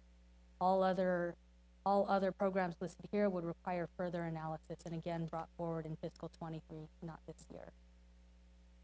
Next slide. For awareness, again, these are the vacancies as of August 2021, although now we are in October. As of September, this list has grown from vacancies of 126 to, I believe it's 247. I'd like to note that that is intentional as an effort to rebuild our reserves, save as much as possible, and that every position that is requested to be filled by a department must be deemed critical, and it is subject to city manager approval. Next slide.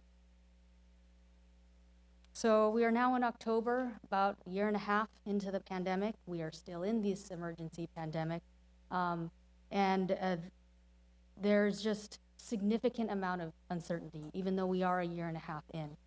Items of note are what's happening with the stock market and that volatility, if and when the housing market will show any sort of slowdown, what CalPERS will decide in November in terms of potential discount rate reduction, continuing to monitor sales tax shifting, and not just sales tax, but revenue fluctuations in general, whether or not the pent-up demand from 21 will continue on in the same manner and fashion. Next slide.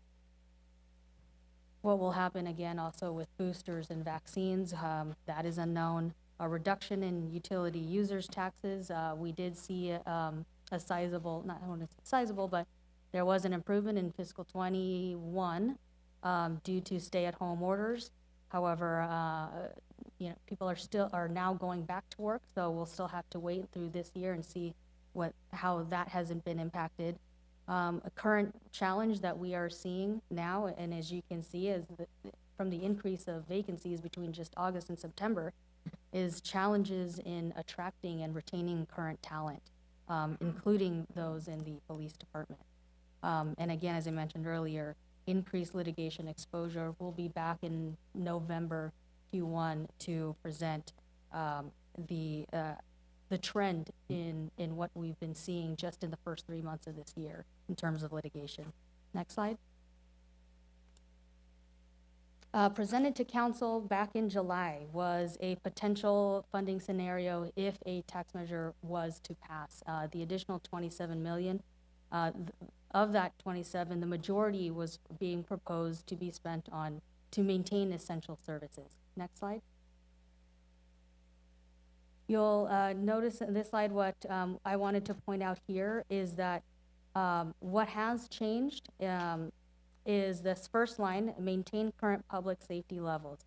This line had been increased to 8 million with the intent of restoring and maintaining the reduction scenarios that both police and fire have presented to your honorable body tonight.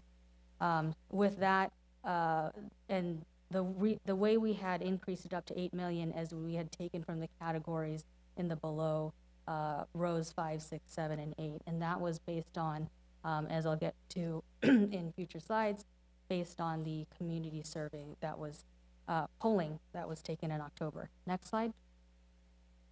As we move into the discussion on sales tax, potential new sales tax, if this was brought forward, this Bradley Burns sales tax is paid by non-residents, those who work and shop here. Also important to note is that essential purchases like groceries and prescription medicine are exempt from sales tax, so it's not a burden to those on fixed income. Next slide. The proposed 3/4 cent would add 75 cents to a $100 purchase or $7.50 to a $1,000 purchase. The maximum sales tax rate is capped at 10 1/4, so that 3/4 would close that gap and really just limit the ability of LA County or any other regional agency to take that away from us. And lastly, this would likely include fiscal accountability protections, which would likely be required disclosure of public spending, mandatory annual audits, and potentially an independent citizens oversight committee. Next slide.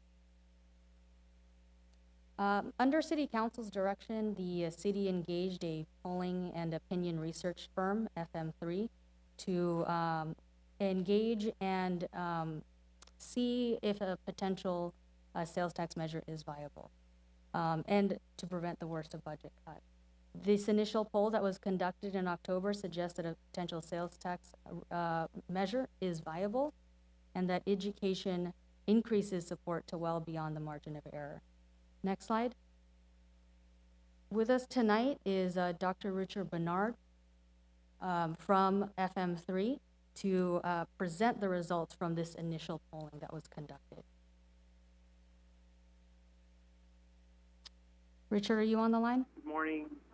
Yes, Good morning. Can you hear me? Thank you for hanging in there. Sure, my pleasure. Good morning, Mayor, council members. Thank you for being patient, and thank you for inviting me to present the results of your community survey. Next slide, please. So I'd like to start by giving you a little sense of the methodology and background. We conducted the survey between August 17th and the 29th of this year. We conducted a dual mode survey, which means it was available online and by phone. We interviewed a random sample of 504 likely June 2022 voters, which is your municipal election, as you know. For questions asked of everyone, the margin of error is plus or minus 4%. As is the custom in your city, the survey was available in English, Japanese, and Spanish. And if you're very quick on the math and you notice something doesn't quite equal 100%, I blame that entirely on rounding error. Next slide, please. Next slide. So we began the survey by getting a sense of the mood of the electorate. And as you can see, we have results from July 2019, October 19, and August 2021, where we have asked the same question in previous voter surveys. I'm going to show you the results so that you can see whether there are trends or differences over time. In this slide, we try to assess the general mood of the voters by asking them if they thought things in the city of Torrance are generally headed on the right direction, or if they felt things were off on the wrong track. The blue indicates the right direction, and the orange the wrong track, and the purple are the folks who the purple is the wrong track, and the orange are the folks who volunteered. They didn't know enough to offer an opinion. As you can see, when you compare to the middle graph, that there's really no statistical changes between October 2019 and August 2021 in terms of their perception of the direction of the city. Given the fact that we've had an economic decline and COVID, it's pretty remarkable that the numbers have stayed very consistent. Next slide, please. Here we show you the question where we try to get a job performance rating of the Torrance city government. We gave them the option of to rate it very favorable, somewhat unfavorable, and very unfavorable. And we also said if they didn't know enough to offer an opinion, they could tell us that too. On the left-hand panel is the July 2019 numbers, where you had quite high favorable numbers of 62% and only 21% unfavorable. So an almost 3-to-1 ratio. When we look at the more recent survey, there's a 20% drop in the favorable numbers, but not because the unfavorable numbers have increased, but because people felt that they didn't know enough to offer an opinion about what's going on in city government. So I look at this as an opportunity to basically, if you chose to tell your story as to what's going on. We certainly have had a passionate discussion here tonight in the slides previous to the ones that I'm showing, really telling the story of what's going on in the city. Next slide, please. And before I get to the question of sales tax, I wanted to ask a question among voters. Conceptually, do they even think you need additional funds? And again, I was able to provide you with results from July 2019, October 2019, and August 2021. And you could see remarkably there is no statistical difference across. So in spite of the growing concerns, the use of the general fund to mitigate issues related to COVID over all these months, there isn't necessarily an increase in the perception. Though, since you're potentially considering a general purpose measure, which I know you all know is a 50+1 measure, a simple majority, you can see that the great and some need exceeds the 50+1 and beyond the margin of error plus or minus 4.4%. Next slide, please. I'd like to now move into testing of a potential ballot measure. Next slide, please. So in this section, we either read this if they were on the phone or they read it to themselves if they were online, what I'll call a placeholder 75-word ballot title and summary. So I am very clear that it will ultimately be at the discretion of the council if they choose to move forward, working with legal city council, your legal support at the city, to determine what the ballot question would look like.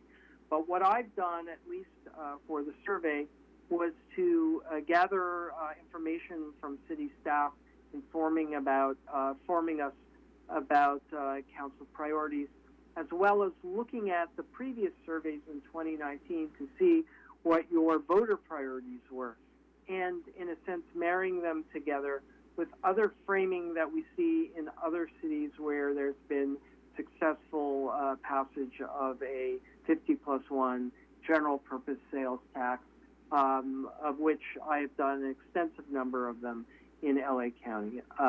And so we asked this question, and as Sheila had mentioned previously, it would be a 3/4 cent sales tax generating approximately $27 million annually.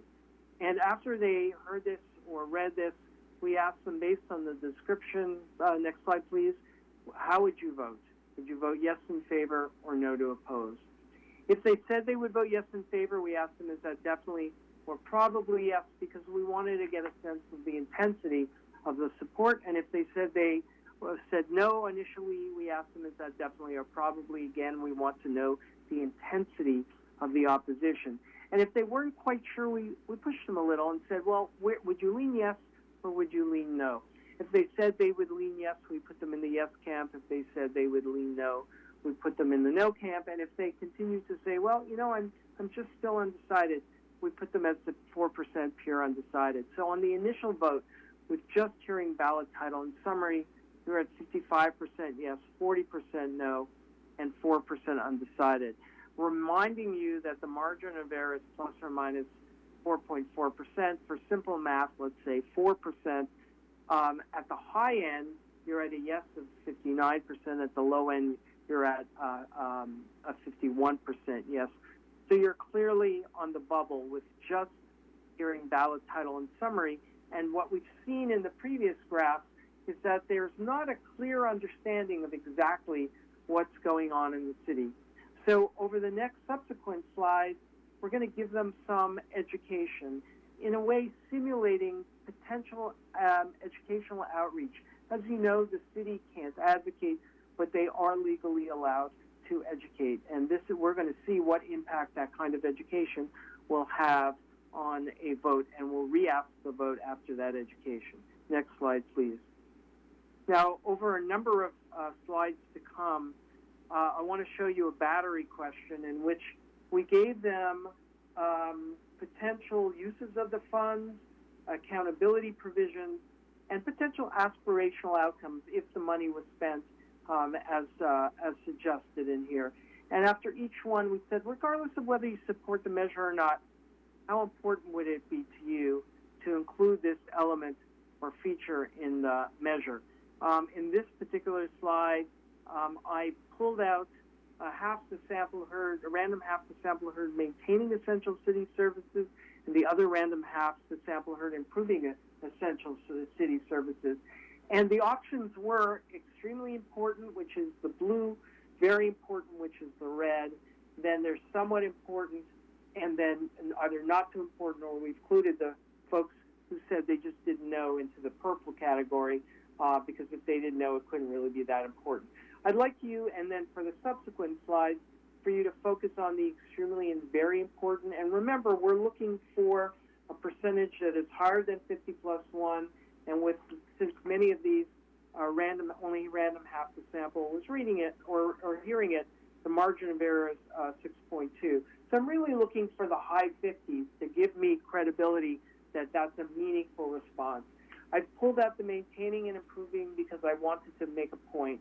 And we saw this in your last, your 2019 surveys as well. Your voters generally like what they're getting in the city. You work very hard in the background to mitigate budget issues by, band-aiding, using band-aids to deal with things, reducing staff, and having current staff work even harder. But regardless, they want they want to maintain essential city services over improving essential city services, with a differential of 22% from extremely and very important on the 83 versus the 61. Now on the next slide, please, you'll see, and the subsequent slides, which are 6 slides, you'll see a list again of what the money could be used for and potential aspirational outcomes if that money was used. And again, we've given them the option of extremely, very important, somewhat important, or not too important, or they said they didn't know. I've combined that. And again, I've aggregated the extremely and very important on the right-hand side. So for the next few slides, that's what I'll be focusing on. You could see in the top slide, we tested 35 items. 3 of them were in the 80s, 18 were in the 70s, and 14 were in the 60s, way above that 50+1 threshold that I'm focused on for the purpose of a potential measure. So before I talk a little bit about this, I would also suggest that in net of ever going to the ballot for a ballot measure, I would encourage you to look at these, and I know you have copies of them, and they are also posted on the website, the priorities of your voters. So when you're thinking about budgets in the future, this is a really good document in which to examine their priorities and see where they match yours.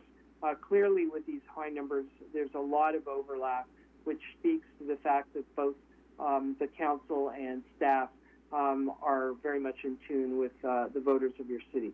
That being said, the lead items in terms of scoring high, as you can see on this first of 6 slides, focus on public safety and water in various forms. And all of them are at or above the 78%. Next slide, please. And I'm just going to quickly go through the slides. I'm aware that you have them again in front of you, but I just want to point out a couple of things. It's not until the bottom item on this slide that we see something that isn't water and public safety related, and that's repair streets and potholes, with 75% saying extremely or very important. Next slide, please.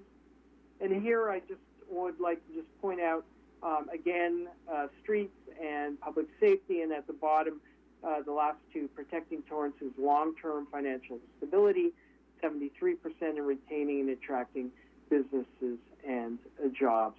Next slide, please. And then, since I was lucky enough to hear some of the activities you're doing with respect to homelessness, I thought I'd point out the third item down, addressing homelessness, which has 71% saying extremely or very important. And so, given the time as we enter 1:05, I'm going to ask you to skip down to past the next slide, past the next slide, and then one more slide. And here I pulled out the accountability items. I thought it was important for you to see what the voters' priorities were, and that it's really important, and I'm sure it's not surprising to you because I've worked with the city very, very long time, and there is a very strong deference to being transparent to your community. 85% said it was extremely or very important to ensure that there's public disclosure of spending. 66% said requiring all funds be locally controlled. Now, you may say to yourself, well, we already do that, and that is true. The thing is that voters don't entirely know that, so it's important to remind them of that. Next slide, please. And so then we presented a series of explanations telling your story, such as your aging infrastructure, the potential cuts that we just heard about, eloquently described just moments before I presented, and the issue of your recent cyber attack as 3 examples of why there might be the need for additional funds. And then on the next slide, please, we re-asked the ballot question that you saw earlier. On the left-hand side, you'll recall, I know it's late, but I'm sure you'll recall, we showed the initial vote, which was just after ballot title or in summary, 55% yes, 40% no, 4% undecided. After education, telling them what the money could be used for, that there would be strict accountability elements, and then sort of telling your story of why this is needing certainly very prominent, the budget cuts that are sure to come without a potential sales tax. And we re-asked the ballot question, and support went up 10% overall, from 55 to 65%. Definitely a yes went up 7 points, from 28 to 35%. and the definitely no, that intense opposition dropped 6 points to 21%, suggesting the data suggests that the more you tell your story, the more they understand the needs, and the more they're likely to vote yes on the measure. Next slide, please. And now I'll just briefly, next slide, just highlight some of the conclusions, and then, of course, I'll be around to answer any questions at the end as needed. A 3/4 cent sales tax could be viable in June 2022 if the city educates the Torrance community about its needs. As you can see from earlier, there's still a lot of uncertainty about what's going on in the city, and this is an opportunity for you to reach out, to listen to their priorities. This is just one data set, one data point in listening to the community and also telling your story. Voters emphasize the importance of maintaining essential city services over improving them. Top priorities include maintaining paramedic, public safety officer, and 911 response, maintaining safe schools, protecting local drinking water sources, protecting coastal waters from pollution, keeping park and public areas safe and clean, and repairing streets. Voters want there to be strict accountability, including public disclosure of spending. They may like you, they may trust you, but they want to make sure they know what you're doing. And with that, I'll pass it back. Thank you very much. Next slide, please. Thank you, Richard. Appreciate you sharing the results and providing that insight.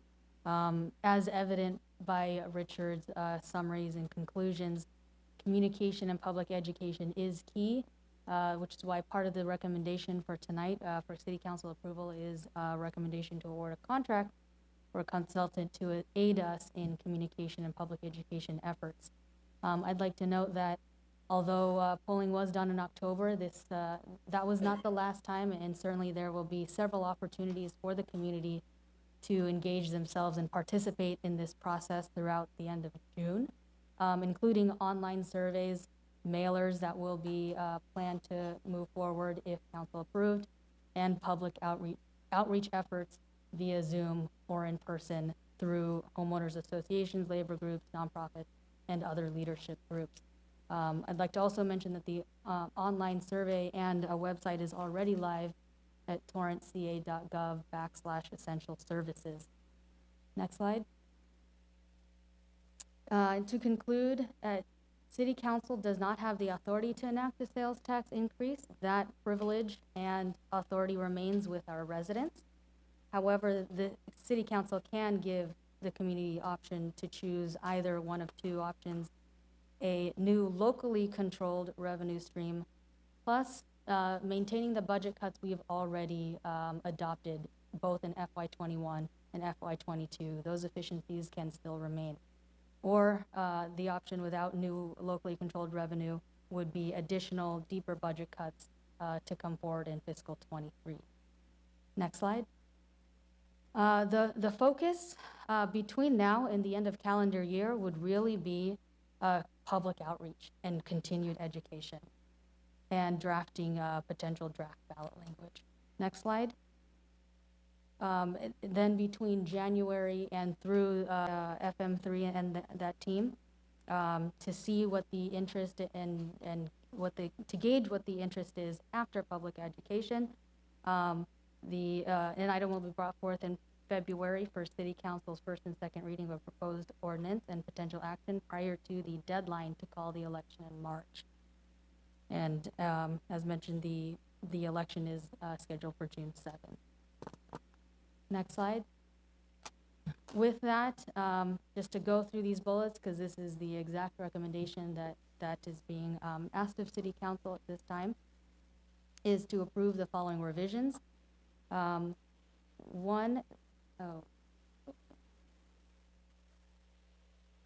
I'm sorry. I just want to make sure I have the same slide. Would be an increase the general fund operating fund revenue budget by $361,176. A reduction to the general fund operating fund appropriation of $5,325,715. Increase to the water fund appropriation of $59,030. increase to van pool fund appropriation of $68,042, and an increase to the transit fund appropriation of $64,749. Next slide.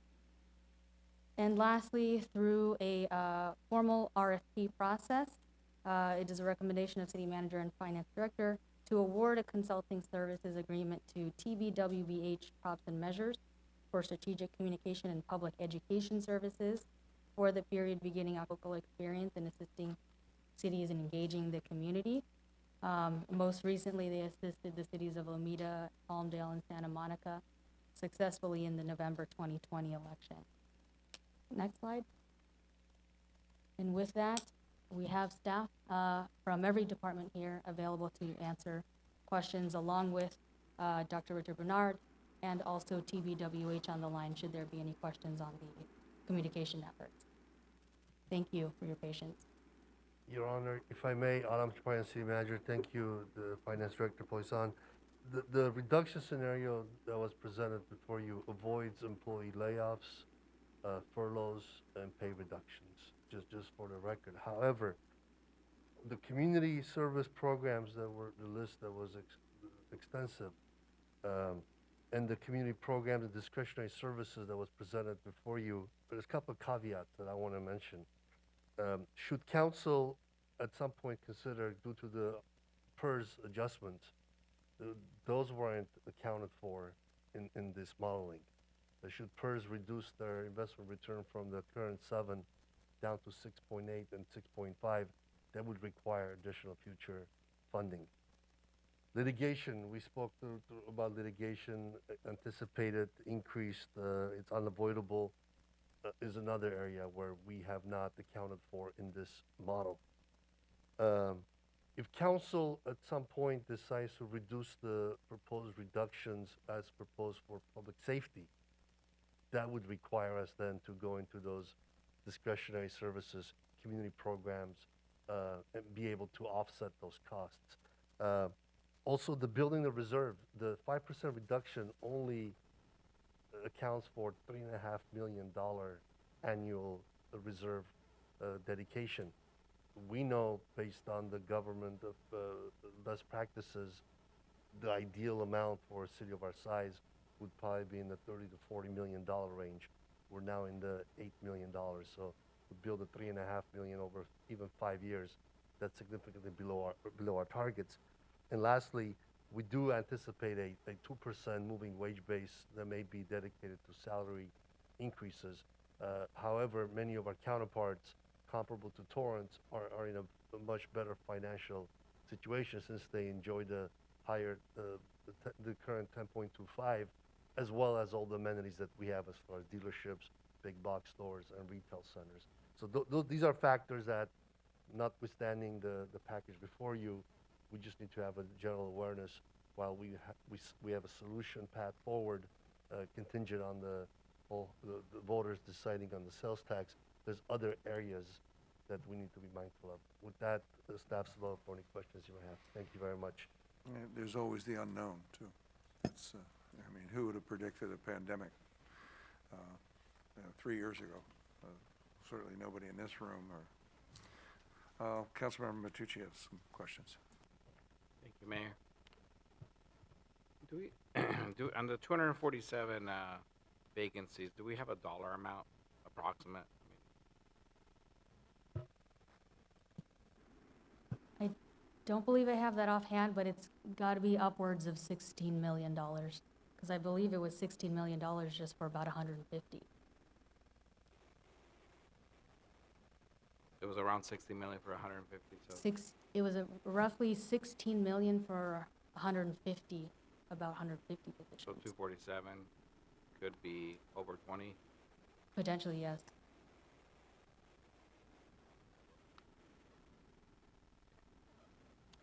Now, of the 247, I'm let me put my glasses. The fine print here. I'm looking at sworn officers of 25 vacancy. 25 vacancies, sworn officers. That's, I guess, 25 off of the budget at 226. that we're budgeted for? Approximately, I guess, I don't know. Officers are budgeted at 172.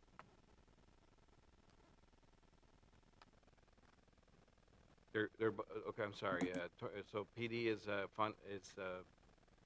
budgeted for 172 sworn officers? Before, yes, correct. Police officers specifically. That's before the proposed reduction of 30.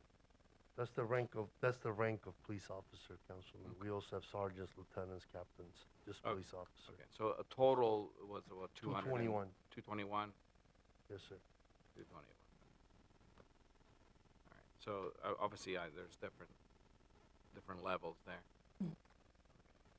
So right now, currently, we're operating with 25 officers, basically not working because they're not there, they don't exist in the system, but they are budgeted for, right? Then there's, of course, there's a certain number of officers that are budgeted and that are there employed, but they're not actually going to work right now. So that's also vacancies that aren't on the streets, per se, patrolling or taking care of other stuff within the department. That's correct. So I guess my point is, I don't want to make this sound, horrible or anything, because, I fully support our police and fire and our staff, and all the departments all play a very crucial role in making sure that our city looks the way it does, and the safety factor that we bring for the citizens and businesses. But I feel like this, again, I don't want to make it sound horrible, but this presentation is so doom and gloom above and beyond what it really is. And the reason I say that is because, with 25 vacancies that we currently have, plus whatever other individuals, sworn officers that aren't working, I'm seeing the list. It looks like there's, 8 vacancies for firefighters. There's 3 vacancies for fire captains. We're asking for a reduction of 6. Now, correct me if I'm wrong. I'm looking at this as from a vacancy versus reduction. If we're asking to say, for instance, an example, again, correct me if I'm wrong, 6 firefighters to be reduced, but yet we have 8 vacancies. One fire captain to be reduced, but yet we have 3 vacancies. How can we justify to the public that the services are going to be basically, we can't show up if you're dying. We can't show up if there's a car accident. If there's a crime in progress, we may or may not show up. And I feel like, and again, I apologize if it sounds bad, but I feel like we're over-dramatic. We're being overly dramatic to try to sell this tax measure. And I'm not saying that we don't need the money. Trust me. I see the numbers. We need the money. We definitely need the money. There's no doubt about that. But we can't tax our way out of this issue. I think that reductions need to happen at every level. And people might argue, well, you're defunding the police. No, we're not defunding the police. We're asking every department to reduce because we don't have the money. And we haven't had the money for many years. Looking at the numbers, we've been in the red for quite a long time. I think we owe it to the public to make these reductions regardless of what happens in June next year, regardless of what happens tonight. I think these reductions are a must if we want to be prudent for the future. I think the mayor talked about the unknowns. 2015, we had a big blow up over there at the refinery.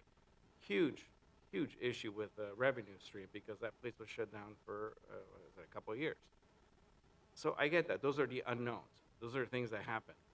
I think we talked about a big earthquake that could happen. It's bound to eventually happen. When? Is it going to be next year, tomorrow, or 100 years from now? We don't know.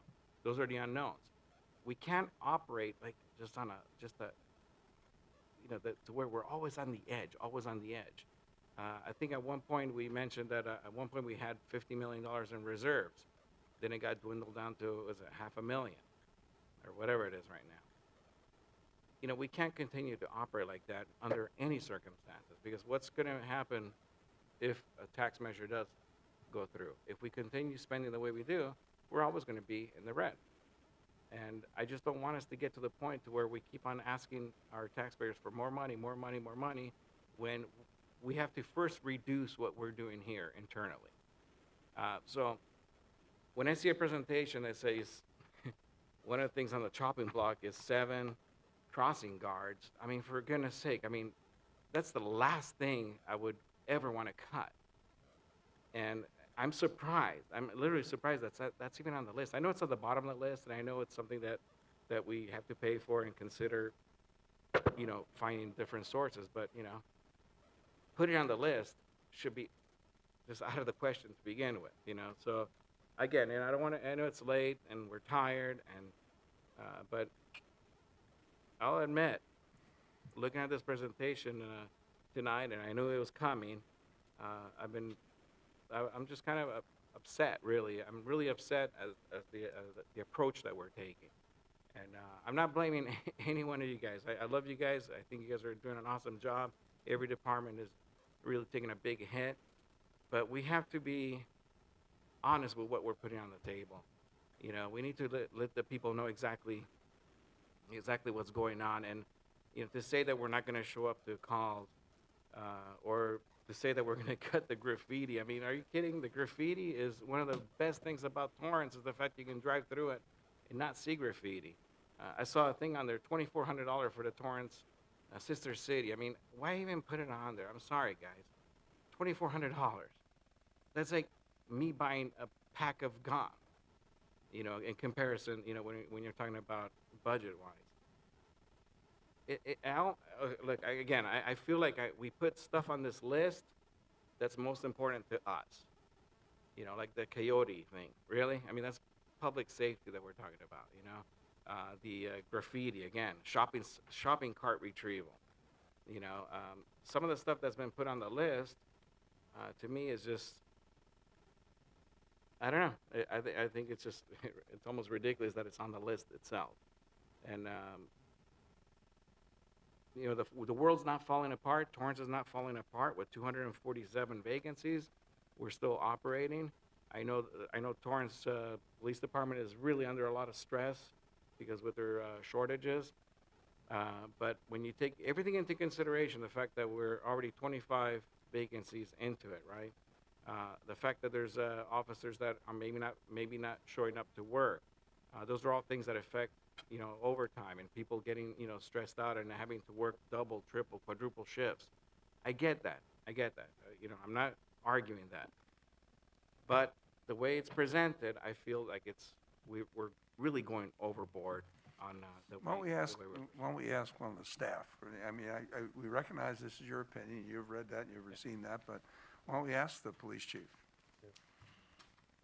Councilman, before I defer to Chief Hart and Chief Serna,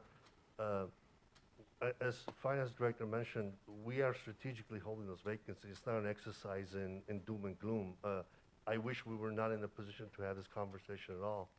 I know from the staff perspective, everyone's working diligently and stretched beyond imagination. Is there capacity? There's always capacity for improvement, and that's why we're bringing you the 5% and planning ahead. In the case of fire, we have constant staffing, so the vacancies that you see, they're on paper and we intend to fill, but we're covering those shifts with staff. In the case of police, we're holding people over and forcing them to work overtime assignments. Individuals who've been off the field for many years are now forced to go into patrol. So the 240, while that's our capacity to avoid the draconian cuts, we want it to be open and transparent. With all due respect, the $2,400, or I agree with you, the graffiti, some of these programs are very dear to all of us, and we realize it's what makes Torrance what Torrance is, but we wanted to give you the full scope of programs and services. Should your honorable body want to have the option to switch some of the reductions, you definitely have that option. That's why this wasn't meant to be any sort of an insult to any of you or to the community. We just wanted to give you the full scope of the picture, and I'll turn it over to both chiefs to speak on the specifics of the proposals. Excuse me, but the thing is, we have to have everything in front of us so that we know where we can cut a budget. We can look at these numbers now and say, okay, We can have this, we can have this, we can have this, but obviously we can't have this. You can't have both. You only got X amount of money in the budget. So where do you make the cuts? Where you know, everything's got to be on the table. It can't be just my favorite is this, so it's not going on there. I've been through these budget cuts before where we had to make 10% budget cuts across the board. And some of them were very, very difficult. Councilmember Ashcraft was here with me, and we know how hard it was to make those. And some of the most difficult ones were the $2,400 ones. I remember the kids from an aqua program coming in, you know, and begging for, I think at that time it was maybe $3,000 for the program, and we cut it in half. We, you know, cut the baby in half again, so that we could provide more money for one of the other programs that was decided by more than 4 votes as being important. So we have to look at absolutely everything. You may think that, you know, a certain program is the most important thing in the world, but there could be 6 other people up here who think that, yeah, it's a little extra. I'd much rather have it in this program over here. Maybe I want it in the arts program. Maybe I want the library. Maybe I want it in the community services department. Maybe I want it in the police department. Maybe I want it in the fire department. Maybe I want it in IT. So, Chief, give us a rundown of where we are right now, as far as bodies.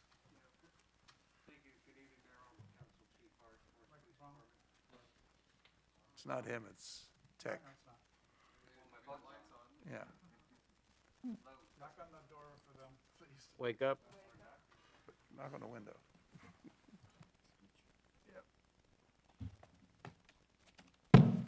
There we go, okay, that will work. Good evening, Honorable Mayor, City Council.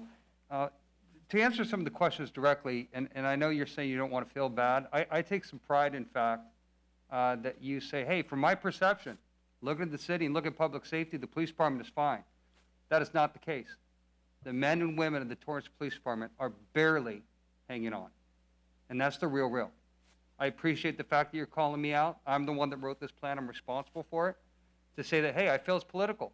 How could you put crossing guards on there? I've got your back on that, and I agree with you. The initial plan had the entire crossing guard program taken off. Our fundamental duty is to serve mankind, safeguard lives and property. How do you cut all of the crossing guards? So why is there 7 full-time equivalent positions, crossing guards, that Chief Hart will bring to the council and the community? It's because at the time of this document, we were partnering with the Torrance Unified School District, and it looked like they were going to be able to cover those 7. That is no longer the case.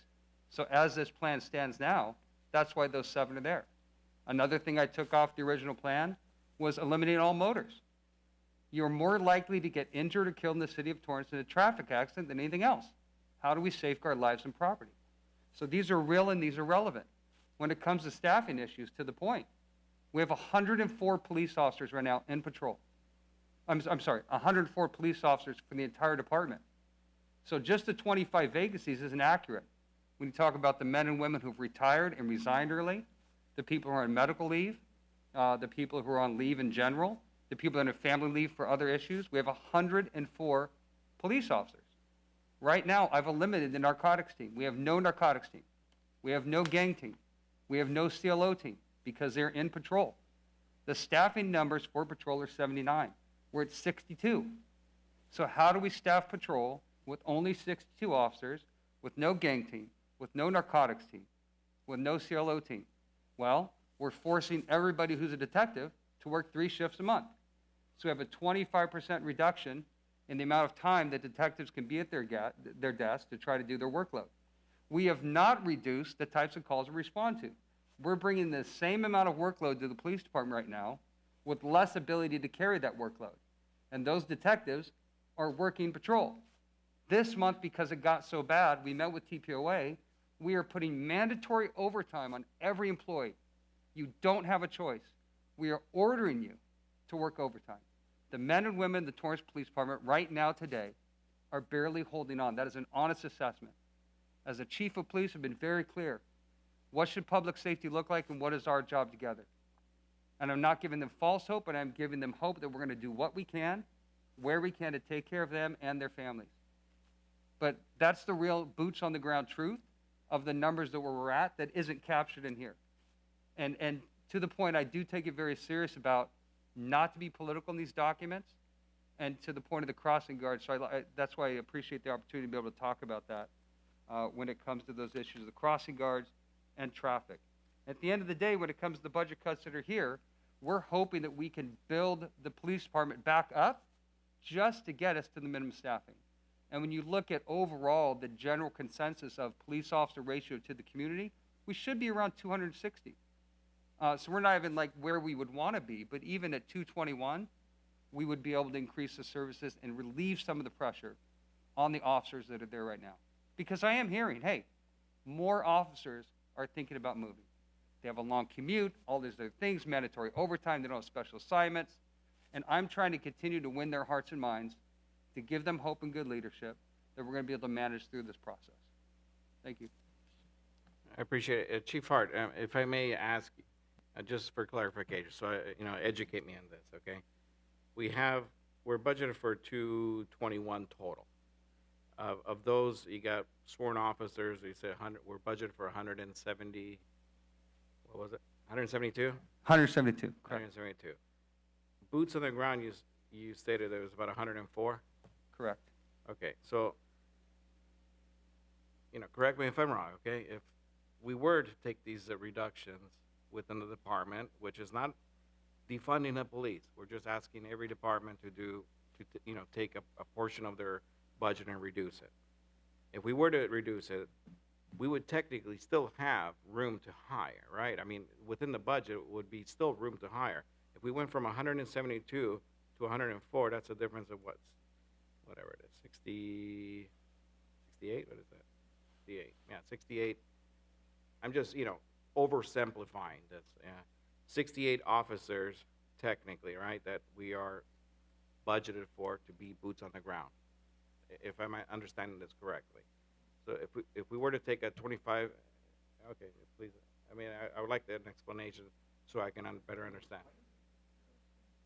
Well, if we're budgeted for 221 total, 172 is how many officers were budgeted for, I guess, I don't know if you want to call it boots on the ground, 172 boots on the ground. We have 104 currently. To me, that's a shortage or a vacancy factor of 68. Okay, yeah, I'm tracking. So when I say 104, right now, if I say 911, the chief of police needs everybody to respond to the city of Torrance, we have 104 employees that can arrive. Those officers that are running time, I can't hire behind until they retire. They're running time. So those are officers that aren't going to be here. Those are positions that are held until they retire. The officers that are on leave or medical leave, those are officers that I can't bring here right now. So those officers aren't vacancies. What I'm saying is we have 104 that can go in a patrol car, and we have a lot of other officers that we can't use right now that we're trying to work through. To get to those kind of reductions, you would have a police department where every employee there is walking wounded and barely holding on. The men and women at the police department know that they're highly valuable right now. And I can share with you that every other chief of police is trying to be kind of nice, but at the same time, they want our laterals, they want our officers to come to their PD because they're high quality and they're highly trained. So I guess that's a way of saying that no, any kind of budget cut to the police department is going to have a fundamental shift and change to where we're at. It is only because of the strength of the men and women right now that we haven't made a change in the amount of calls that we respond to. And I'm super sensitive to that because if we did that, and that's what I'm telling the men and women, if we make that change right now and I know you're barely holding on, it's going to be seen as only a political move to try to scare the community. We're not going to do that. We need to give them hope and quality service and good public safety. And Councilman, thank you, Chief. If I may, I believe in 2008 and 9, we're in the mid-240s at TPD. So through as Mayor mentioned, and Councilman can remember, we've done significant budget reduction scenarios to even get to this point. So this is not an exercise. And the whole point of bringing the sales tax measure is to give another avenue, aside from, I think we're naturally we've done conversions over the years, including your honorable body's been part of that. Our goal is to avoid those cuts. And this is one mechanism. Regardless of the sales tax, we are going to make reductions, back to your point. Even with the budget being balanced and a potential additional revenue, we are not there yet. And so I think, I don't want to give any false sense to the community that the budget, the current package or the revenue measure is the all-in approach. Or we have to be fiscally aware and prudent, otherwise we will dig a hole for ourselves back to that oversight. So I think it's incumbent upon us and the community to hold us accountable to these commitments. So again, we will, back to your point, build a sustainable, healthy, balanced reserve. We have $52+ million in our commitments to employees who might have been injured or workers' comp cases, and that's pay as you go, about $8 million a year. So it's a difficult conversation to be had. I own it, but it's one where we're at a crossroads where we need to have this conversation. Hopefully, set us up for success for this council and future councils to follow. Yeah, and just to clarify, I'm actually not in favor of taking away money, or at least not this kind of money, from our police department. I think our police department, I think, is one of the, besides being one of the most crucial components of, what's beautiful about Torrance is, yeah, it's clean and everything, but it's safe, so I'm definitely not, excited about this whole 5% straight across the board. I think there's some departments that could use more cuts, and some departments could use less cuts. I know we're trying to be fair and everything else, but the bottom line, I think public safety is a top priority. I mean, if I had a magic wand, I'd fully fund this and not a problem. Hire as many officers as you can. But the reality of it is the fact that, I hate to say it, but we're broke. Torrance is broke. I mean, we're not in a very good financial state. That's why we're even considering this sales tax measure. And I think, and maybe it shows me that if you're not understanding what the chiefs are saying, then we're not, the message is not there. Because, we had 221, well, there's 25 vacancies. And that's how we balance the budget, with those vacancies, because we had that money for that. But on top of that, now we have people who are leaving the job. And now we're down to, as the chief said, 104 bodies, as opposed to 221. Well, and before that, as Mr. Shaparian mentioned, we had 250 was the number. 248, I believe, was the fully staffed number back in the 90s. And we cut that down, civilianized jobs and things like that. But the fact that it remains, we have 104 sworn police officers right now who are available if the chief calls them all together at one time. And I think we have to be able to educate the community why we're here. We're paying more people than that, as the chief said. We have a bunch of people who are running out their time, and we can't hire behind them because we got to pay those people. They're still entitled to their vacation, their sick time, or maybe if they're off on medical leave, et cetera. So we have to maintain that relationship, or those obligations that we have. But in the meantime, we also have to fill those 25 vacancies. And that's 25 vacancies of police officers. What's it, 220? What was our average on that, 220? So you can just do the number on that one. How do we get those back? And that becomes darn close to $8 million just for that. So, but it's not about whether I understand it or not. I understand it very clear what he's saying, but the issue that I have is that, when we present this like this, to me it's almost like we're throwing a bunch of numbers out there. I mean, the question would be, okay, so if we were to take 25 sworn officers off the budget, how many officers would lose their job today? None. Exactly.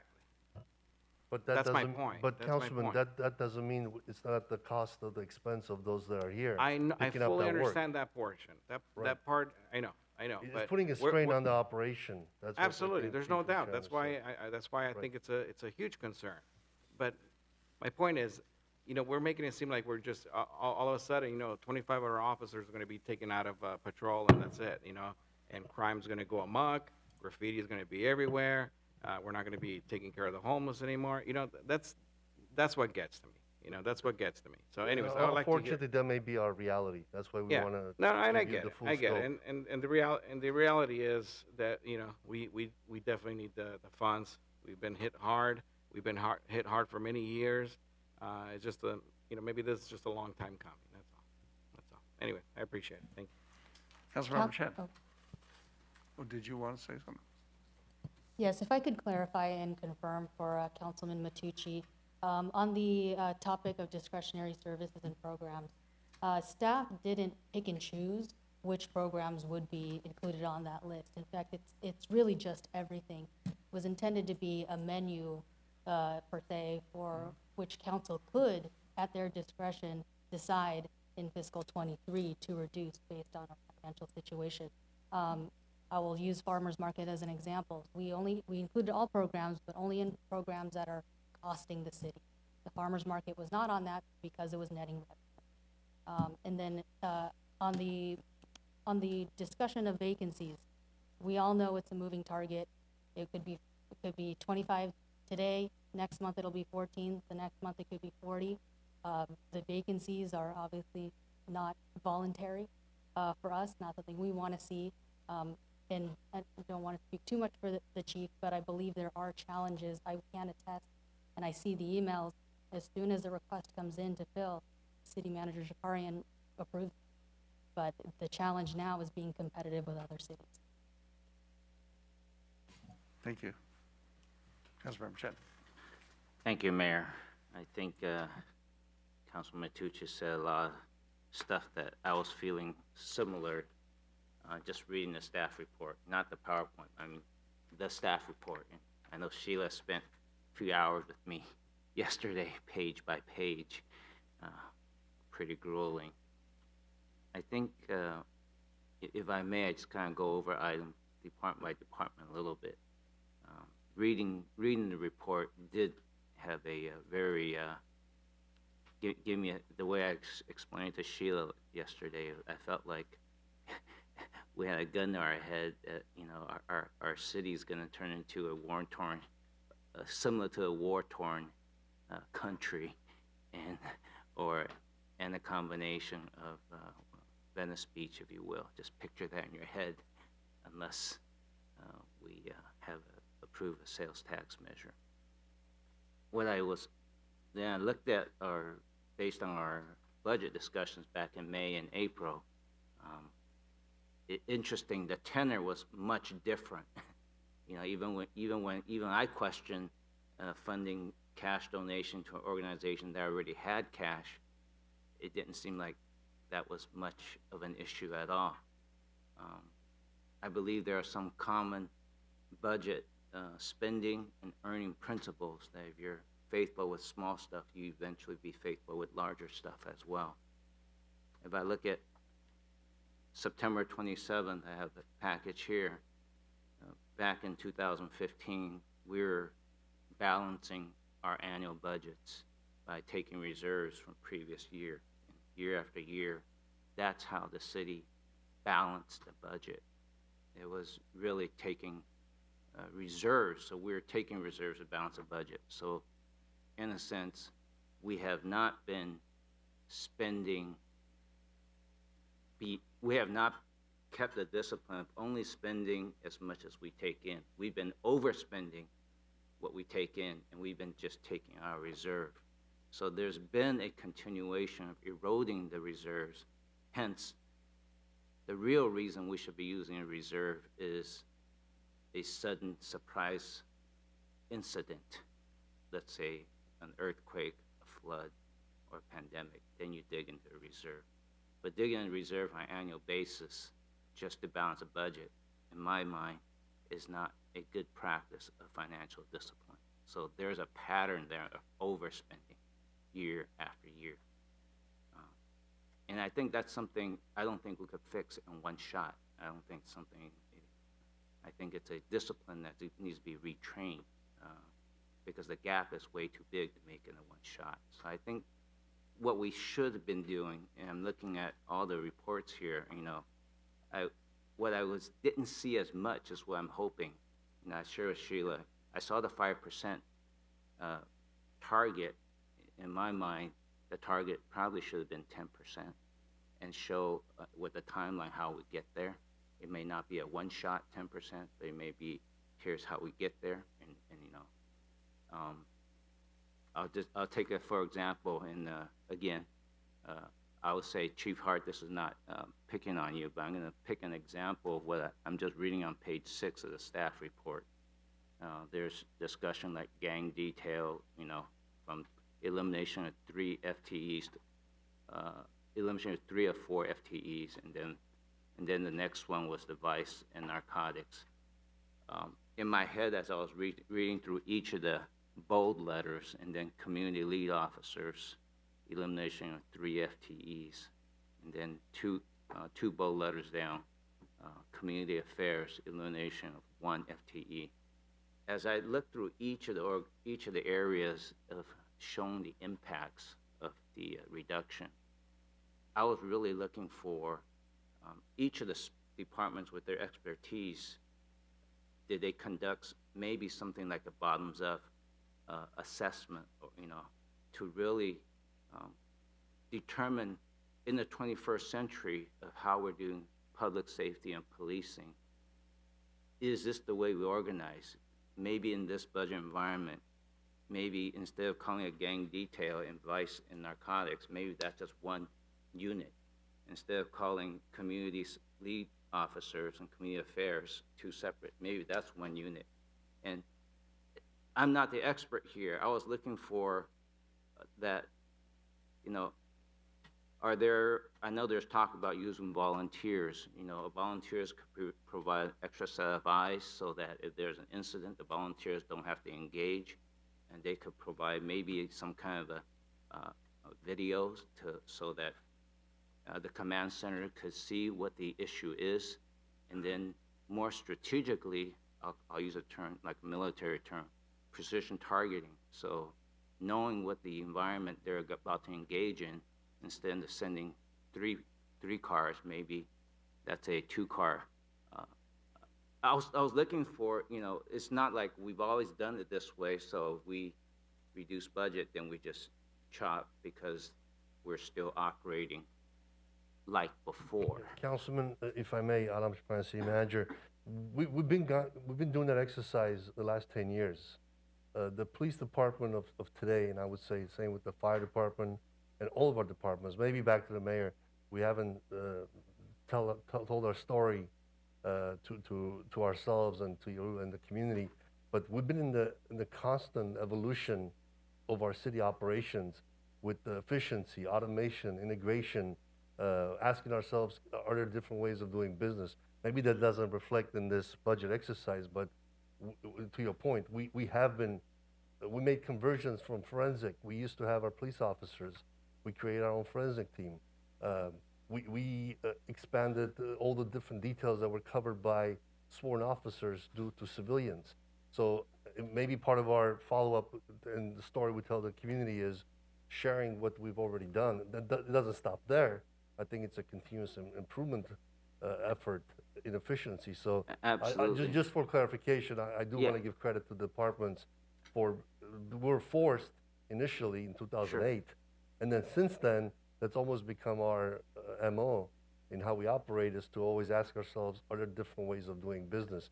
The analytics that Declan has provided over in the fire service, peak staffing, we went from team policing to hybrid schedules. Now we're exploring some alternative models.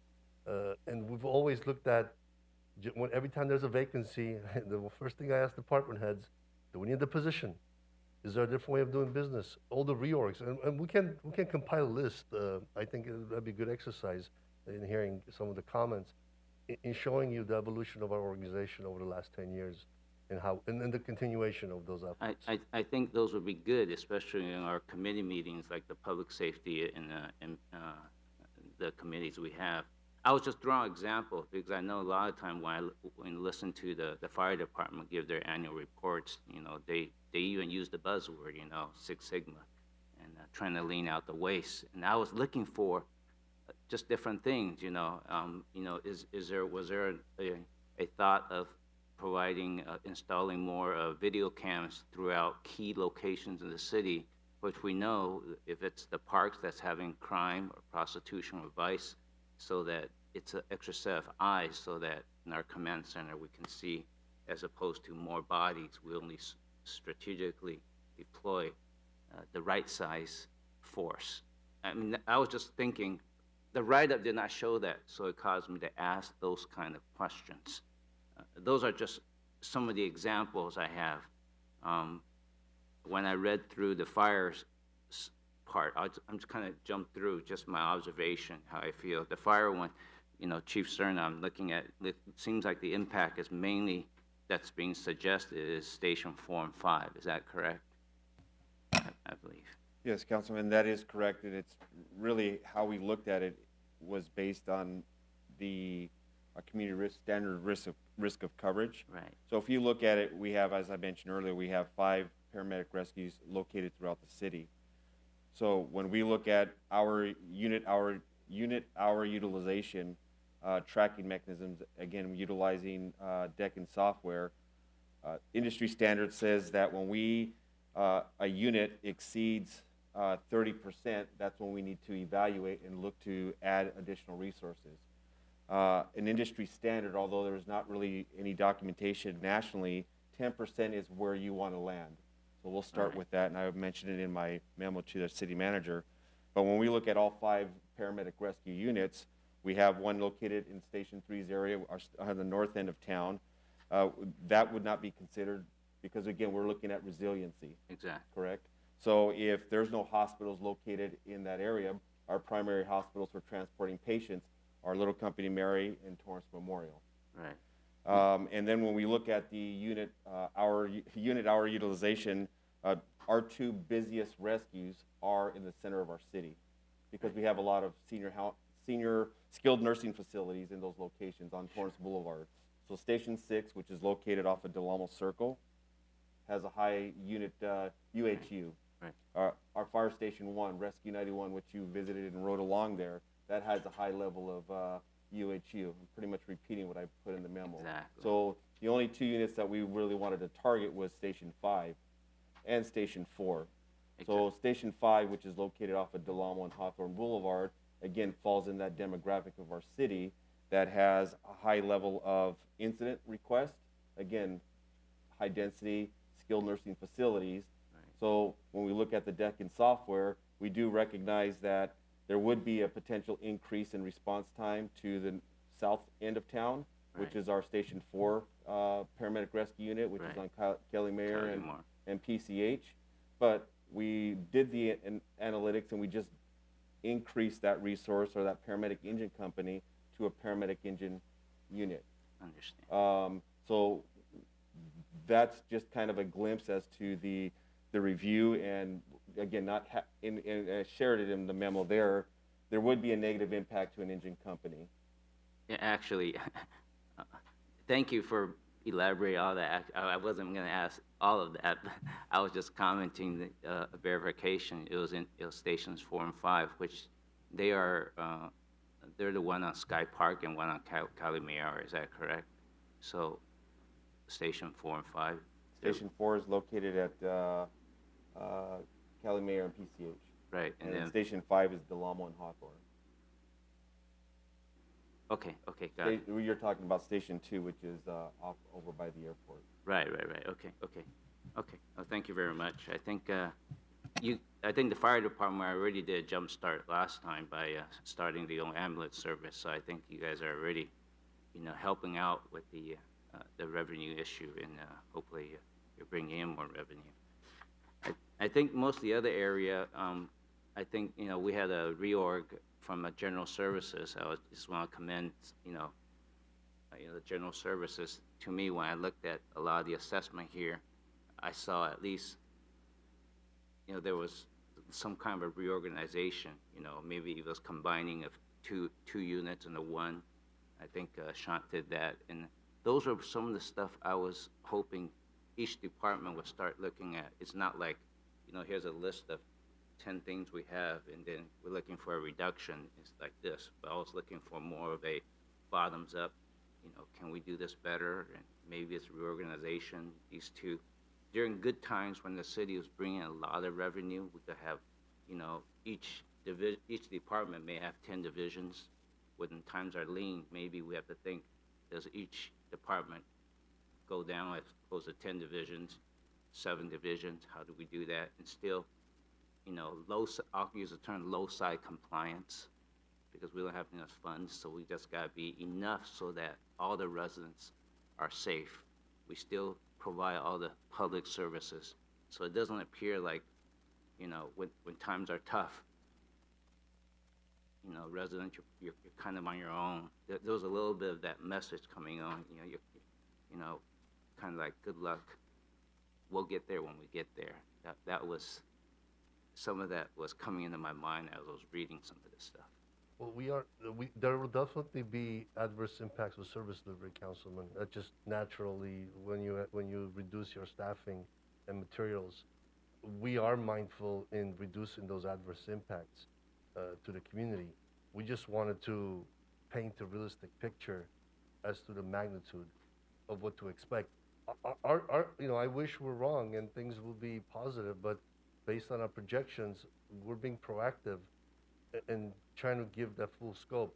Yes, the conversation will continue past tonight. It'll be, back to your point, and that's a conversation we always have, are there different ways of doing business? Can we achieve the same objectives? Are there efficiencies? So that's definitely a top of mind. It's a priority of ours. And if that didn't reflect in this exercise, we'll bring back to you models which will, and that's why I'd like to hear from you and your colleagues. Yeah, I think, when we use the term education, I think educate, in the way I heard it, we need to educate.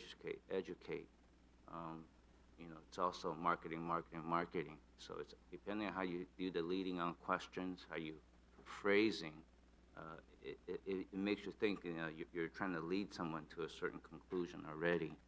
And that's how it came out, this package. I'm just sharing with you how that messaging came out. And that's why I said, it looks like we've had a spending, I hate to use the word, we've been having a spending problem for years.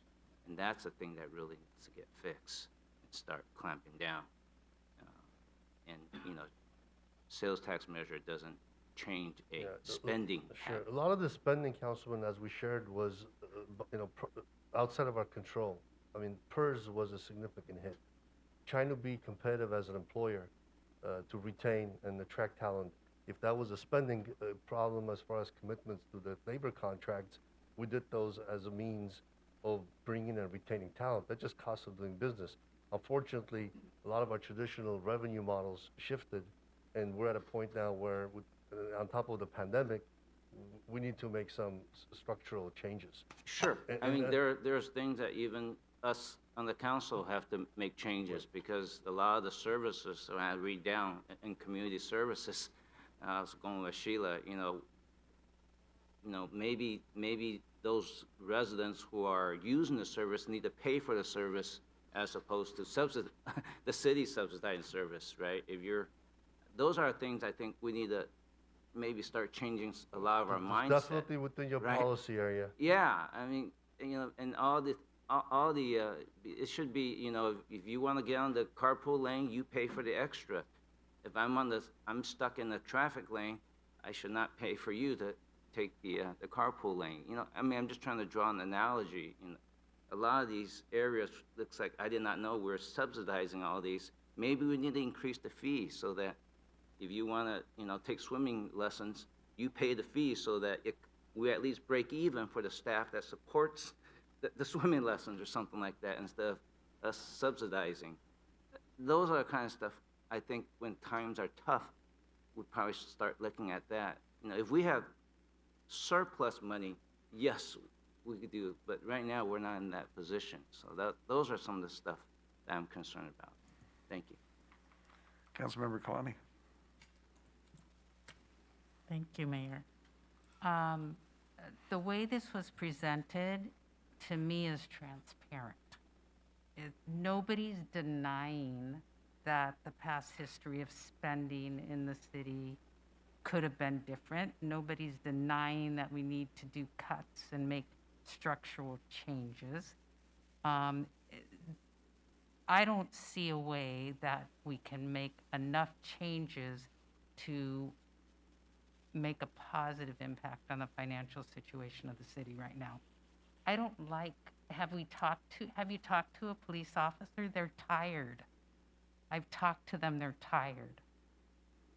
And I think we need to think about what we need to do now. It's a balance. It's a balance of cuts. It's a balance of generating revenue. And then once we're in the right place, that's when we can start to really pave a good, strong future for the city. But I'm sorry. To me, I looked at this with transparency. I looked at this and I said, 89% of the people that we surveyed want to maintain the police department and the fire the way it is. 85% of them want to keep the schools safe. I mean, you can go down here and you can see what's important. We gotta protect that. And that's all I have to say about that. Thank you. Councilmember Griffith. Thank you, Mayor. I guess what I want to emphasize is that what's being proposed here, it's a 5% cut across all departments, is really just a starting point and a point for discussion. It's not what we're going to approve, that we're not going to approve that this budget will take place. I think it's just, we have the power up here to say, okay, 5% across the board isn't the right thing to do. Let's shift where we want to shift, pick what's important to what we think is important for the residents, but we don't have to sit here and debate this budget tonight. This is just, I think, an evidence of what we need to do financially as a city as a whole, and one solution was a 5% across the board cut. Yes, some of the stuff is really scary sounding, and I think that the public would clearly be upset with some of these cuts, but we have a lot of power up here to make the cuts that we think are right and not necessarily flat even across the board, because that really is just the simplistic way of doing all this. I think what we have to realize is that you know, our revenue has been impacted, and not just recently, but over the long haul. And since we're talking about a sales tax, I think I just want to talk a little bit more about sales tax in general, and because that's one of our primary revenue sources is, you know, right now our current sales tax rate is 9.5%. Well, that doesn't come to the city. Only 1% of the 9.5. So 8.5 goes elsewhere, and we get the remaining 1%. That's not very much. And when was the last time that amount was increased? How long have we had a 1% benefit to the city? It's for as long as I've been an adult. And so there's been no increase to the amount of tax revenue that we receive, and it's dependent upon our merchants to sell more merchandise for that revenue to us to actually increase. So we haven't gotten a raise, so to speak, from a standpoint of one of our primary sales tax drivers. In fact, our sales tax, because of things like online sales, is actually shrinking and not likely to ever come back. But on top of that is we as a city are experiencing increases in expenses that we've never faced before. And so how are we supposed to pay for those without some additional revenue? And I'll just go through my list that I came up with just in a short while. Is clearly homelessness is on the top of that list. We're spending a fortune on staff time and other resources and money. And this is something we've never had to spend money on, ever. COVID clearly was a big one that we had to spend a tremendous amount of money on. You know, coyotes, we've never had to spend money on coyotes before. It's not a big dollar item in our overall budget, but these are all, they all add up. You know, CalPERS, we don't have any control whatsoever on the discount rate that they set, and that affects our requirement to pay these. And do I agree that the pensions that where they were given were good or bad? We can't do anything about it. We have to pay the commitment that's been made by prior councils. Cybercrime, we've never had to deal with cybercrime at the level we're having to spend money on it now. We just approved $800,000 in expenditures to help prevent future cybercrime. That's coming out of our general fund that we've never had to spend before. Where's this money going to come from? Just the general cost of everything is going up. Insurance, our workers' comp expenses are going up. Yet, you know, employees ask for raises because their cost of living is going up, but we need to ask for a raise once in a while too. And really, that's what we're asking for, is we're just asking for an increase in our revenue through the sales tax, which is ultimately spread over a large population, and only a fraction of which is actually our city residents. And so I think it's not too much to ask to give the city a raise in helping us to pay for these expenses that we've never had to pay for before, the general increases that we're having to deal with. I just think that we need to really get behind this idea and help educate the public on why we need the extra revenue. And clearly this budget shows that unfortunately we've got into the situation for a lot of reasons. And so clearly some bad decisions that were made.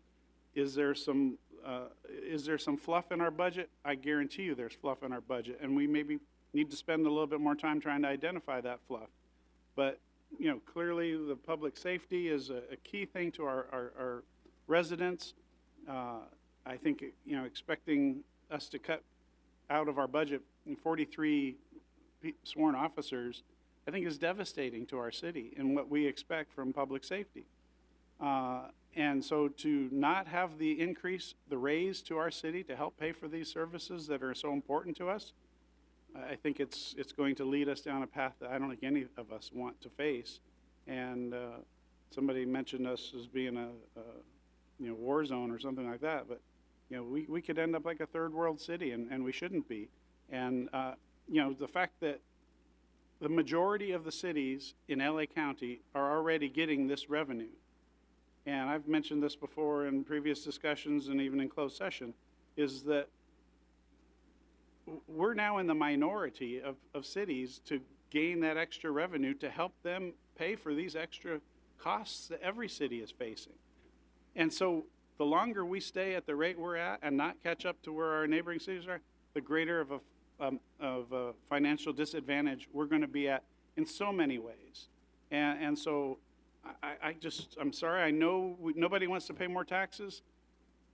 Have we done everything perfectly over the years as far as how we spend our money? No, but a million things have happened that definitely needs to be addressed, and I think we need to get behind this 100% and prevent these cuts from being happened and do a better job of managing it going forward in the future. And maybe we need to have a little bit more concentrated budget discussions instead of a twice a year budget discussion. I think we should maybe reanalyze every department by department in council committees and have a lot more public intervention in those discussions. I hate that we're talking about this with really no public here involved in the discussion. I really want to hear more from the public on what is really important to them and what they want to see, and unfortunately we don't have that feedback. So it's really up to us, and I think right now the easiest solution is a sales tax, which, you know, I know it sounds like a political statement, but you know, we can always rescind the sales tax after it's passed. We have that authority to do that. If we pass it, we find out we don't need the money anymore, we've caught up, we've built our reserves, we can say, we're done with it. Let's take it off the books. We have that power. So my 211 rant, that's it for tonight. 211 means something else. I don't go there. Councilwoman Ashcraft. Well, since it is 2:11 going on 2:12, I don't want to take too much time, but I agree with what Ms. Kalani said and Mr. Griffiths, totally. And I don't think the city has spent willy-nilly like some cities have. Obviously, what's been said. Things can be changed along the way, and that's what we're looking at now. And I don't think that spending has ever been out of control. What was said is that everything is increased. You're in your homes, you understand that everything you're doing has increased, and it's been said that our revenues have not increased, the ability we've had to increase our revenues. The increase in pension costs, that wasn't our fault. They made bad investments, and then they put it on us. They don't have to carry the burden, we do. Up till that point, we were doing very well with what our costs were there. Lawsuits are unknown, and that's been said before, and that's a big burden. And our cyber attack and pandemic. Those are all things that were not accounted for, and who knows what's going to happen in the future. Hopefully nothing, but we don't know. And with those increased costs on top of everything else, I've never wanted an increase in taxes, and there's no way, as with everyone. I got a letter, well, we all did, maybe an email some time ago, and a gentleman was angry that we were discussing increase in sales tax. And he said, well, I'm just going to go shopping at the Costco in Hawthorne. And I thought, well, that's interesting because they're already at 10.25. So, you know, keep your money in Torrance if that's what you're going to do. But that to me tells me something else, that there's not a lot of our residents that are educated in what really is going on. We listen to misinformation and believe it. So we need the education point that we've said. It's very important. And I think that once our residents understand that they're not shouldering the entire burden of increased sales tax. We have a lot of shoppers here, and they don't all live in our town. So we spread that around. And there's no doubt in my mind that we need to go forward with this. And as was said, we're not here to pull everything out and apart tonight. It's just for our information, for the residents' information, and I'm sure we can discuss it another time too. But I hate to say it, but we do need this. Thank you. Thank you. I know we have somebody signed up, and he's been here all night. Mr. Henry? I'm glad you're still awake.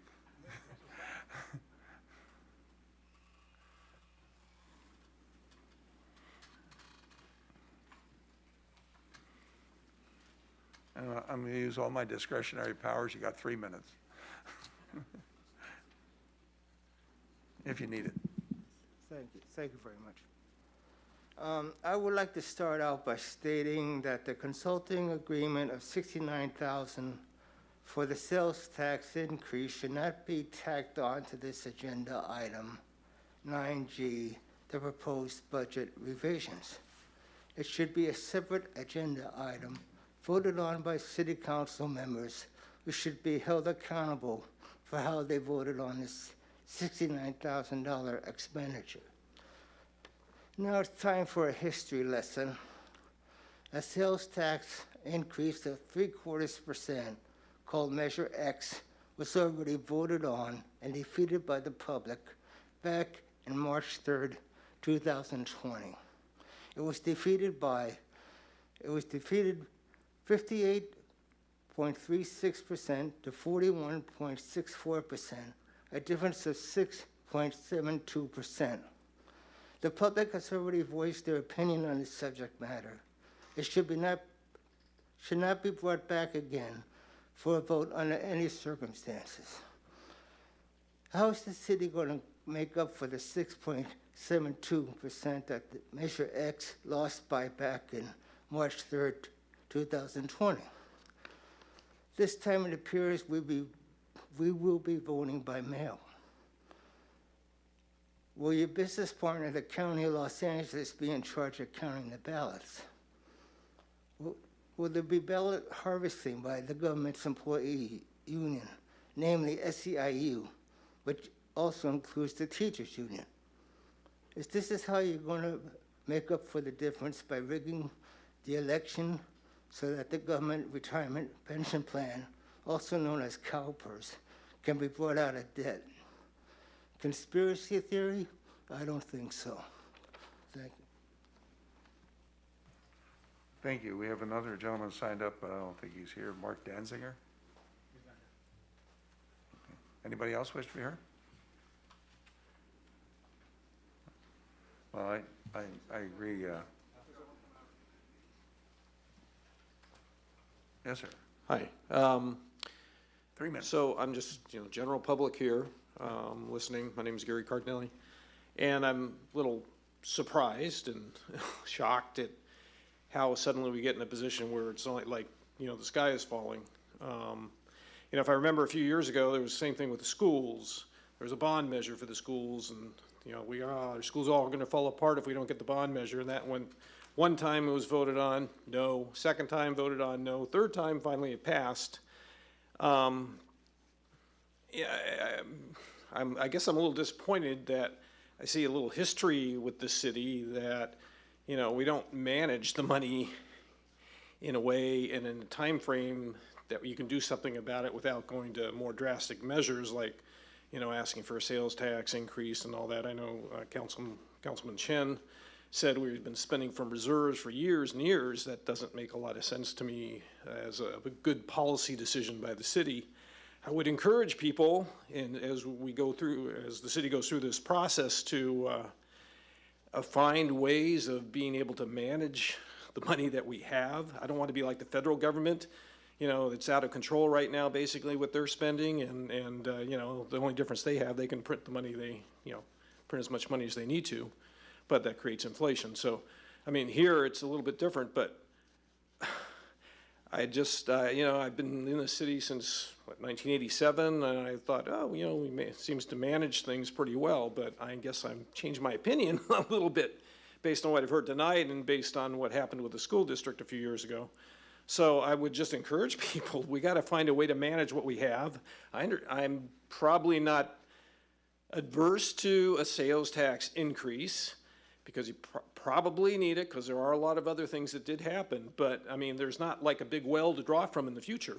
After that, it's kind of like we got to live with what we have. So I would encourage everybody to figure out how we can do that in a way that we don't wait till the last minute and the sky is falling. So anyway, that's my piece at this time of the morning. Thanks.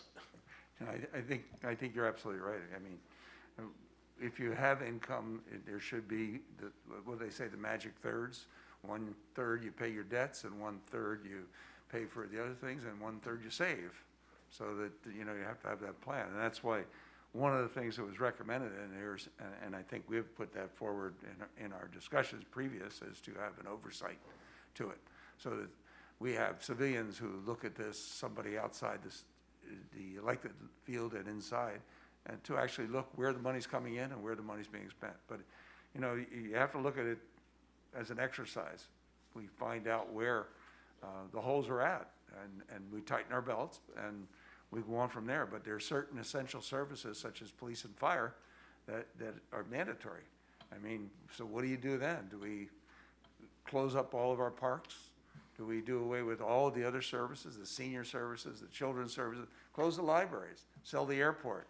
I mean, there's so many different things that, but I think we have to get on footing, and like you said, nobody likes to pay taxes, but, a 3/4 cent sales tax, probably my spending, that adds up to maybe, a cup of Starbucks once a month. When you consider, I think it's with 75 cents for $1,000, or is that 75 cents, $100, $7.50 for $1,000. So if I spend $1,000 in taxable, that's a cup of coffee. And I'm sure a lot of people, when you look at the detail, you figure out why. Were there reasons why we spent reserves? Yes, there is. And council member he wasn't here when it happened. Economic reserve money had to be spent because we lost $750,000 a month in income all of a sudden when their refinery exploded. So we had a budget. We have to pay our salaries. We have to provide services for the community. So where do you take the money from? You take it from the reserve. That's what it's there for an emergency. Economic emergencies are just like any other emergency. A snow emergency, a fire emergency, a water emergency.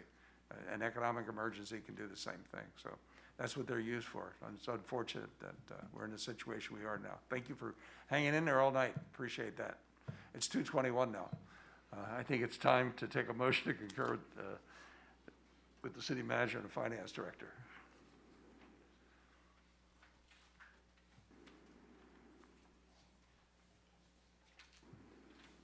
Motion to concur with the city finance director. I do have a question, though. Should this be 2 items, Mr. Sullivan? There's no reason why it would have to be 2 items. Okay. It all essentially relates to the budget. Okay, And thank you. it doesn't change anything to have it as 2 separate items. Okay, so motion to approve as presented. I second. Start voting, please. Your Honor, that motion carries with, hold on. Council members Chen and Matucci voting no. Okay, we have, let's throw out we have to go in closed session. We're going to waive it? Okay, I'd like that. All right, that brings us to oral communication number 2. Man, I can put my orange sheet away. That was scary. Anybody in public wish to be heard? Oral communication number 2.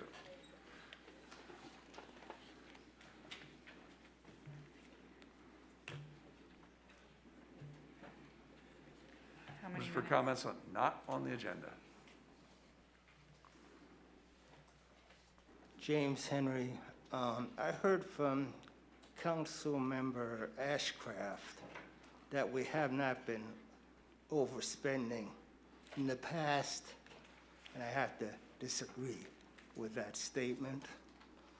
We spent a lot of money on ADP, on a lot of stuff, anti-harassment software, and the slurry seal program for the streets. There's other things that were spent, like refurbishing the bathrooms, that you could have saved some money on that. So I have to disagree that the city has been overspending in the past, and that's maybe why you're in this position. Thank you. Thank you, sir. Anybody else?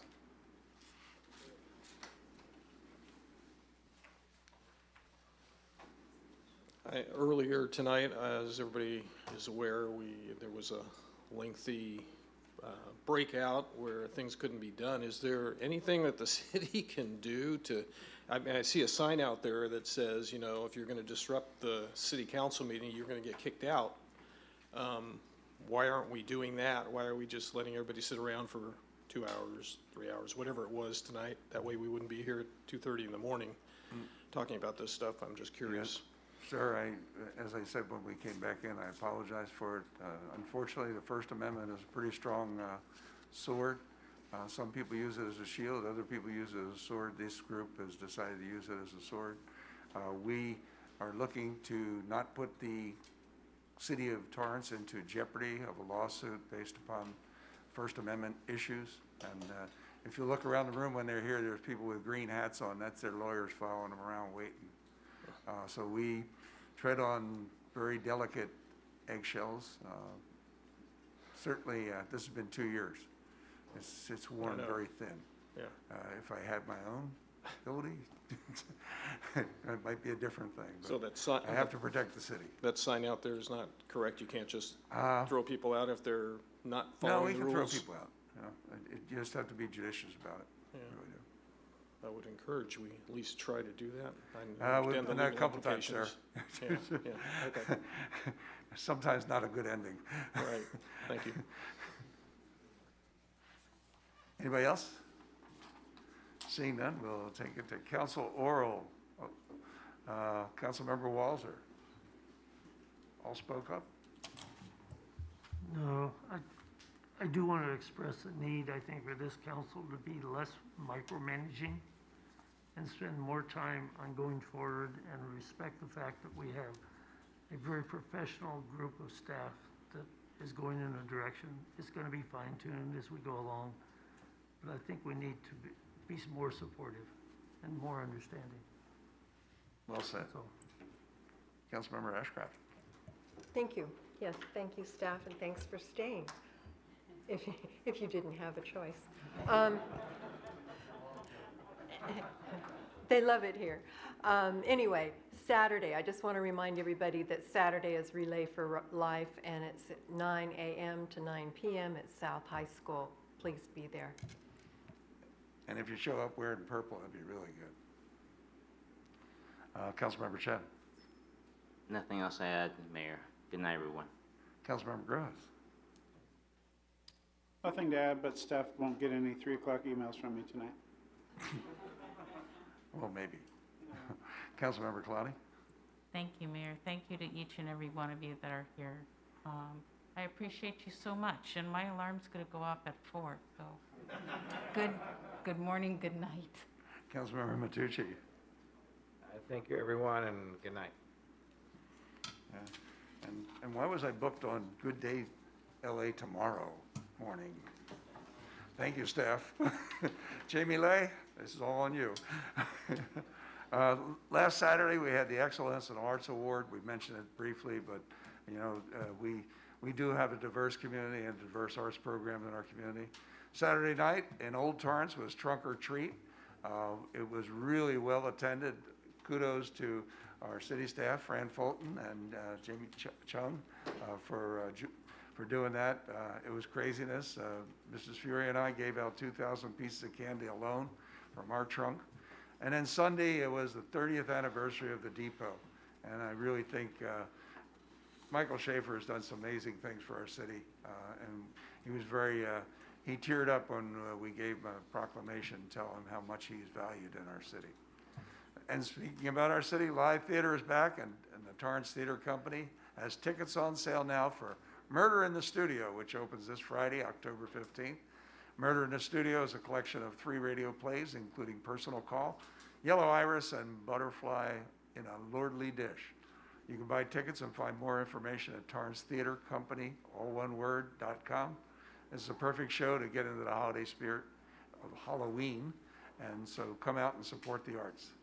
Speaking of Halloween, the County of Los Angeles Department of Public Health suggests that individuals and families that plan to trick or treat this year take the proper safety measures to have a fun and safe night.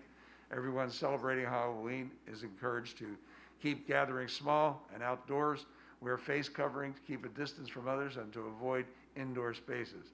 You can learn more about the Halloween guidance and updates about COVID-19 at torranceca.gov/COVID-19. You can also follow us on social media and for daily updates.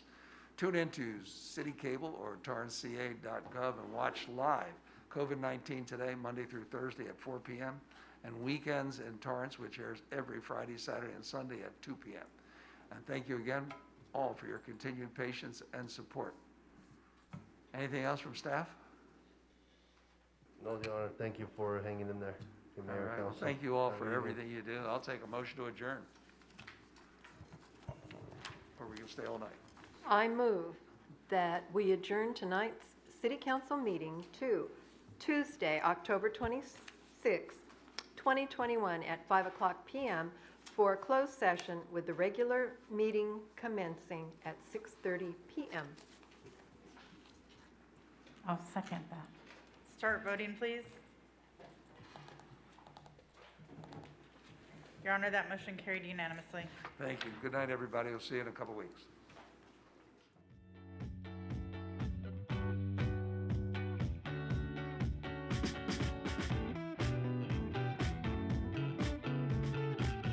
Thanks for tuning in.